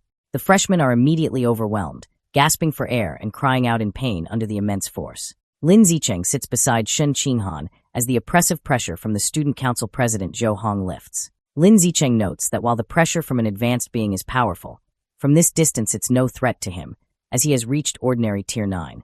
Meanwhile, the other freshmen recover, expressing relief that the display only lasted for 5 seconds and remarking on how terrifying the strength of an advanced being is. Once Zhou Hong leaves the stage, Mo Dongji addresses the students. She announces a freshman trial will begin after the assembly. The rules are simple. In the center of the gym is a large stage, and the first student to remain on it alone for over 1 minute will be crowned this year's new king. The reward is 100 school credits, 10 times more than the previous year. In the stands, a couple of upperclassmen arrogantly comment that the top 10 spots are always taken by their genius class, and this year will be no different. This sparks a murmur among the ordinary class students. A special rule is then revealed. If a single student from outside the genius class places in the top 10, all non-genius freshmen will receive 1 school credit. The students get excited as they calculate that 1 credit is worth 10,000 yuan. Realizing if they work together, they all stand to gain. Seizing the moment, he gets on stage and takes the microphone. He introduces himself and reminds everyone that his classmate, Lin Zichen, is the province's top scorer and the strongest among the ordinary students. He proposes that all ordinary students join forces to attack the genius class, clearing a path to help Lin Zichen secure a top 10 spot. All eyes turn to Lin Zichen, who remains seated and composed, inspired the ordinary students rise with determination, shouting their support and vowing to clear a path for him. Meanwhile, a group of faculty, including Lu Chuanwu, Mo Dongjia, and Ma Jinhe, watch from a distance. Lu Chuanwu remarks to Zhou Hong that he was being too petty with his earlier display. Ma Jinhe interjects, asking Lu Chuanwu if it was necessary to take his anger out on Li Moyu's younger brother just because Wu Tiancheng defeated him. He adds sarcastically that when it comes to being petty, no one at the university can compare to Lu Chuanwu. Lu Chuanwu calmly replies that his pettiness is directed only at the person involved, never their family. Lu Chuanwu taunts Dean Ma Jinhe, asking if he heard his daughter performed exceptionally well on her entrance exams. Ma Jinhe replies she was the 3rd highest scorer in Kyoto. Standing beside them, Zhou Hong suggests Ma Jinhe's daughter should join the student council, promising to personally cultivate her as a future leader. Ma Jinhe agrees, asking Zhou Hong to look after his daughter, to which Zhou Hong replies he takes care of any student with genius potential. Down in the arena, students speculate on who will become the new king, with most considering the 2 top freshmen, Li Moyu and Ma Weiwei, as the main contenders. One student argues Li Moyu is the clear favorite, as his biological level is already ordinary Tier 5. However, Another points out that while Ma Weiwei's scores were slightly lower, she successfully fused with Shadow Cat genes during the summer, so her actual combat strength might not be less than Li Moyu's. A third student dismisses this, believing her fusion was only partial and her power increase is limited. Their debate is cut short when Lu Chuanwu's voice booms, declaring that neither Li Moyu nor Ma Weiwei will become the new king. As the others look on in shock, Lu Chuanwu continues with a confident grin, proclaiming that the true new king will be a member of his Tianren-gu, Lin Zicheng. Ma Jinhe immediately fires back in anger, questioning how that could be possible. He points out that Lin Zicheng's physical test data didn't even place him in the top 10. He scoffs at the idea, accusing Lu Chuanwu of making baseless boasts. Lu Chuanwu calmly asks if Ma Jinhe does not believe him and challenges him to a bet. Furious, Ma Jinhe immediately accepts, shouting that he's not afraid. They agree to wager 100 school credits, with Ma Jinhe warning Lu Chuanwu not to go back on his word. Hearing the challenge, Lu Chuanwu invites the other staff to place bets. A powerful-looking gene fuser asks a senior professor, School Director Qin, if he's willing to wager 1,000 credits, and the director agrees. Watching this, Ma Jinhe grows suspicious. He wonders how the old man can be so confident, speculating if he's trying to get Li Moyu to throw the match. He quickly dismisses the thought, remembering his own daughter is also competing. His face contorts in fury as he tries to understand Lu Chuanwu's strategy. A final, unsettling thought crosses his mind. Could Lin Zicheng actually become the new king? He immediately dismisses the notion as impossible. A figure in a sleek red and black cyborg suit, the dean of the Mechanical Academy, approaches Dean Ma Jinhe. She remarks that the provincial top scorer, Lin Zicheng, was originally his student in the Evolution Academy and asks if he isn't upset that Dean Lu Chuanwu poached him. Ma Jinhe replies dismissively, stating his academy has many students like that. The cyborg dean smiles knowingly. She points out that she heard Ma Jinhe also poached the only 3 senior students from Tianren, suggesting his claim of not caring is just a front for his planned revenge. Meanwhile, on the balcony, Lu Chuanwu thinks with glee about the bets. He calculates that with 9 people betting 100 credits and 1 betting 1,000, he is about to make a massive profit. As the faculty watches, the trial begins.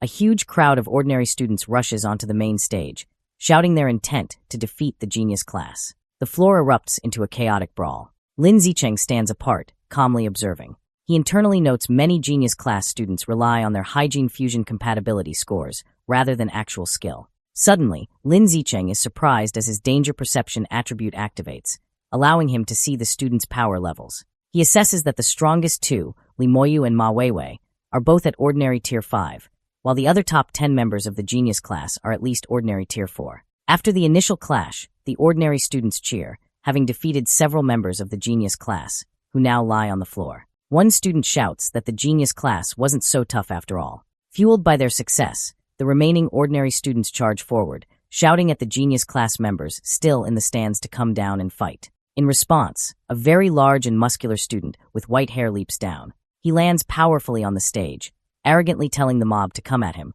so he can make them understand how weak they are. The ordinary students don't hesitate and charge at him as a group, shouting that with their numbers, they can overwhelm him if they each land 1 punch. However, the muscular student meets their charge with a single, powerful sweeping kick. The attack sends a wave of students flying backward in shock, knocking them all out as they crash onto the floor. The muscular student remarks that ants will always be ants, and no matter how many, they can't harm an elephant. The remaining ordinary students are stunned. They turn to Lin Shichen, exclaiming that their opponent is too arrogant for calling them ants and urging Lin Shichen to defeat him. Hearing this, Lin Shichen calmly walks towards the stage, stating that since things have come to this, he will accept. He steps onto the stage with his hands in his pockets, looking unfazed. His opponent lands powerfully in front of him, cracking the ground, and expresses excitement, stating he has been waiting to fight the top physical test scorer from Nanjiang province. The student introduces himself with great enthusiasm as Lu Qiji, the top scorer from Yuntian province. He proudly lists his own impressive stats,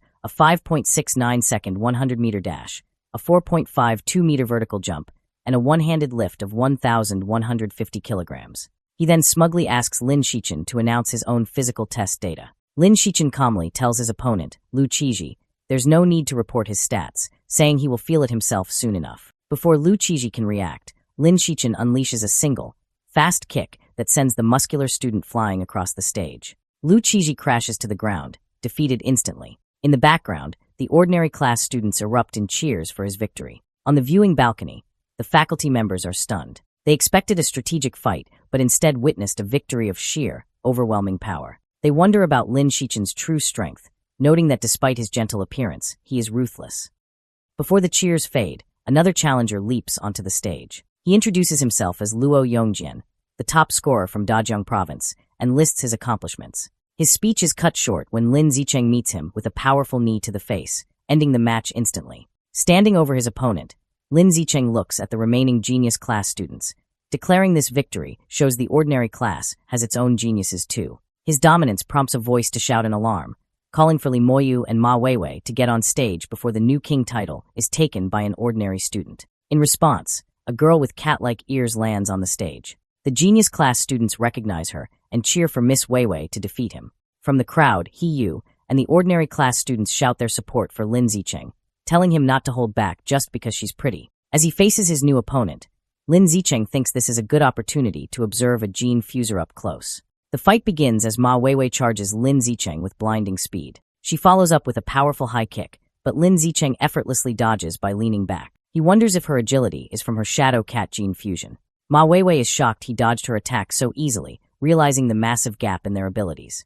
Those continuing the attack is meaningless. She gracefully leaps backward, putting distance between them. She looks at him with determination and requests half a minute, explaining she needs time to fully activate the Shadow Cat genes within her before they can truly compete. Lin Zicheng, unfazed, calmly agrees, telling her to take her time. He thinks this is a rare opportunity to witness gene activation firsthand. As she prepares, Ma Weiwei undergoes a dramatic transformation. Crouching on all fours, a long furry tail sprouts from her back, and her fingernails elongate into sharp claws as a powerful aura envelopes her. Watching from the stands, the faculty is impressed. One comments to Ma Jinhe on his daughter's incredible gene integration, praising her immense talent. Ma Jinhe proudly agrees, stating her talent surpasses even the top scorers from other provinces.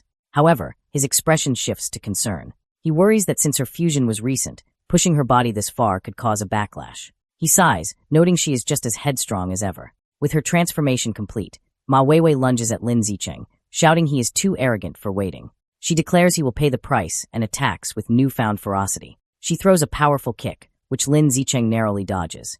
As he evades, he analyzes her new power, noting it jumped from mid-ordinary Tier 5 to nearly ordinary Tier 6. Ma Weiwei is shocked that even with enhanced power, she still can't land a hit. She unleashes a furious barrage of claw strikes and kicks, but Lin Zicheng effortlessly dodges every attack with fluid movements. After observing her, Lin Zicheng's expression turns serious. Surrounded by a blue aura, he thinks he has gathered enough data on Shadow Cat gene fusers. Deciding not to waste more time, he prepares to counterattack. As she lunges again, Lin Zicheng meets her with a single devastating punch to the face. The force is immense, sending Ma Weiwei flying backward. She crashes hard into the pile of defeated students, knocked out cold. The other students gather around her, remarking in disbelief how her beautiful face is now a swollen mess from his punch. Ma Weiwei sits up, crying and holding her face in pain. Her father, Dean Ma Jinhe, rushes from the stands to console her. He turns to Lin Zicheng, furiously asking if he's a man for hitting a girl so hard. Lin Zicheng calmly replies that on the path of evolution, there is no distinction between men and women, only between the strong and the weak. From the crowd, Li Moyu agrees, stating strength is all that matters. Seeing his chance, he dramatically leaps from the stands onto the stage. He lands with a powerful impact, and the genius class students erupt in cheers, calling him their only hope to avenge Ma Weiwei. Li Moyu addresses Lin Zicheng, acknowledging he is also skilled at hiding his power, pretending to be ordinary only to reveal himself as a provincial champion. With a sinister grin, he declares Lin Zicheng isn't the only one who has been holding back. Li Moyu unleashes his power, and his body begins to transform, growing larger and more muscular as a powerful aura surrounds him. The faculty on the balcony are shocked, realizing Li Moyu is also a gene fuser. The Dean of Mechanical Engineering identifies the genes as those of a demon-eyed giant ape, which require immense physical strength for fusion. His biological pressure surges to ordinary Tier 6. As the transformation completes, Lu Chuanwu freezes in horror, realizing he is about to lose his bet of 1,900 school credits worth 19 million yuan. The scene shifts to a separate location, where Wang Shoujie and Lu Gang are given a mission by another student. He instructs them to retrieve a high-level demon seed from a nearby park and make Li Moyu consume it. Lu Gang is concerned about the risk of targeting someone from the powerful Kyoto Li family. However, their superior assures them their organization is far more powerful and could easily destroy the Li family. When asked if they will carry out the mission, a resigned Wang Shoujie tells Lu Gang they have no other choice. The battle between the two top freshmen begins. Li Moyu explains his transformation, boasting that the demon-eyed giant ape maximizes strength and defense. Though it is usually slow, his power level is far superior, creating a massive gap between them. He taunts Lin Zicheng, wondering if he can remain as relaxed now that he faces a true genius. Instead of replying, Lin Zicheng immediately attacks, charging forward with a punch. As they clash, Li Moyu reacts to the attack, leading Lin Zicheng to note that his opponent's reaction speed is decent enough to dodge a blow controlled at ordinary Tier 6 speed. Deciding to push harder, Lin Zicheng increases his output to test ordinary Tier 7 speed. This increase is too much for Li Moyu, and Lin Zicheng lands a heavy, direct punch to his face. Li Moyu stumbles back, angrily accusing Lin Zicheng of a sneak attack. Lin Zicheng calmly analyzes that the beast's defense is indeed strong, comparable to a high-level ordinary Tier 6. Furious, Li Moyu regains his stance, vowing Lin Zicheng's fists will not touch him again. Lin Zicheng continues his offensive, however. He internally notes that although his speed is superior, he has not yet managed to inflict any significant damage. The battle intensifies as Li Moyu blocks a barrage of attacks. Lin Zicheng analyzes that while Li Moyu is slower, his high defense gives him a large margin for error, whereas Lin Zicheng cannot afford a single hit, making it seem the winner is already decided. Testing his limits, Lin Zicheng engages in a rapid exchange, dodging Li Moyu's heavy punches. He decides the test of reaction speed is sufficient. Lin Zicheng leaps backward to create distance. He prepares himself, deciding it is time to test the final attribute, strength. Li Moyu smiles menacingly, admitting he underestimated Lin Zicheng's speed, but mocking his strength as too weak to cause harm, declaring that Lin Zicheng is destined to lose. Li Moyu announces it is his turn and winds up a massive, energized punch. As the giant fist descends, onlookers scream for Lin Zicheng to dodge, but he stands completely still, ready to receive the blow. On the viewing balcony, the deans place their hands on Lu Chuanwu's shoulders in pity. Convinced Lin Zicheng is about to be crushed, the dean reminds a weeping Lu Chuanwu not to forget the 100 school credits he wagered. Back in the ring, a massive impact creates a shockwave as Li Moyu punches Lin Zicheng's face directly. The result is shocking. The bones in Li Moyu's hands shatter instantly on impact. He collapses to the ground in agony, clutching his hand and screaming that it has been broken. The audience is left in absolute shock, unable to process that Lin Zicheng has apparently won. They are in disbelief, finding the outcome too bizarre to be real. Standing over his defeated opponent, Lin Zicheng analyzes the situation. He realizes that while the demon-eyed giant ape fusion granted Li Moyu immense strength, his body wasn't durable enough to handle the recoil. Essentially, Li Moyu hit Lin Zicheng so hard that the impact shattered his own hand, because Lin Zicheng's defense was superior. Lin Zicheng calmly calls out to the medical team, informing them that Li Moyu has likely suffered a comminuted fracture and needs immediate attention. The stunned medics awkwardly agree and rush onto the stage. Suddenly, a figure descends from the balcony. It is Mo Dongji. She lands gracefully and orders Lin Zicheng to step aside. She examines Li Moyu's arm and confirms the diagnosis. The entire right hand is shattered. She deduces with shock that this was caused by the rebound force of hitting Lin Zicheng's face. She takes out a glowing golden pill and feeds it to Li Moyu. As she does, she can't help but wonder just how hard Lin Zicheng's face must be to cause such damage. Suspecting there is more to him, Mo Dongji unleashes mental power to probe Lin Zicheng's strength. Following the intrusion, Lin Zicheng immediately activates his skill, natural camouflage, hoping to hide his true level. Mo Dongji analyzes him closely. Because of his skill, she perceives him as having a biological level of ordinary Tier 6. She notes his skin, bones, and muscles possess a density far exceeding that tier, but finds nothing else unusual. She wonders if that physical toughness is his only secret. The other faculty members gather around her, eager for her assessment. Mo Dongji reports her findings. Lin Zicheng is simply at ordinary Tier 6 with exceptionally high physical durability, and there are no other abnormalities. Hearing this, Lin Zicheng maintains a stoic expression but internally breathes a sigh of relief, glad his camouflage successfully deceived them. Meanwhile, the pill Mo Dongji administered takes effect instantly. Li Moyu sits up, amazed. He exclaims the medicine was miraculous as he has recovered safely. He flexes his hand and smiles, confirming his injury is completely healed. With the battle concluded, Lin Zicheng decides Li Moyu no longer needs to be on stage. He calmly tells him he can go down now and delivers a casual kick that sends the newly healed Li Moyu flying out of the ring. Humiliated, Li Moyu shouts from the floor below, vowing that once his gene fusion progresses, he will return to defeat Lin Zicheng. In the stands, a heated argument erupts between the ordinary and genius students. The ordinary students mock the elites for having losers act so self-righteous. The genius students retort that Li Moyu lost to Lin Zicheng, not them, but the ordinary students drown them out, claiming Lin Zicheng's victory as a triumph for their entire class. On stage, the timer completes its countdown. A notification declares that 1 minute has passed. The announcer officially proclaims Lin Zicheng of Martial Arts Class 1 as this year's new king. The ordinary students cheer wildly for Brother Chen, celebrating the glory he has brought them. However, Lin Zicheng is not finished. Thinking that since he has secured the top spot, he might as well go further, he suddenly leaps from the stage into the spectator stands. To the shock of the crowd, he lands near the genius class seating and scoops Shin Qinghan up into his arms in a princess carry. The students whisper in confusion, wondering why he is grabbing Shin Qinghan. Shin Qinghan blushes intensely as Lin Zicheng leaps back toward the stage with her in his arms. Her heart races, and she wonders if he intends to publicly announce their relationship. Lin Zicheng lands gracefully back on the ring. With Shin Qinghan standing behind him, Lin Zicheng faces the stunned audience and faculty. He boldly declares that for the remaining rankings, from 2nd to 10th place, he wants them all. The enraged genius class students refuse to accept defeat. Shouting that Lin Zicheng is bullying them, they charge together to crush him and the traitor Shin Qinghan. The stage erupts into a chaotic brawl. Lin Zicheng moves fluidly through the attackers, dominating the fight despite being outnumbered. He dismantles their formation with a flurry of punches and kicks, knocking students away with ease. Seeing an opening, Ma Weiwei lunges from the air, aiming her attack at a shocked Shin Qinghan and shouting at her to die for her betrayal. However, Lin Zicheng reacts instantly, intercepting her midair with a heavy kick to protect Shin Qinghan.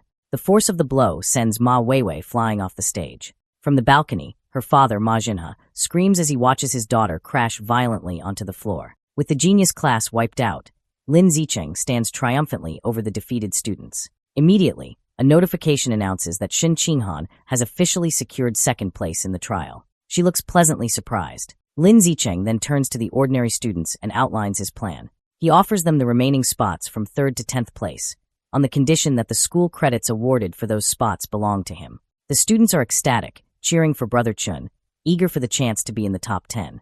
Shui calculates that the top 10 spots yield a combined 550 credits. He adds the participation rewards, bringing the total to 559 credits with a grin. On the balcony, Ma Jinhe is furious. He yells at Mo Dongji, arguing that Lin Zicheng's actions are improper and questioning how the new king is allowed to control the entire top 10. A voice calmly interrupts, asking how it violates the rules. Lu Chuanwu steps forward to defend his student, challenging Ma Jinhe to point out where the regulations forbid such a strategy. Ma Jinhe is left speechless, forced to admit there is no rule against it, though he angrily insists Lin Zicheng is exploiting a loophole. Ma Jinhe stands sweating and defeated. Meanwhile, the plans of hidden conspirators shift. Wang Shuajie urgently grabs Lu Gang, informing him the plan has changed and they should no longer target Li Moyu.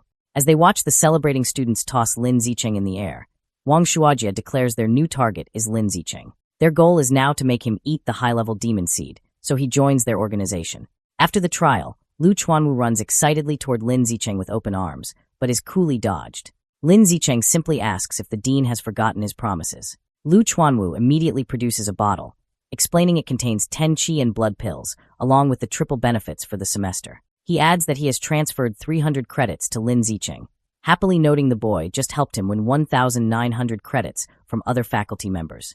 Leaning in close, Lu Chuanwu whispers, asking Lin Zicheng his true strength and level. Lin Zicheng whispers back a partial truth, claiming he is at ordinary tier 6, has completed skin tempering once, tempered some facial muscles, and was born with naturally hard facial bones.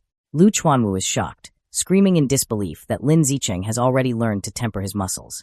Overcome with emotion, he grabs Lin Zicheng's hands and cries, declaring that Lin Zicheng will evolve into an advanced creature with a pure human body before graduating. He urges the student to persist on the pure blood path, and Lin Zicheng calmly agrees. Later, in his room, Lin Zicheng sits on his bed holding a small red qi and blood pill. Curious, he puts the pill in his mouth to test its effects. Steam rises from his body as he metabolizes the pill, but a system notification shows a meager increase of 108 points. Disappointed, he realizes the pill is less effective than his usual training. Realizing the pills are of little use to him, he decides it would be better to give them to Shin Qinghan. Just then, Shin Qinghan walks in wearing athletic gear, sweaty from a workout. She asks when he got back, and he replies half an hour ago. Lin Zicheng calls her over and hands her one of the red pills, instructing her to eat it. Shin Qinghan curiously takes the pill and eats it. The effect on her is immediate. Steam erupts from her body as she blushes, exclaiming how hot she feels as her qi and blood surge. Seeing how effective it is, Lin Zicheng hands her the bottle. He explains the pills don't do much for him, so she should take the remaining 8, advising her to take only one per day. Shin Qinghan happily agrees. The next morning, at the Tianren Research Institute, Lin Zicheng greets Song Yuyuan.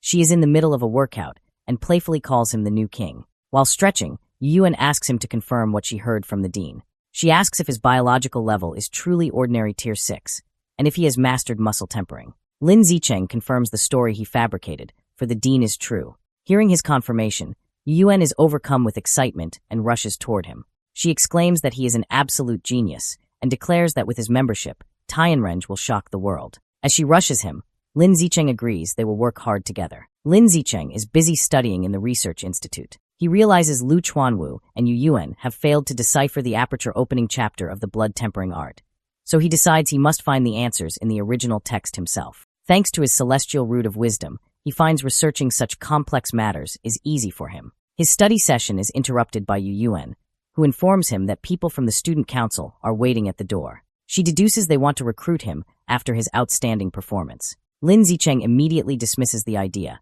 stating he is not interested. However, Yuyuan adds that student council members receive monthly credit subsidies. Hearing about money, Lin Zicheng's demeanor instantly changes, and he is suddenly very interested. Lin Zicheng goes outside to meet the visitor. It is Zhou Hong, the president of the student council, who extends his hand in greeting. They shake hands, and Zhou Hong explains that he has come to invite Lin Zicheng to join, offering to groom him as a candidate to become the future president. Zhou Hong elaborates on the benefits, painting a picture of wealth and luxury. He explains that besides special meals and the power to participate in school decisions, members enjoy monthly credit subsidies. Motivated by the rewards, Lin Zicheng smiles and agrees immediately. However, Zhou Hong stops him, stating there is one condition. Zhou Hong demands that Lin Zicheng must give up the path of the pure-blooded human and choose gene fusion instead. Lin Zicheng looks confused and asks why. Zhou Hong arrogantly explains that the student council only accepts future geniuses. He declares the pure-blood path has no future, calling Dean Lu Chuanwu and Yuyuan failures. He warns that without gene fusion, even Lin Zicheng's talent will fade into mediocrity. Lin Zicheng asks Zhou Hong, the president of the student council, if joining their organization requires gene fusion. After Zhou Hong confirms it does, Lin Zicheng calmly says he will not be joining and turns his back, surprising them.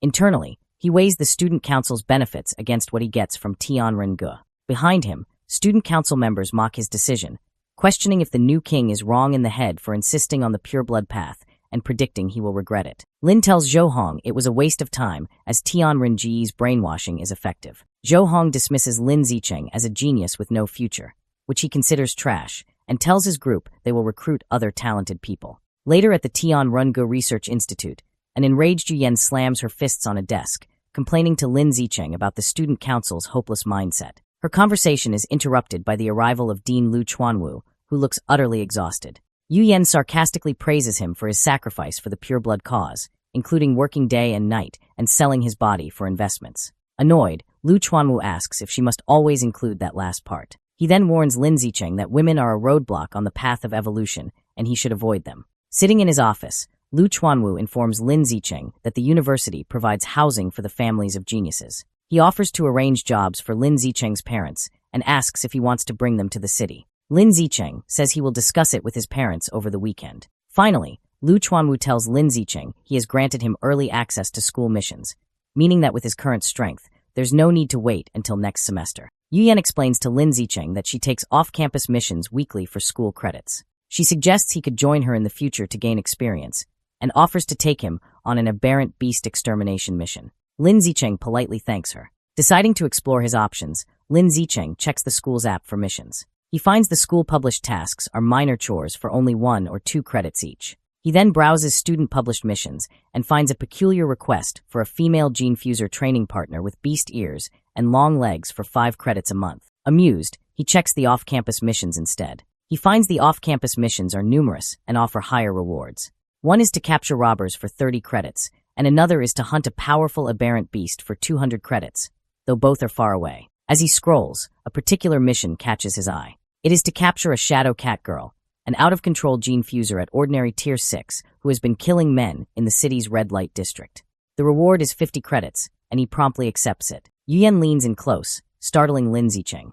She asks if he accepted the cat girl mission and offers to join him. Surprised, he asks how she knew. Yuyuan explains the mission details page shows who has accepted the task. Checking his phone, Lin Zicheng is surprised to see 28 people have already accepted it, including 26 seniors and one other freshman Ma Weiwei. He finds it odd she would take this mission at only ordinary Tier 5 and assumes she has a helper. Telling Yuyan it's getting late, Lin Zicheng announces he is heading home for lunch and waves goodbye. As Lin Zicheng walks through campus, he feels he is being followed. His danger perception activates, and he senses a hostile presence at ordinary Tier 7. Suddenly, a muscular guy in a blue tracksuit emerges and calls out his name. The guy confronts Lin Zicheng, angrily accusing him of targeting Ma Weiwei. He furiously lists Lin Zicheng's offenses, from slapping her during the trial to now competing with her for a mission, and questions if Dean Lu Chuanwu put him up to it. The guy continues his tirade, challenging Lin Zicheng to a fight and calling him a bully. Lin Zicheng looks on, annoyed. He asks if Ma Weiwei or her father sent him,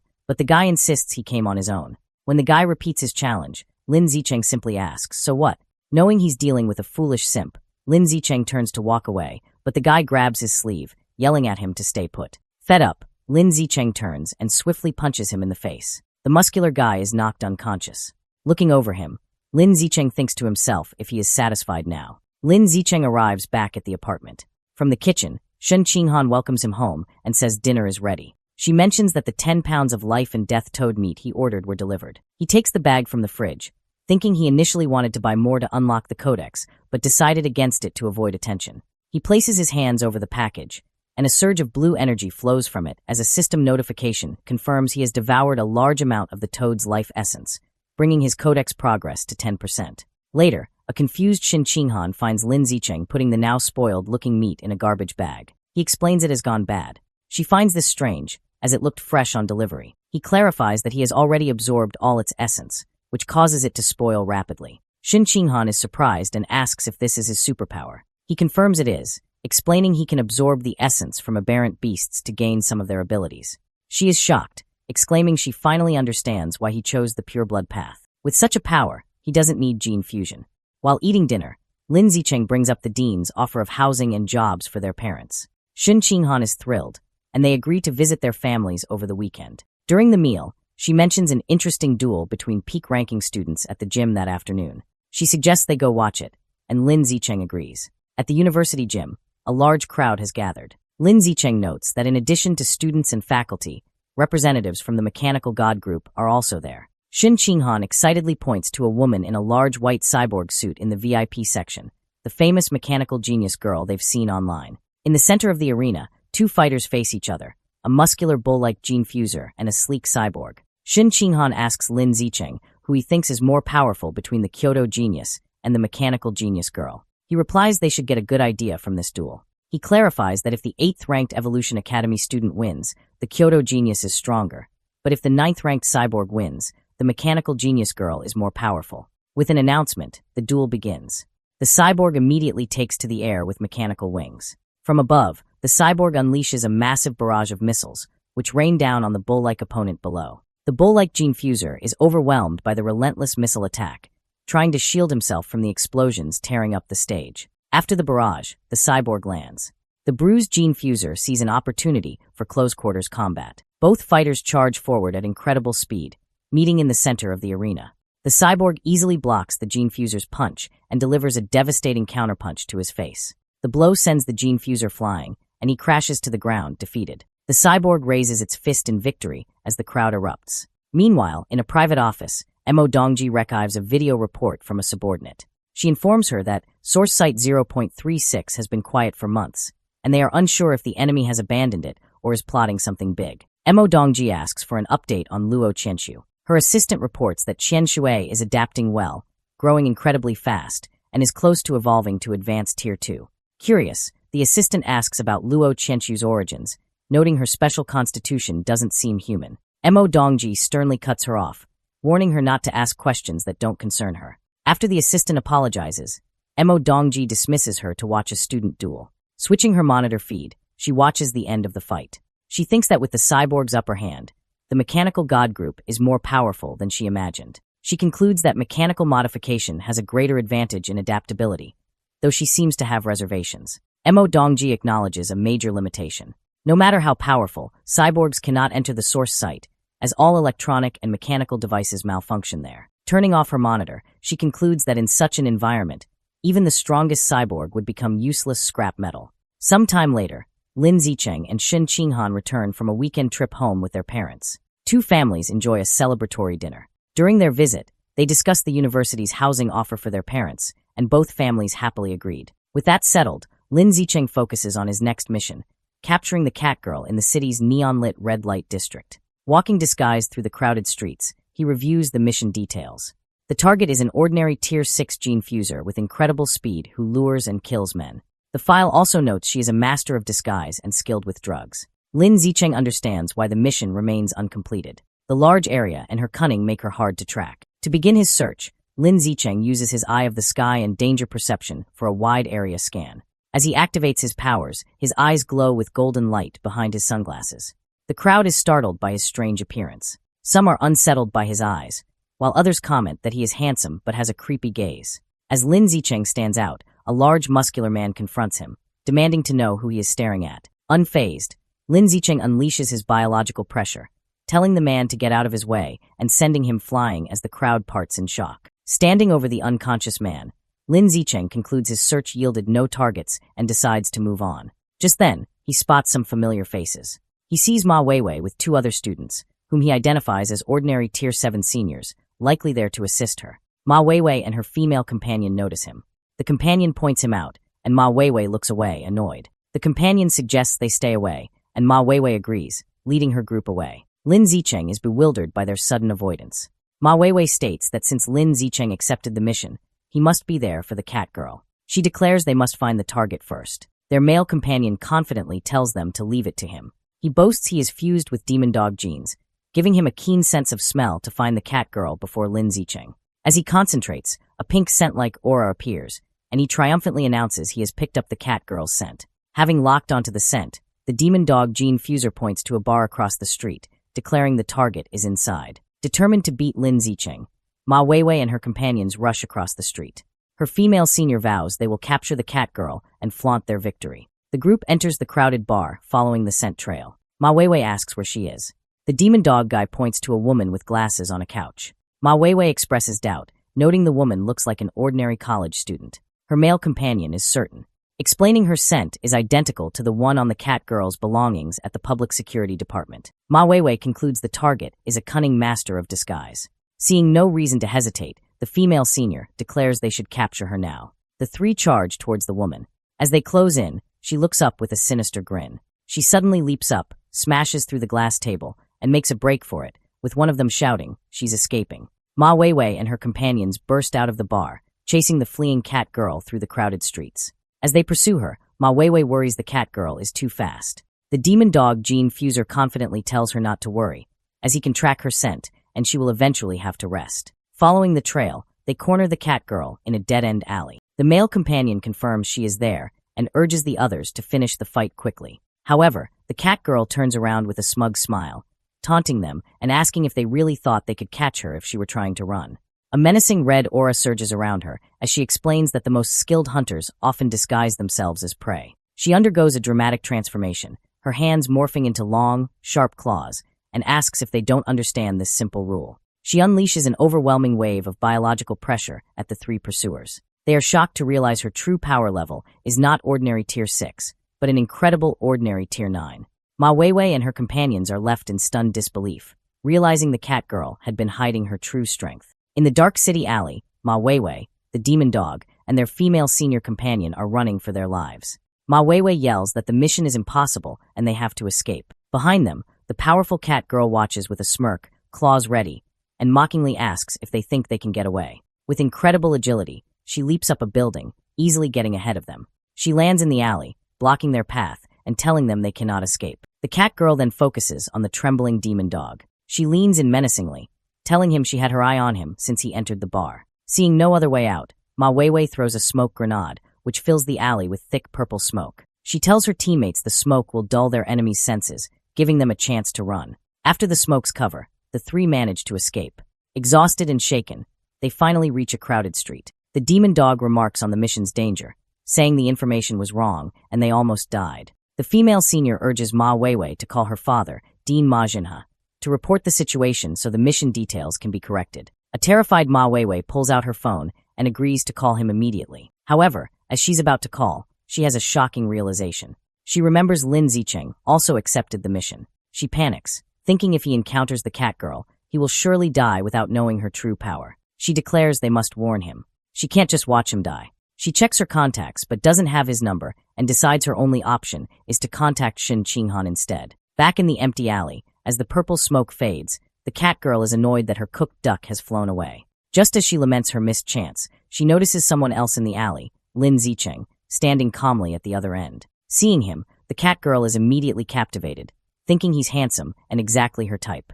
Believing it's his bad luck, she decides he's her new prey and charges at him, claws extended. Lin Zicheng is unfazed. He notes her power level is an impressive, ordinary tier 9 as he concentrates his energy and rushes to meet her attack. The cat girl is shocked, wondering how he could be faster than her. Before she can react, Lin Zicheng unleashes a powerful glowing punch that connects with her face. The force sends her flying backward, crashing hard into a wall at the end of the alley. Kneeling injured in the rubble, she is amazed by his power. Staring at him, she is completely bewildered, wondering how a young man who isn't a gene fuser could possess such incredible strength. Realizing she is outmatched, the cat girl decides fighting is suicide and her priority is to escape. She turns and flees, but to her shock, Lin Zicheng easily keeps pace with her, announcing she can now experience his full power. Lin Zicheng leaps and delivers a devastating kick to her head, sending her flying.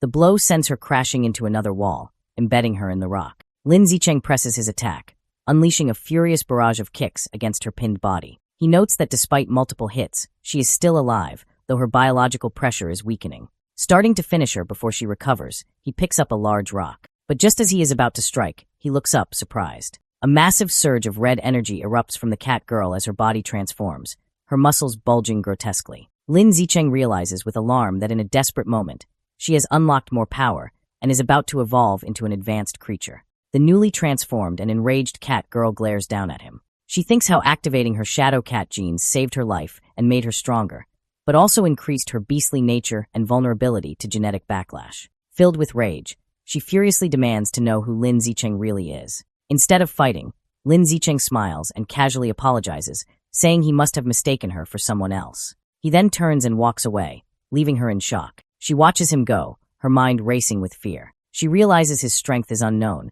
his actions are unpredictable, and she has no tricks left. She also knows she is in danger of genetic backlash from her forced transformation. Concluding another attack would kill her, she decides to escape and leaps into the air to flee. As she flies away, she hears a sharp sound and looks down in confusion. A moment later, a metal pipe pierces her forehead, spraying blood and pinning her against the wall. Lin Zicheng grabs a loose pipe and charges forward, stabbing her in the chest. He pulls the bloody weapon out and stabs her repeatedly in the chest and stomach. Mortally wounded, the cat girl slumps against the wall, her biological pressure completely fading. Lin Zicheng casually tosses the bloody pipe aside, thinking that this time, she is definitely dead. With the fight over, Lin Zicheng snaps a photo of the cat girl's corpse, thinking he needs to upload it to the school app to prove he completed the mission. Afterward, he calls the public security department to report the body's location for cleanup. With official tasks done, Lin Zicheng turns to his real goal. He reaches for the body, and as red energy swirls around him, his system confirms he has devoured a large amount of the Shadow Knight cat's life essence, increasing his guidebook progress to 36%.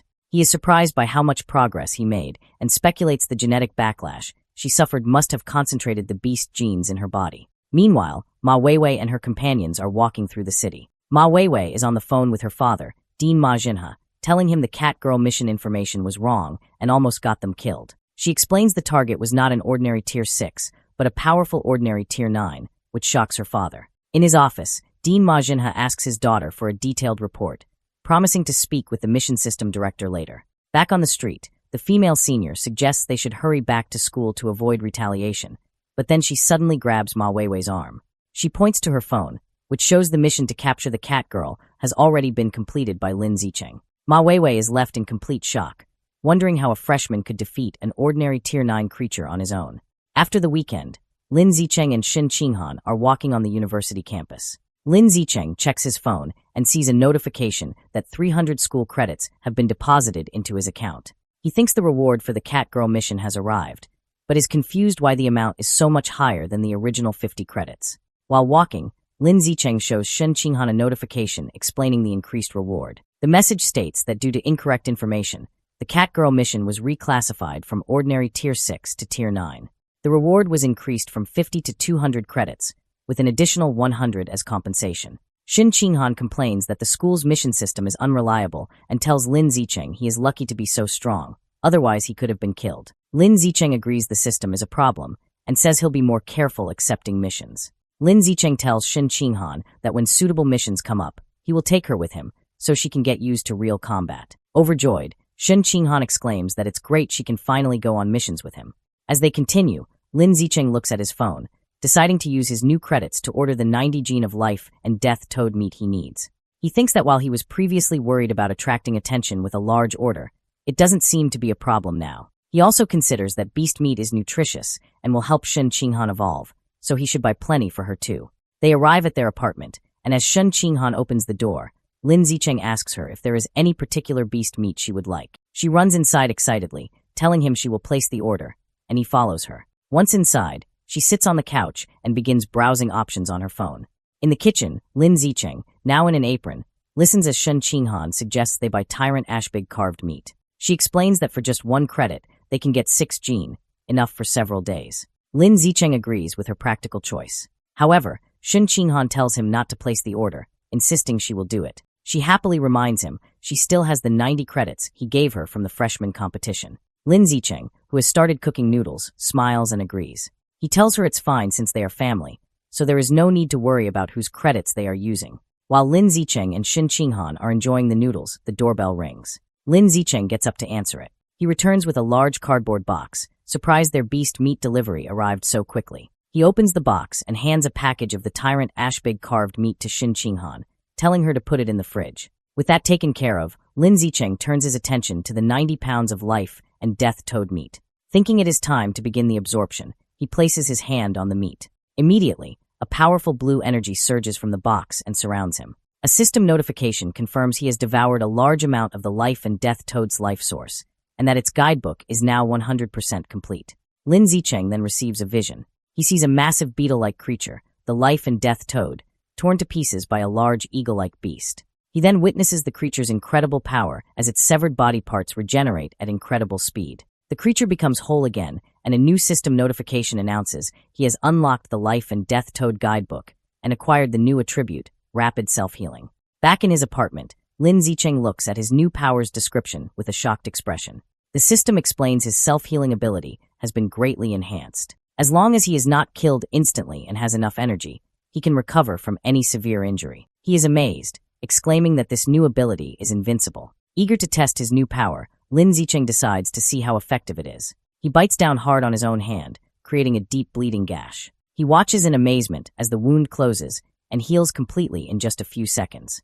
As he washes the blood from his now healed hand, he thinks about the implications. He realizes that with rapid self-healing, as long as he has enough energy and isn't killed instantly, he can essentially revive himself over and over. His thoughts are interrupted when the doorbell rings. He wonders who could be visiting so late. He and Chun Qinghan walk to the door together. He asks if she bought something, but she says she didn't. When they open the door, both are surprised by who is standing outside. It is Ma Weiwei who leans in and apologizes for bothering them so late. Lin Zicheng asks Ma Weiwei what she needs with Chun Qinghan beside him. Ma Weiwei explains she is curious how he completed the difficult Catgirl mission and asks if he would share the details. Lin Zicheng bluntly tells her it is not convenient. Following this, Ma Weiwei turns to leave. Chun Qinghan invites her in for some tea, but Ma Weiwei declines, saying she has other things to do and maybe they can another time. After she leaves, Chun Qinghan tells Lin Zicheng she thinks Ma Weiwei is a good person. She explains that Ma Weiwei was worried and had sent her a message to warn him about the mission's incorrect information. Chun Qinghan suggests they should interact with her more, and Lin Zicheng agrees, adding that since Ma Weiwei lives just downstairs, she is welcome to visit anytime. Later at the Tianrenji Research Institute, Lu Chuanwu and Song Yuyan are talking with Lin Zicheng. Lu Chuanwu says he saw Dean Ma Jinha confront the director of the mission system, and the two got into a heated argument that turned into a physical fight. Song Yuyan speculates it was because of the Catgirl mission's incorrect information. Lu Chuanwu confirms this, explaining that since Ma Jinha had also accepted the mission, he was furious that the incorrect power level nearly got his daughter killed. Song Yuyan adds that the mission listed the Catgirl as ordinary tier 6, when her true strength was ordinary tier 9. She then asks Lin Zicheng how he, being only an ordinary tier 6, could have completed the mission. Lu Chuanwu playfully asks if he had help from an expert or set some kind of trap. Lin Zichen denies both, stating he defeated her on his own with pure physical strength. This leaves both Lu Chuanwu and Song Yuyan stunned, their mouths open in shock as they wonder if he has been hiding his true power. As his mentor is real, Lin Zichen covers his face, looking weary. He thinks that after spending the past few days with them, he has found them to be decent people. He decides to tell them the truth about his abilities, as they could help him research the aperture opening technique. With a forced smile, he begins to explain that his true strength has recently reached ordinary Tier 9. Before they can process this, he adds that he has already completed his first full body tempering and is in his second skin tempering cycle, which shocks them both again. As Lu Chuanwu processes the news, he trembles with emotion. Overcome with joy, he bursts into tears, exclaiming that his long years of dedication have finally been rewarded. He imagines himself and Lin Zichen on a mountaintop, declaring that with his talent, the path of pure-blooded humans will surely succeed, and one day, both their names will be known throughout the world. Back in reality, the Dean is crying. He explains he has spent decades researching the pure blood path, a journey that cost him his family's wealth, and even led his wife and children to leave him, all without progress. He feels that now, with a genius like Lin Zichen, the pure blood path will finally flourish. Lin Zichen, caught off guard, can only wonder why the old Dean is suddenly crying and laughing. Composing himself, Lu Chuanwu places a hand on Lin Zichen's shoulder. He marvels at Lin Zichen's incredible talent, remarking that if not for his lack of source power, he would have suspected him of being a stranger from the source land. The unfamiliar term surprises Lin Zichen. Lu Chuanwu explains his theory. In a world with aberrant beasts, it makes sense that their counterparts, strangers, or gifted individuals also exist. Song Yuyan is shocked, saying she has never heard this before. Lin Zichen then asks what source power is. The Dean clarifies that it is a unique energy exclusive to beings from the source land, similar to ki, blood, and spiritual power. Curious, Lin Zichen asks how this power is used. Lu Chuanwu admits he doesn't have a clear answer, as he has only encountered 2 such strangers in his long life. Song Yuyan scoffs, accusing him of bluffing and pointing out that since he is stuck at ordinary Tier 9, he cannot enter the source land himself. This prompts Lin Zichen to ask if there is a biological level requirement for entry. Lu Chuanwu confirms the standard is high-level being, and anyone below that would be turned to ash.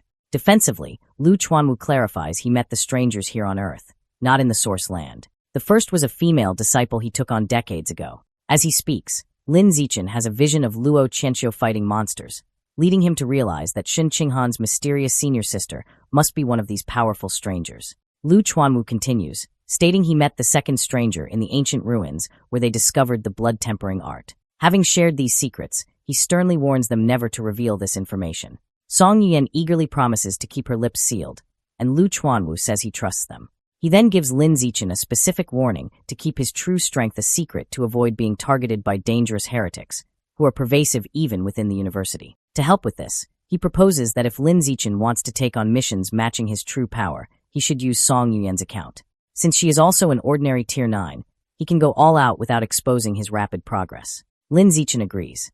Intrigued, he asks the Dean if he has any information about the source land. Lu Chuanwu's expression turns grave. He explains everything about the source land is top secret, and even he knows very little. He advises Lin Zichen not to worry about it until he evolves into a high-level being. However, he shares one crucial piece of information. For humans, most creatures from the source land are enemies, and they are constantly trying to invade Earth. Lu Chuanwu explains some powerful individuals believe the creatures want to invade because Earth has something they desire. Their serious conversation is interrupted by the Dean's phone, which plays a cheerful ringtone. He answers with a flirtatious baby, then tells his students an old friend has invited him to dinner. He rushes out, telling them to contact him if needed. As he leaves, Yuyan sarcastically remarks on how hard the Dean is working, assuming he is off to secure more investments. With the Dean gone, Yuyan turns to Lin Zichen. She asks how he hides his biological level and tempering progress so effectively that even powerful people were unable to see through his disguise. Lin Zichen apologizes, saying he cannot conveniently explain.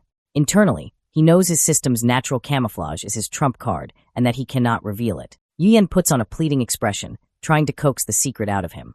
She even offers to trade a secret of her own, but Lin Zichen, looking flustered, insists he really cannot tell her. Seeing he will not budge, Yuyan sighs and gives up. However, her demeanor quickly shifts. With a competitive glint in her eyes, she cracks her knuckles and suggests that since they are both at ordinary Tier 9, they should have a sparring match. Lin Zichen's face lights up with a grin. He agrees, thinking a fight against a peer will be a perfect opportunity to understand his own strength. Yu Yen immediately strikes a fighting pose. She details her own progress.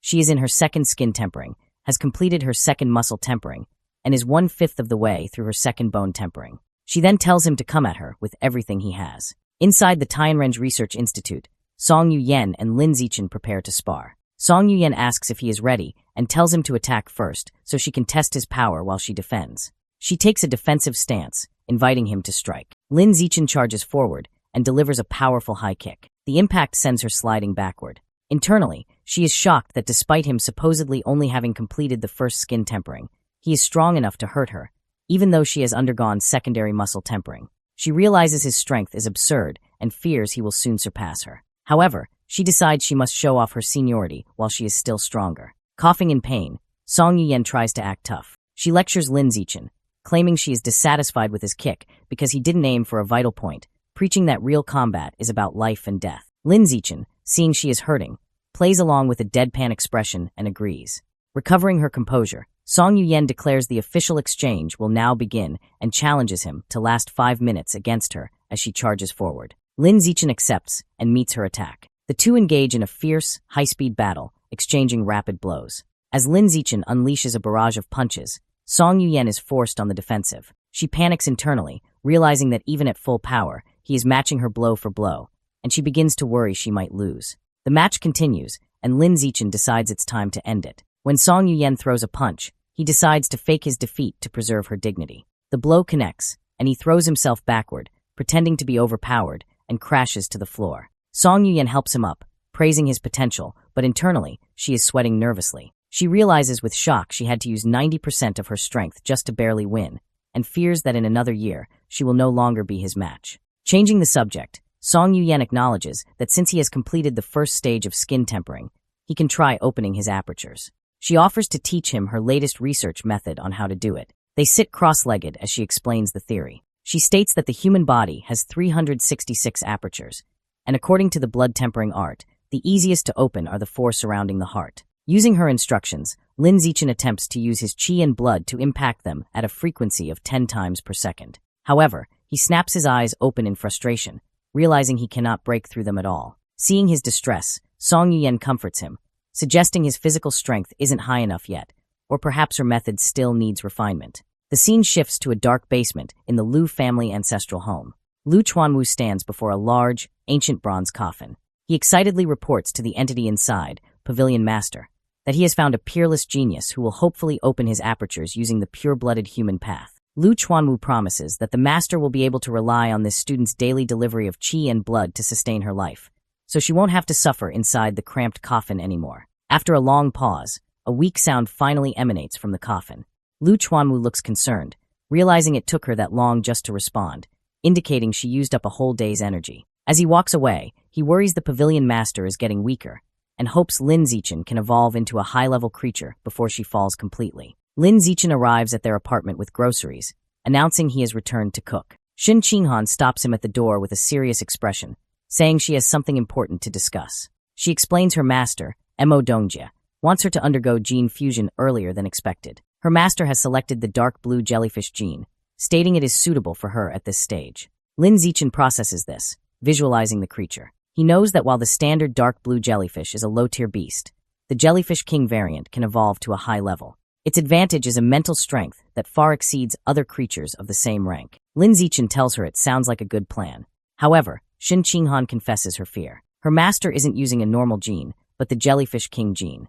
She worries her weak body might not withstand the high-level genetic material and could mutate. Hearing this, Lin Zichen is shocked. He realizes a jellyfish king gene is incredibly rare and expensive. He imagines Mo Dongjie carelessly throwing money around and feels a pang of envy. Pushing it aside, he comforts Shin Qinghan by patting her head. He reassures her that jellyfish-type beasts have a high natural affinity with the human body, and her incredible 21% compatibility score means she can fuse with a high-level beast gene without risk. Shin Qinghan then asks about side effects. Lin Zichen explains the standard consequences, loss of natural reproductive ability, and some physical beast characteristics. He reminds her she has already preserved her eggs, so if they want children, they can use those.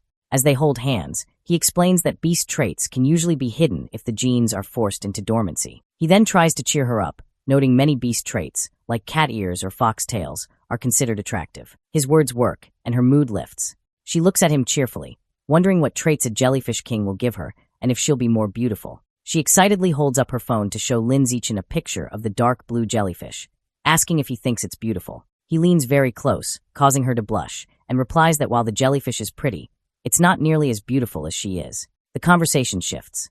Shin Qinghan explains her master filmed the video by diving thousands of meters into the deep sea without protective equipment. Lin Zichen estimates that to withstand such pressure, her master's body must be at least at the rare level. Shin Qinghan wonders if she will ever evolve to such a high level herself. Lin Zichen reassures her with confidence, pointing out that with her 21% gene compatibility, reaching the rare or even epic level is within her grasp. Shin Qinghan remains practical, countering that compatibility isn't everything and she will need a vast amount of evolution resources. Hearing her concern, Lin Zichen gives her a thumbs up and makes a firm promise. He tells her not to worry about resources because he will work hard to earn money and provide whatever she needs. Touched by his generosity, she adopts a playful and seductive demeanor. She kneels on the bed, teasing that she must properly please her new, wealthy patron. She picks up 2 pairs of stockings and, blushing, asks which color he prefers. Lin Zichen replies that he likes both. To satisfy him, she puts a black stocking on one leg and a white stocking on the other.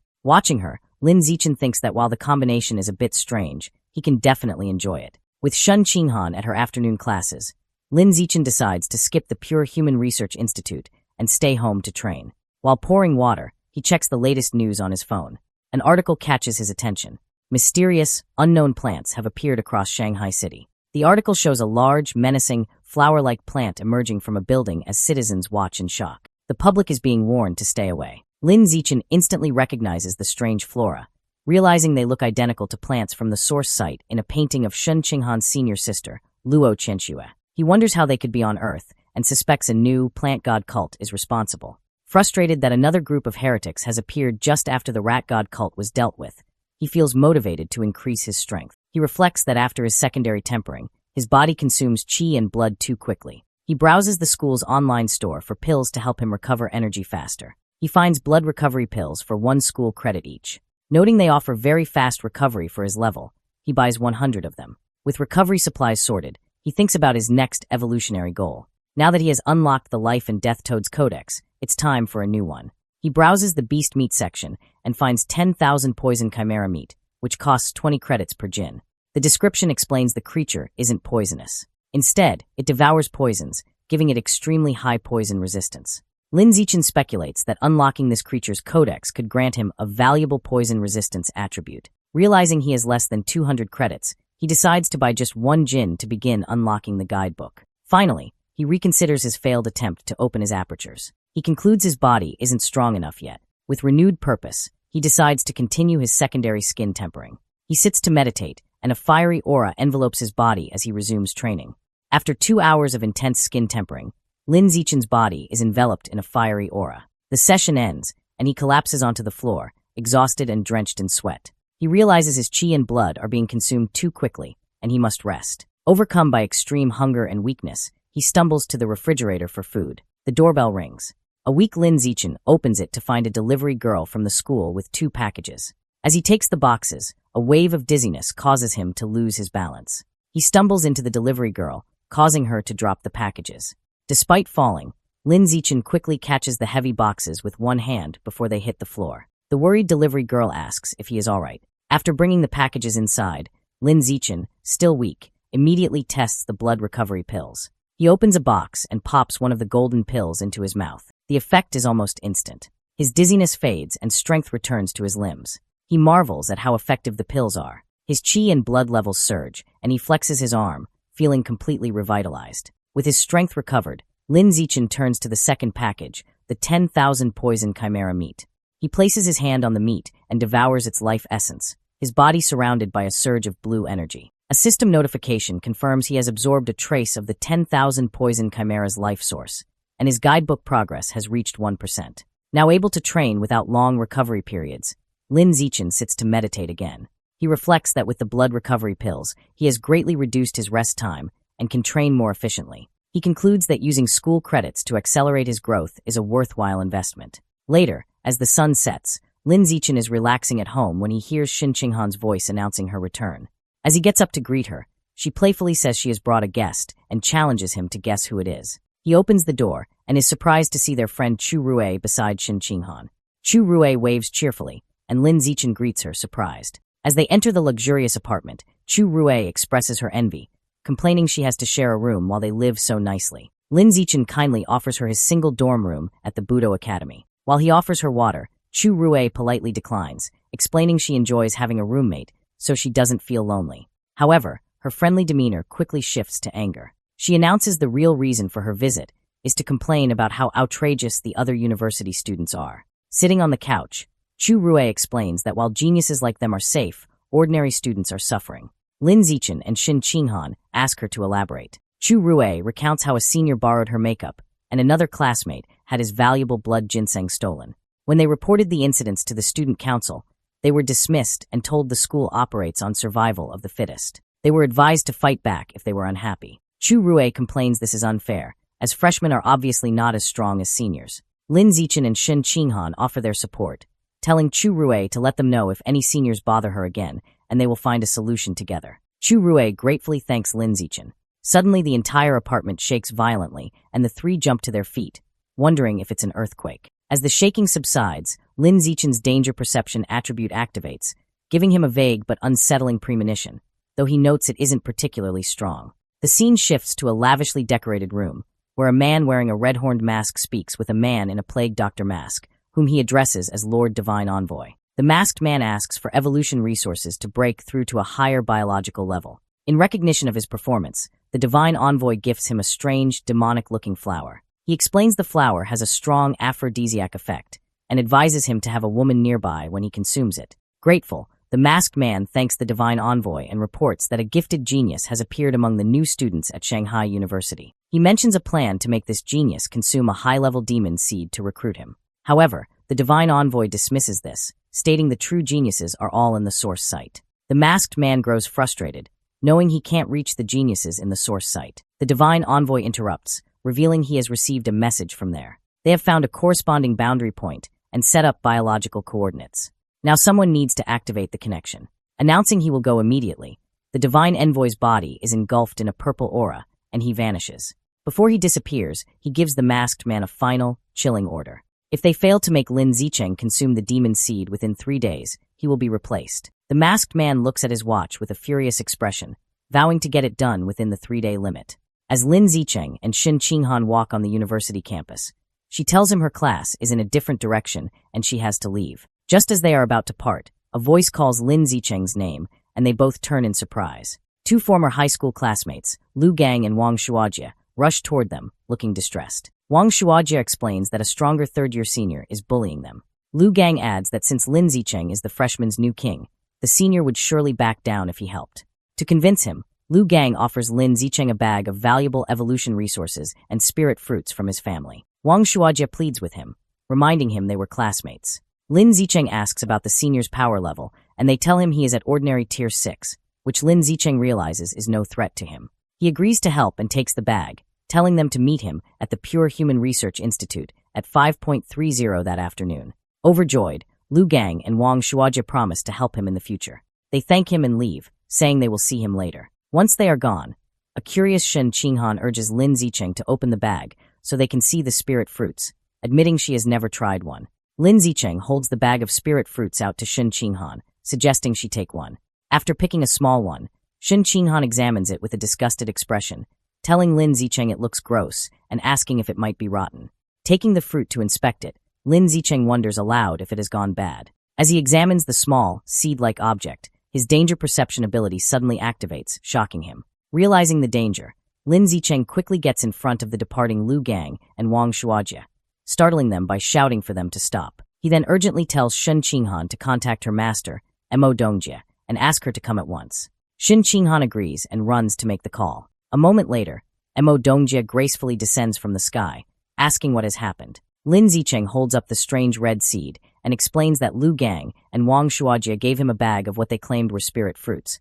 But he found these suspicious seeds inside and suspects they are connected to the plant god cult, causing the two former classmates to tremble. Mo Dongjie recognizes the object immediately, explaining it is a seed from a strange tree that controls anyone who eats it. She states this is a common method the plant god cult uses to recruit members. Lin Zicheng is horrified, wondering if Lu Gang and Wang Shuajie were already under the cult's control. As Mo Dongjie uses her power to lift the two into the air, they cry out that they were forced to do it. Mo Dongjie tells Lin Zicheng she will take them for questioning and inform him of the results. As they are carried away, Lu Gang and Wang Shuajie are terrified to find they can no longer speak. As she flies away, Mo Dongjie leaves Lin Zicheng with a stern warning, telling him the heretics are everywhere and he cannot fully trust even his teachers or school leaders, so he must remain vigilant.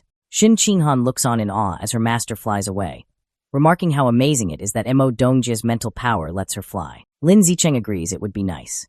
Shin Qinghan's admiration turns to anger as she exclaims how awful Lu Gang and Wang Shuajie are for trying to harm Lin Zicheng. Lin Zicheng agrees they will need to be more careful and throws the contaminated spirit fruits into a recycling bin.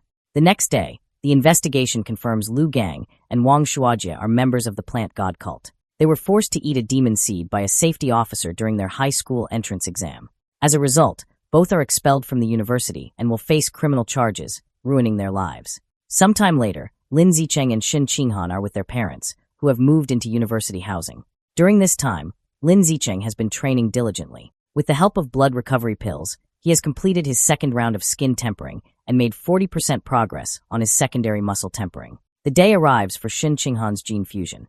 She and Lin Zicheng go to Mo Dongjie's office, where Shin Qinghan nervously admits she asked him to come for support. Mo Dongjie explains that since the dark blue jellyfish is a water attribute beast, the fusion will be easier the more water she has in her body. She hands her a large glass of water and tells her to start drinking. Shin Qinghan struggles to drink glass after glass as her master urges her to drink more. Finally, with her stomach completely bloated, Shin Qinghan complains she can't drink anymore. Mo Dongjie says that's fine and instructs her to take off her clothes and lie on the examination bed.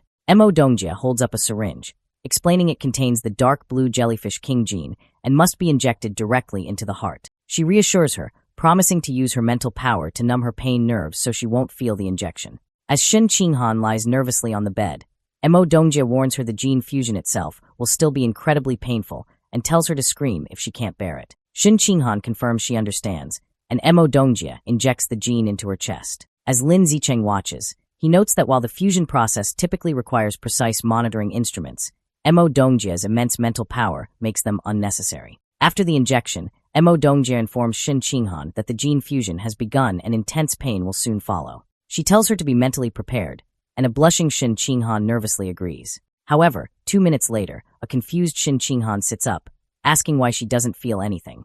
A concerned Lin Zicheng asks Mo Dongjie if there is a problem. Mo Dongjie is completely surprised, wondering how this could be possible. Shin Qinghan is left in shock, fearing her gene fusion has failed. Mo Dongjie explains to a worried Lin Zicheng and Shin Qinghan that the gene fusion has failed, as Shin Qinghan could not fuse with the dark blue jellyfish king gene. However, she adds that it isn't a complete failure either, which confuses them. Mo Dongjie clarifies the normal process. As long as there is no severe rejection when the beast gene is injected, it is a success. With the help of drugs, the host's genes fuse with the beast genes, allowing the person to gain new abilities. In Shin Qinghan's case, while there was no rejection, the fusion process never started. A serious Lin Zicheng asks for a more specific explanation. Mo Dongjie explains what her mental power sees. It seems Shin Qinghan's own genes have their own consciousness. They have surrounded the invading jellyfish king genes, trapping them and restricting their freedom.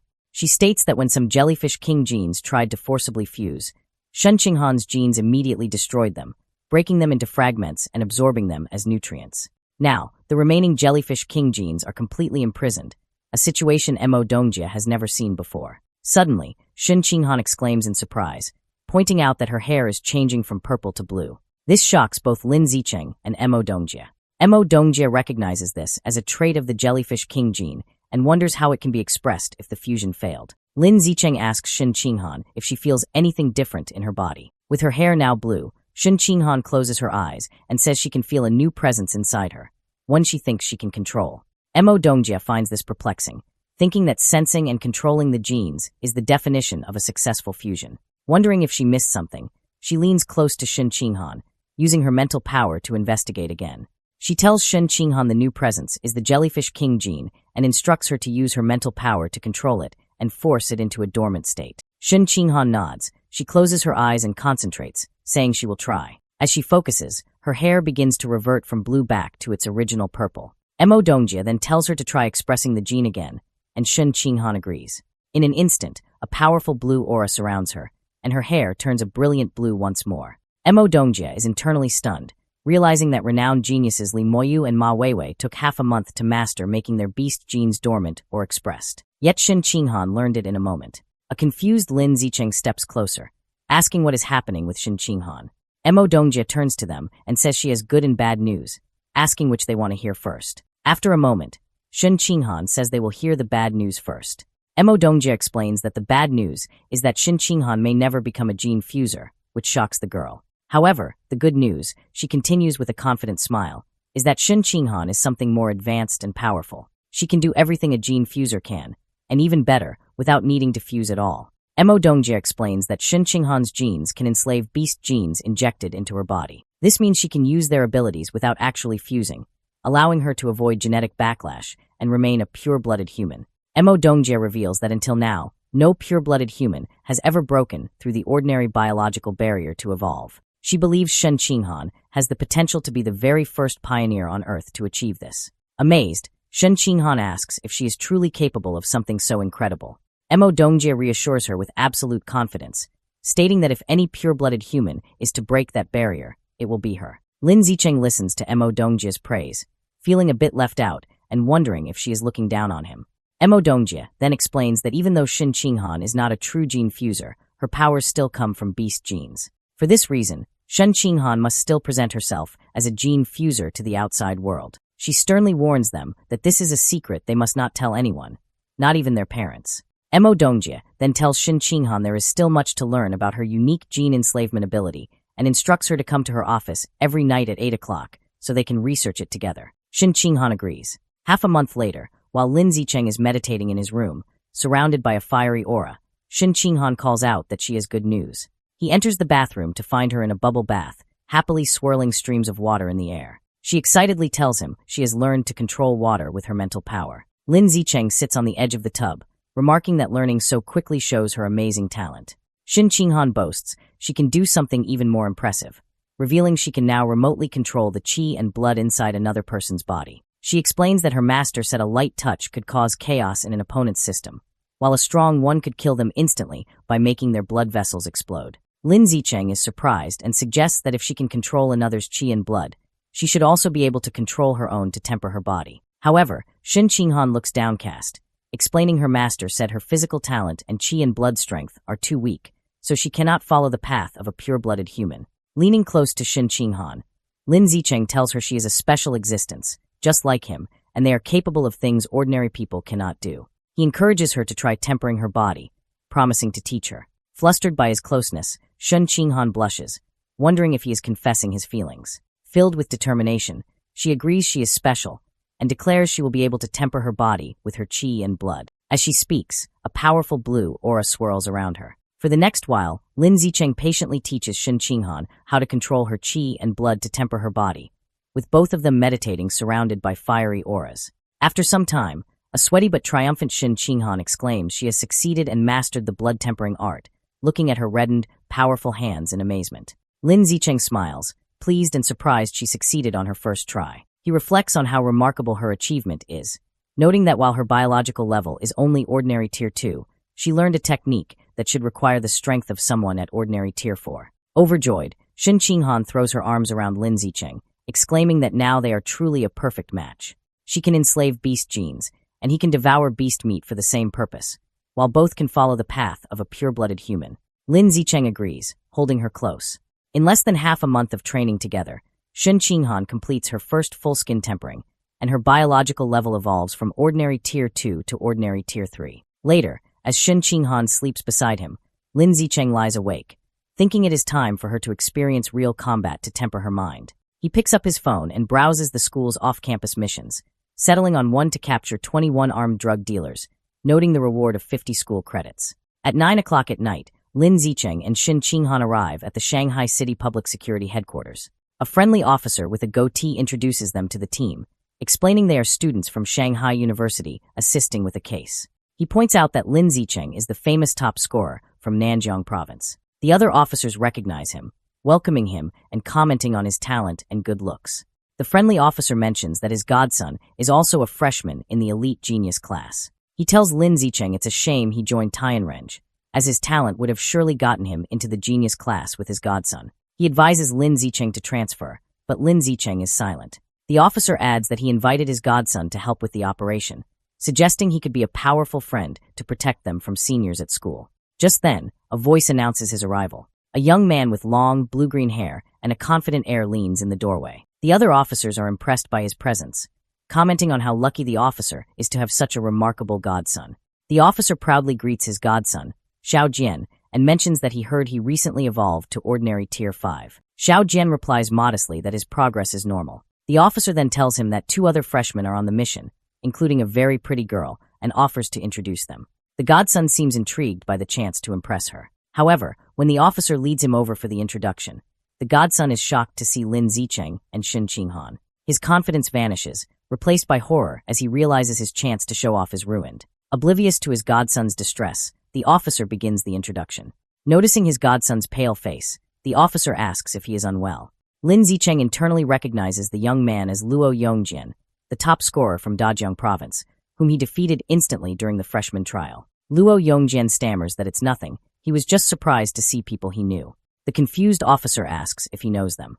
Luo Yongjian introduces Shen Qinghan as the top scorer from Nanjiang and Lin Zicheng as the runner-up and the university's new king. Luo Yongjian adds that Lin Zicheng single-handedly defeated the entire genius class during the trial, calling him the strongest in history. An embarrassed Lin Zicheng tells him to be more low-key, and Luo Yongjian agrees. The officer is left completely shocked, realizing he has severely underestimated Lin Zicheng. Later, at 11 o'clock, a convoy of armored vehicles drives through a dark, wooded area toward the drug dealer's den. Inside, the officer hands out bulletproof vests. Lin Zicheng politely refuses the gear. Luo Yongjian also refuses, boasting that mere guns cannot harm him. He thinks that while he may not be the new king, he is still a top scorer and intends to show these ordinary officers the power of a genius student. Soon, the convoy arrives at an abandoned factory. The police team storms the building. Inside they are spotted by armed men, who shout that the police are there and they need to escape. Realizing that being caught means a death sentence, the criminals fight back, opening fire. As bullets fly, the police and the 3 students dive for cover behind wooden crates.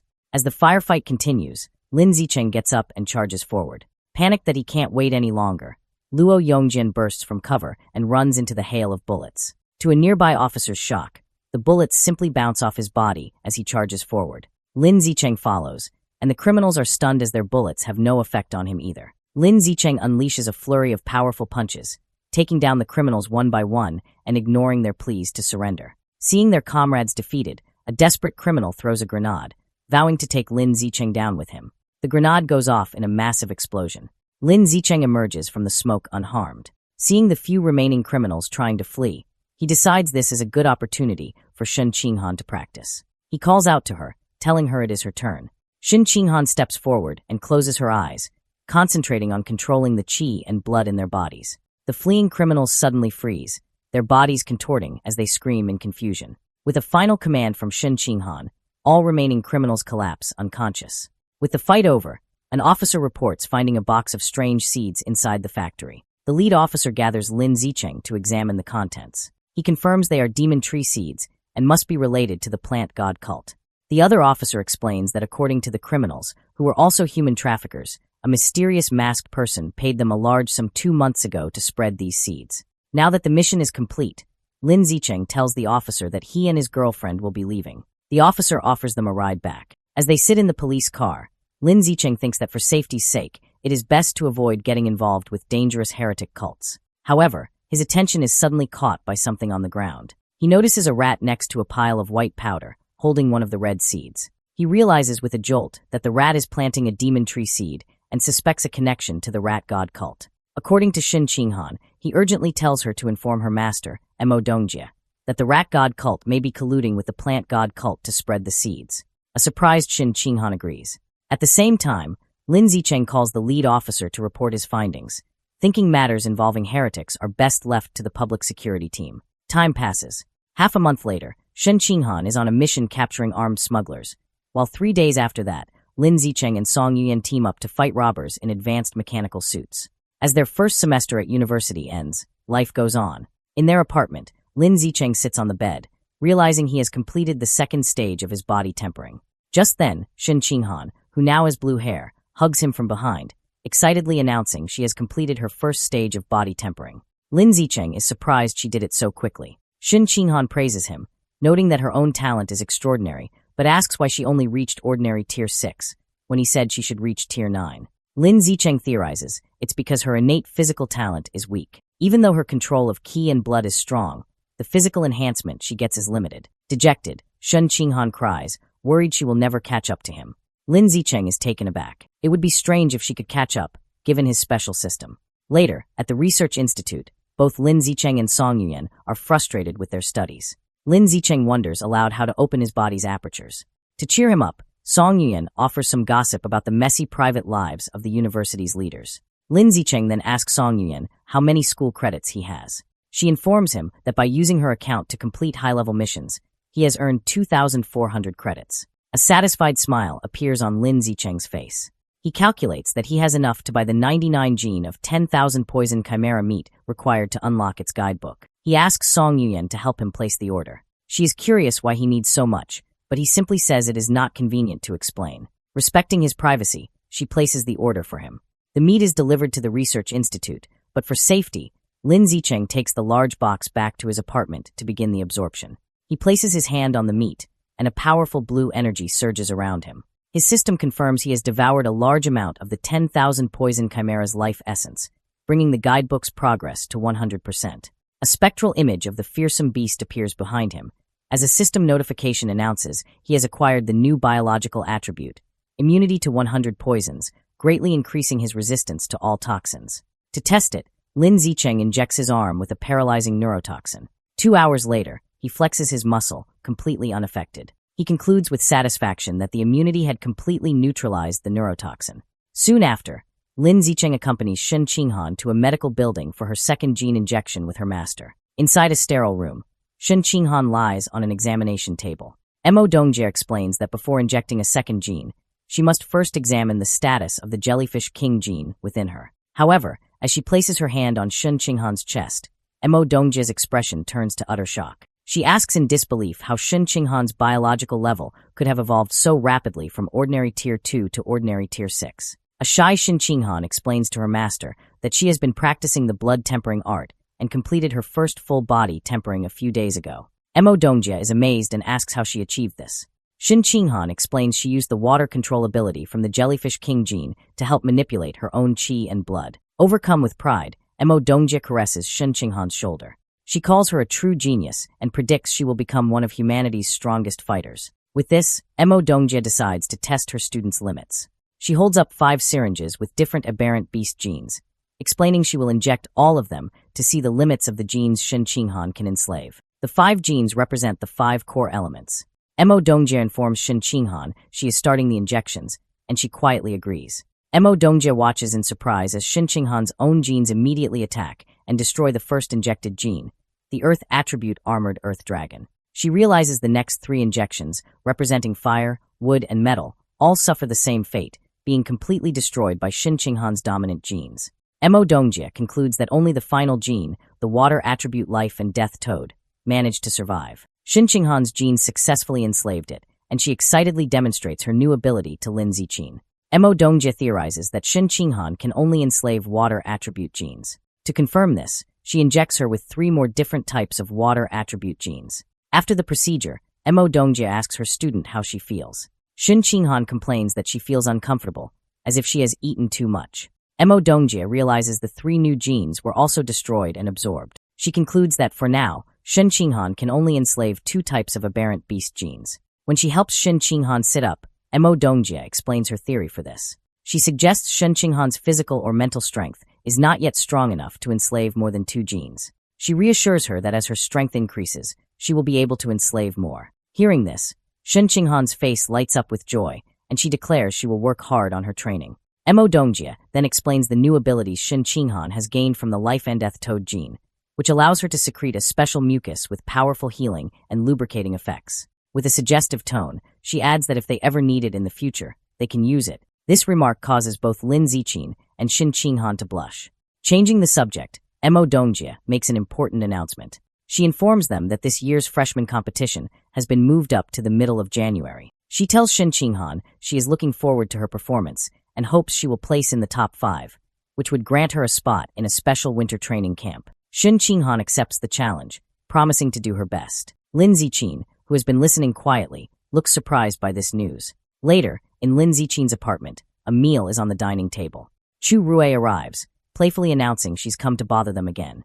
Shin Ching-han tells her not to say that and to visit more often while Lin Ziqin welcomes her in. Shin Ching-han notices Chu Rui's many shopping bags and asks why she has so much. Chu Rui explains that her family's clothing store got a new shipment, and she found several couples' outfits she thought would suit them perfectly, bringing them as a gift. She hands a bag to Lin Ziqin, saying she has already washed the clothes and that they should try them on. Moments later, Lin Zexin and Shin Ching-han are modeling the first outfit. Chu Rui asks them to pose for a picture, cheekily remarking she could use their photos as models for her online store. Lin Zexin playfully realizes her plan, while Shin Ching-han smiles for the camera. They then change into a second, cooler black outfit, and Chu Rui exclaims this set looks even better. After trying on a third matching set, Chu Rui declares that any couple would want to buy them. With the fashion show over, Lin Ziqin calls them to the dining table, reminding them to eat before the food gets cold, and the girls happily agree. As they eat, Shin Ching-han tells Lin Ziqin that on their way back, she and Chu Rui encountered a mean senior. She explains the senior, relying on her superior strength, tried to snatch their bags, likely only backing off because another student recognized her as Lin Ziqin's girlfriend. A weary Chu Rui chimes in, explaining this is the same senior who had previously borrowed her makeup and never returned it. She clarifies the senior was targeting her, and Shin Ching-han was unfortunately dragged into it. Shin Ching-han insists this is outrageous, and that they must seek justice after their meal. Chu Rui is hesitant, pointing out the bully is on the student council, and her boyfriend is also an official there, making her someone they can't afford to offend. However, Shin Ching-han is encouraged by Lin Ziqin, who firmly states he will go with them, leaving Chu Rui to wonder what they have to fear with him on their side. The group knows the second-year students are having their martial arts class in the gym, so they head there. When Lin Ziqin, Shin Ching-han, and Chu Rui arrive, the crowd immediately takes notice, recognizing him as the new King Lin Ziqin and wondering why he has come. Shin Ching-han points out the bully, a senior with reddish-pink hair named Li Ziki. Lin Ziqin asks her if it is true she borrowed makeup from his friend and hasn't returned it. Li Ziki dismissively replies she will return it when she is done, accusing Chu Rui of being petty. An angry Chu Rui retorts that Li Ziki always takes her brand new makeup and gives back nearly empty products. Li Ziki denies this, and her friend backs her up. As Chu Rui gets more upset, Lin Ziqin steps between them, questioning Li Ziki's reason. He then turns to a nearby teacher and asks for clarification on the school's survival of the fittest rule, wanting to know if it means the strong can trample the weak. The teacher explains the university's dual rules. He clarifies the weak can challenge the strong unconditionally, but the strong must get the weak's consent to initiate a fight. He explains, strength is determined by combat power rankings, or by year level if a student is unranked. Lastly, he adds that to start a challenge, both participants must wager an equal amount of school credits, with the winner taking all. If they can't agree, the default wager is 1 credit. This last rule surprises Li Ziki. A confident smile appears on Lin Ziqin's face as he understands the rule's implications. He states this means he can challenge her unconditionally right now. Li Ziki taunts Lin Ziqin, asking if a boy with a clear physical advantage is really planning to bully a girl like her. Internally, she is nervous, knowing her biological level is only ordinary tier 5 and that she would be no match for him.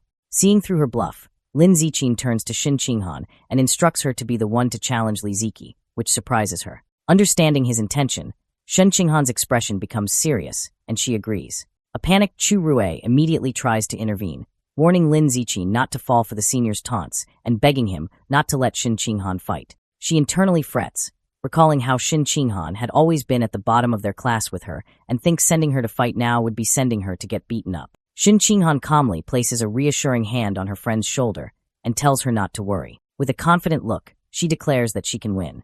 A blushing Chu Rui is moved by her friend's sudden coolness and can only watch in admiration. Shin Ching-han then leaps forward, landing gracefully on the dueling floor. She introduces herself as Shin Ching-han from the first-year genius class and formally challenges Li Ziki from the second-year evolution class too. Annoyed, Li Ziki wonders where this freshman gets the confidence to win, while the students in the crowd comment on how beautiful and cool Shin Ching-han looks. Dismissing her opponent as just a pretty face, Li Ziki lands on the dueling floor and proposes they make the stakes higher. She confidently wagers 10 school credits. A teacher confirms both parties have agreed. Shin Ching-han accepts the wager, also risking 10 school credits. The two fighters take their stances, confirm they are ready, and the teacher officially starts the match. The moment the fight begins, Shin Ching-han's hair flashes from purple to a brilliant blue as she charges forward with incredible speed. Lee Ziki is shocked, exclaiming at how fast her opponent is. Before she can react, Lee Ziki suddenly freezes, her body trembling uncontrollably. She wonders what is happening, feeling dizzy and unable to move. Seizing the opportunity, Shin Ching-han delivers a single, powerful high kick to Lee Ziki's face. The force sends the senior flying backward across the gymnasium, crashing hard onto the floor. In the crowd, Chu Rue and the other students are left in utter shock. With Chu Rue wondering aloud when her friend became so powerful, Lee Ziki's friend cries out her name in concern. She rushes to the side of the unconscious Lee Ziki and makes a frantic phone call to a man named Jin Mingyu, telling him his girlfriend has been kicked and might have a concussion and that he needs to come to the gym immediately. The person on the other end confirms he is on his way. Holding her defeated friend, the girl glares at Shin Ching-han's group, furiously telling them they are in big trouble now.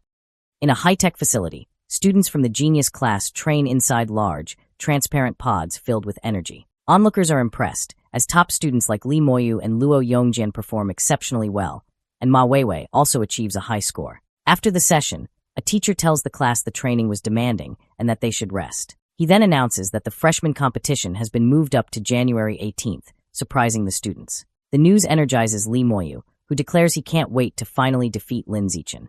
He confidently states he has undergone multiple gene fusions and is now close to ordinary Tier 7, believing Lin Zichin, who has none, is now far weaker. Other students agree, calling Lin Zichin's decision to remain a pure-blooded human a waste of his talent. Hearing this, Ma Weiwei gives them a stern look, telling them not to judge others' choices, which makes them quickly apologize. Ma Weiwei then looks around and realizes Shin Ching-han, usually a model student, is absent from their first advanced training session, which she finds strange. She asks the second-year teacher about Shin Ching-han's whereabouts, and he informs her that Shin Ching-han requested leave for an urgent personal matter. Suddenly, another student bursts in, shouting that Lin Zichin and Shin Ching-han are causing trouble downstairs and that Shin Ching-han has just beaten up a popular girl from the second-year evolution class. Intrigued, the entire class, including Lee Moyu, rushes out to see what is happening. Down in the gymnasium, a furious girl holds a crying Lee Ziki, whose face is bruised. Lee Ziki is distraught, screaming that her face is ruined. Her friend yells at Shin Ching-han,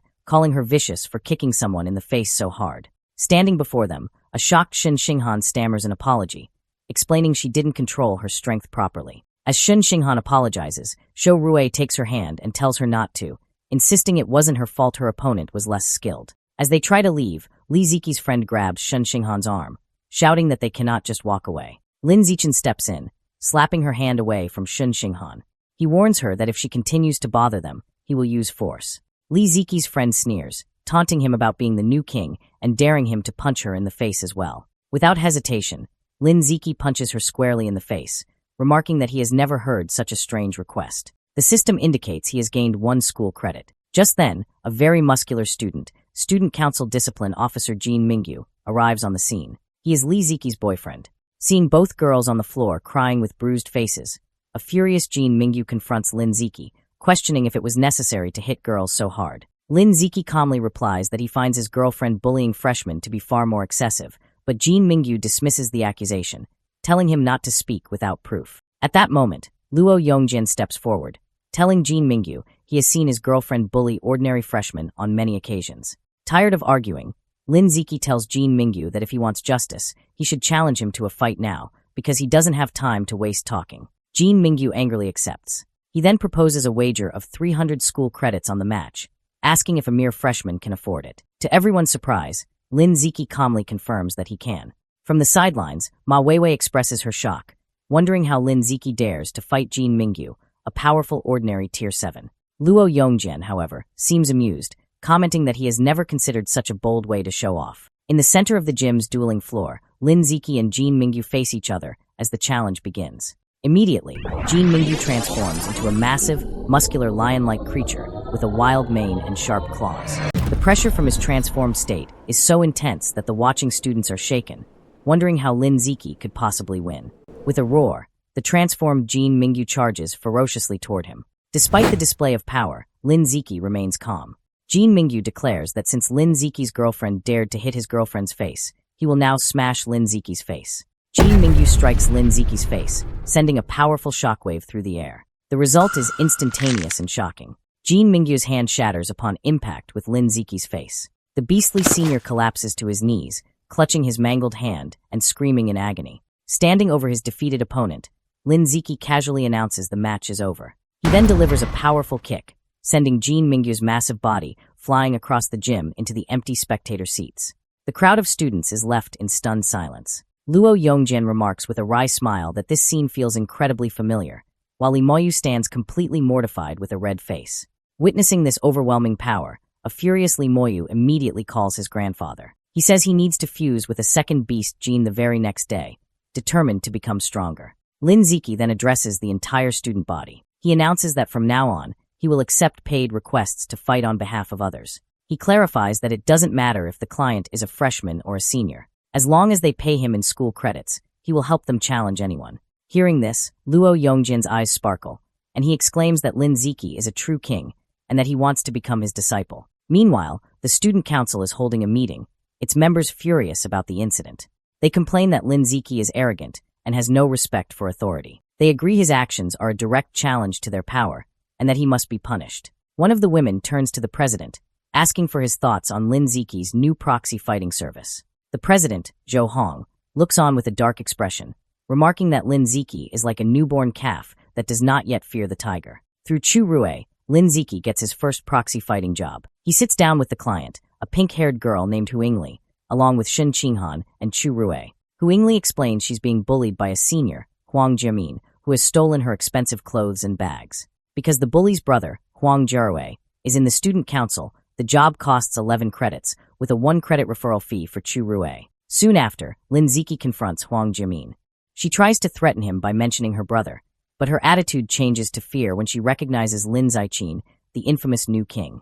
Later, in a dorm room, a terrified Huang Jiamin begs Lin Ziqin not to hurt her, especially not in the face. Lin Ziqin turns to Shen Qinghan and tells her to handle the bully. Shen Qinghan cracks her knuckles and confirms she understands. As Shen Qinghan stares her down, Huang Jiamin yells for her to stop, insisting she can't be hit. She makes a final, desperate threat, crying that if she loses even a single hair, her brother will make Shen Qinghan pay. Suddenly, a voice bellows, asking who dares to touch his sister. Huang Jiarue, an ordinary Tier 7, bursts in with 2 other students. Huang Jiamin runs to her brother's side and starts crying, falsely claiming she did nothing and that Lin Ziqin came to bully her for no reason. Huang Jiarue angrily confronts Lin Ziqin, accusing him of going too far. However, instead of fighting, he tries to end the confrontation, saying they will let it go this time, but warns him not to cross them again. Lin Ziqin remains silent. Huang Jiarue's friends are confused by his reasonable tone, thinking he must be afraid of the new king. They express their disappointment, realizing there probably won't be a fight, but Lin Ziqin has no intention of leaving. With a cold expression, he gives a simple command to Shen Qinghan, telling her to proceed. Shen Qinghan agrees and charges toward Huang Jiamin. Panicked, Huang Jiamin tries to flee, screaming for her brother to save her. As she moves, Shen Qinghan's hair turns blue, and she is enveloped in a watery aura. Using her power, she stops Huang Jiamin in her tracks, leaving the bully trembling and unable to move. Seeing his sister helpless, a furious Huang Jiarue yells that they are courting death and charges at Shen Qinghan. Before he can get close, Lin Ziqin unleashes an immense wave of power, shattering the floor around him without moving. The incredible biopressure slams into Huang Jiarue and his friends, stopping them instantly. They are left shocked, with Huang Jiarue wondering in terror if he is facing a high-level being. The overwhelming force crushes the 3 students to the ground, pinning them. Huang Jiarue concludes Lin Ziqin must have a powerful master secretly helping him. With Huang Jiarue and his friends pinned down, Shen Qinghan leaps into the air and delivers a powerful kick, striking Huang Jiamin and knocking her to the floor, defeated. Later, in the student council office, Huang Jiarue reports the incident to the president, Zhou Hong. He explains they all felt an overwhelming biopressure, which they believe came from a high-level expert. They conclude Lin Ziqin is so arrogant because he has powerful backing. After listening, Zhou Hong advises his members that since they don't know the identity of this backer, it would be best to avoid Lin Ziqin for now and simply observe. He further instructs them that if a conflict is unavoidable, they should only issue a verbal warning and avoid a physical fight. In a different office, Dean Ma Jinha complains to Mo Dongji that the campus is in chaos. He blames the disruption on Lin Ziqin's proxy fighting service and asks Mo Dongji if it was her idea. She calmly replies it was not. However, she adds that she actually likes what Lin Ziqin is doing. She believes the student council has oppressed other students for too long, harming the school's long-term growth. As a frustrated Dean Ma Jinhe trembles, Mo Dongji states it is time for the stagnant situation to be broken. Deep underground, 20,000 meters below Shanghai City, Lord Rat God, the Divine Envoy, and the giant green monster stand before a pulsating purple rift. The Divine Envoy explains that the biological passage to source site number 36 is now stable. He declares they can begin transporting the aberrant beasts from the other side. However, he clarifies they can only bring through creatures below the high-level tier for now. The newly opened passage is not yet fully reinforced, and transporting more powerful beings would cause it to collapse. The Divine Envoy summons a staff and warns the others to focus, as the transportation is about to start. The Divine Envoy begins a ritual, using his staff to draw glowing purple runes and directing them toward the portal. He channels his power and yells for the portal to open, causing the rift to surge with immense dark purple energy. From within, a horde of monstrous creatures begins to emerge, including multi-headed dragons and massive, ape-like beasts. Soon, an army of 200,000 aberrant beasts has been transported. The Divine Envoy asks if they should continue the transport. As the army stands assembled, the purple portal begins to rumble and collapse. The Divine Envoy declares the passage is unstable and must be closed immediately. He gestures with his hands, commanding the portal to shut down. Suddenly, just as the rift is about to seal, a clawed hand rips it back open, surprising everyone. The giant green monster and the Lord Rat God ask the Divine Envoy what is happening. As a white-haired figure begins to emerge, the Divine Envoy grimly states they must prepare for a fierce battle. From the reopened portal, a beautiful woman with 9 flowing white tails and fox ears lands gracefully. Identified as the 9-tailed demon fox, she looks around with curiosity and wonders if this is the legendary planet Earth.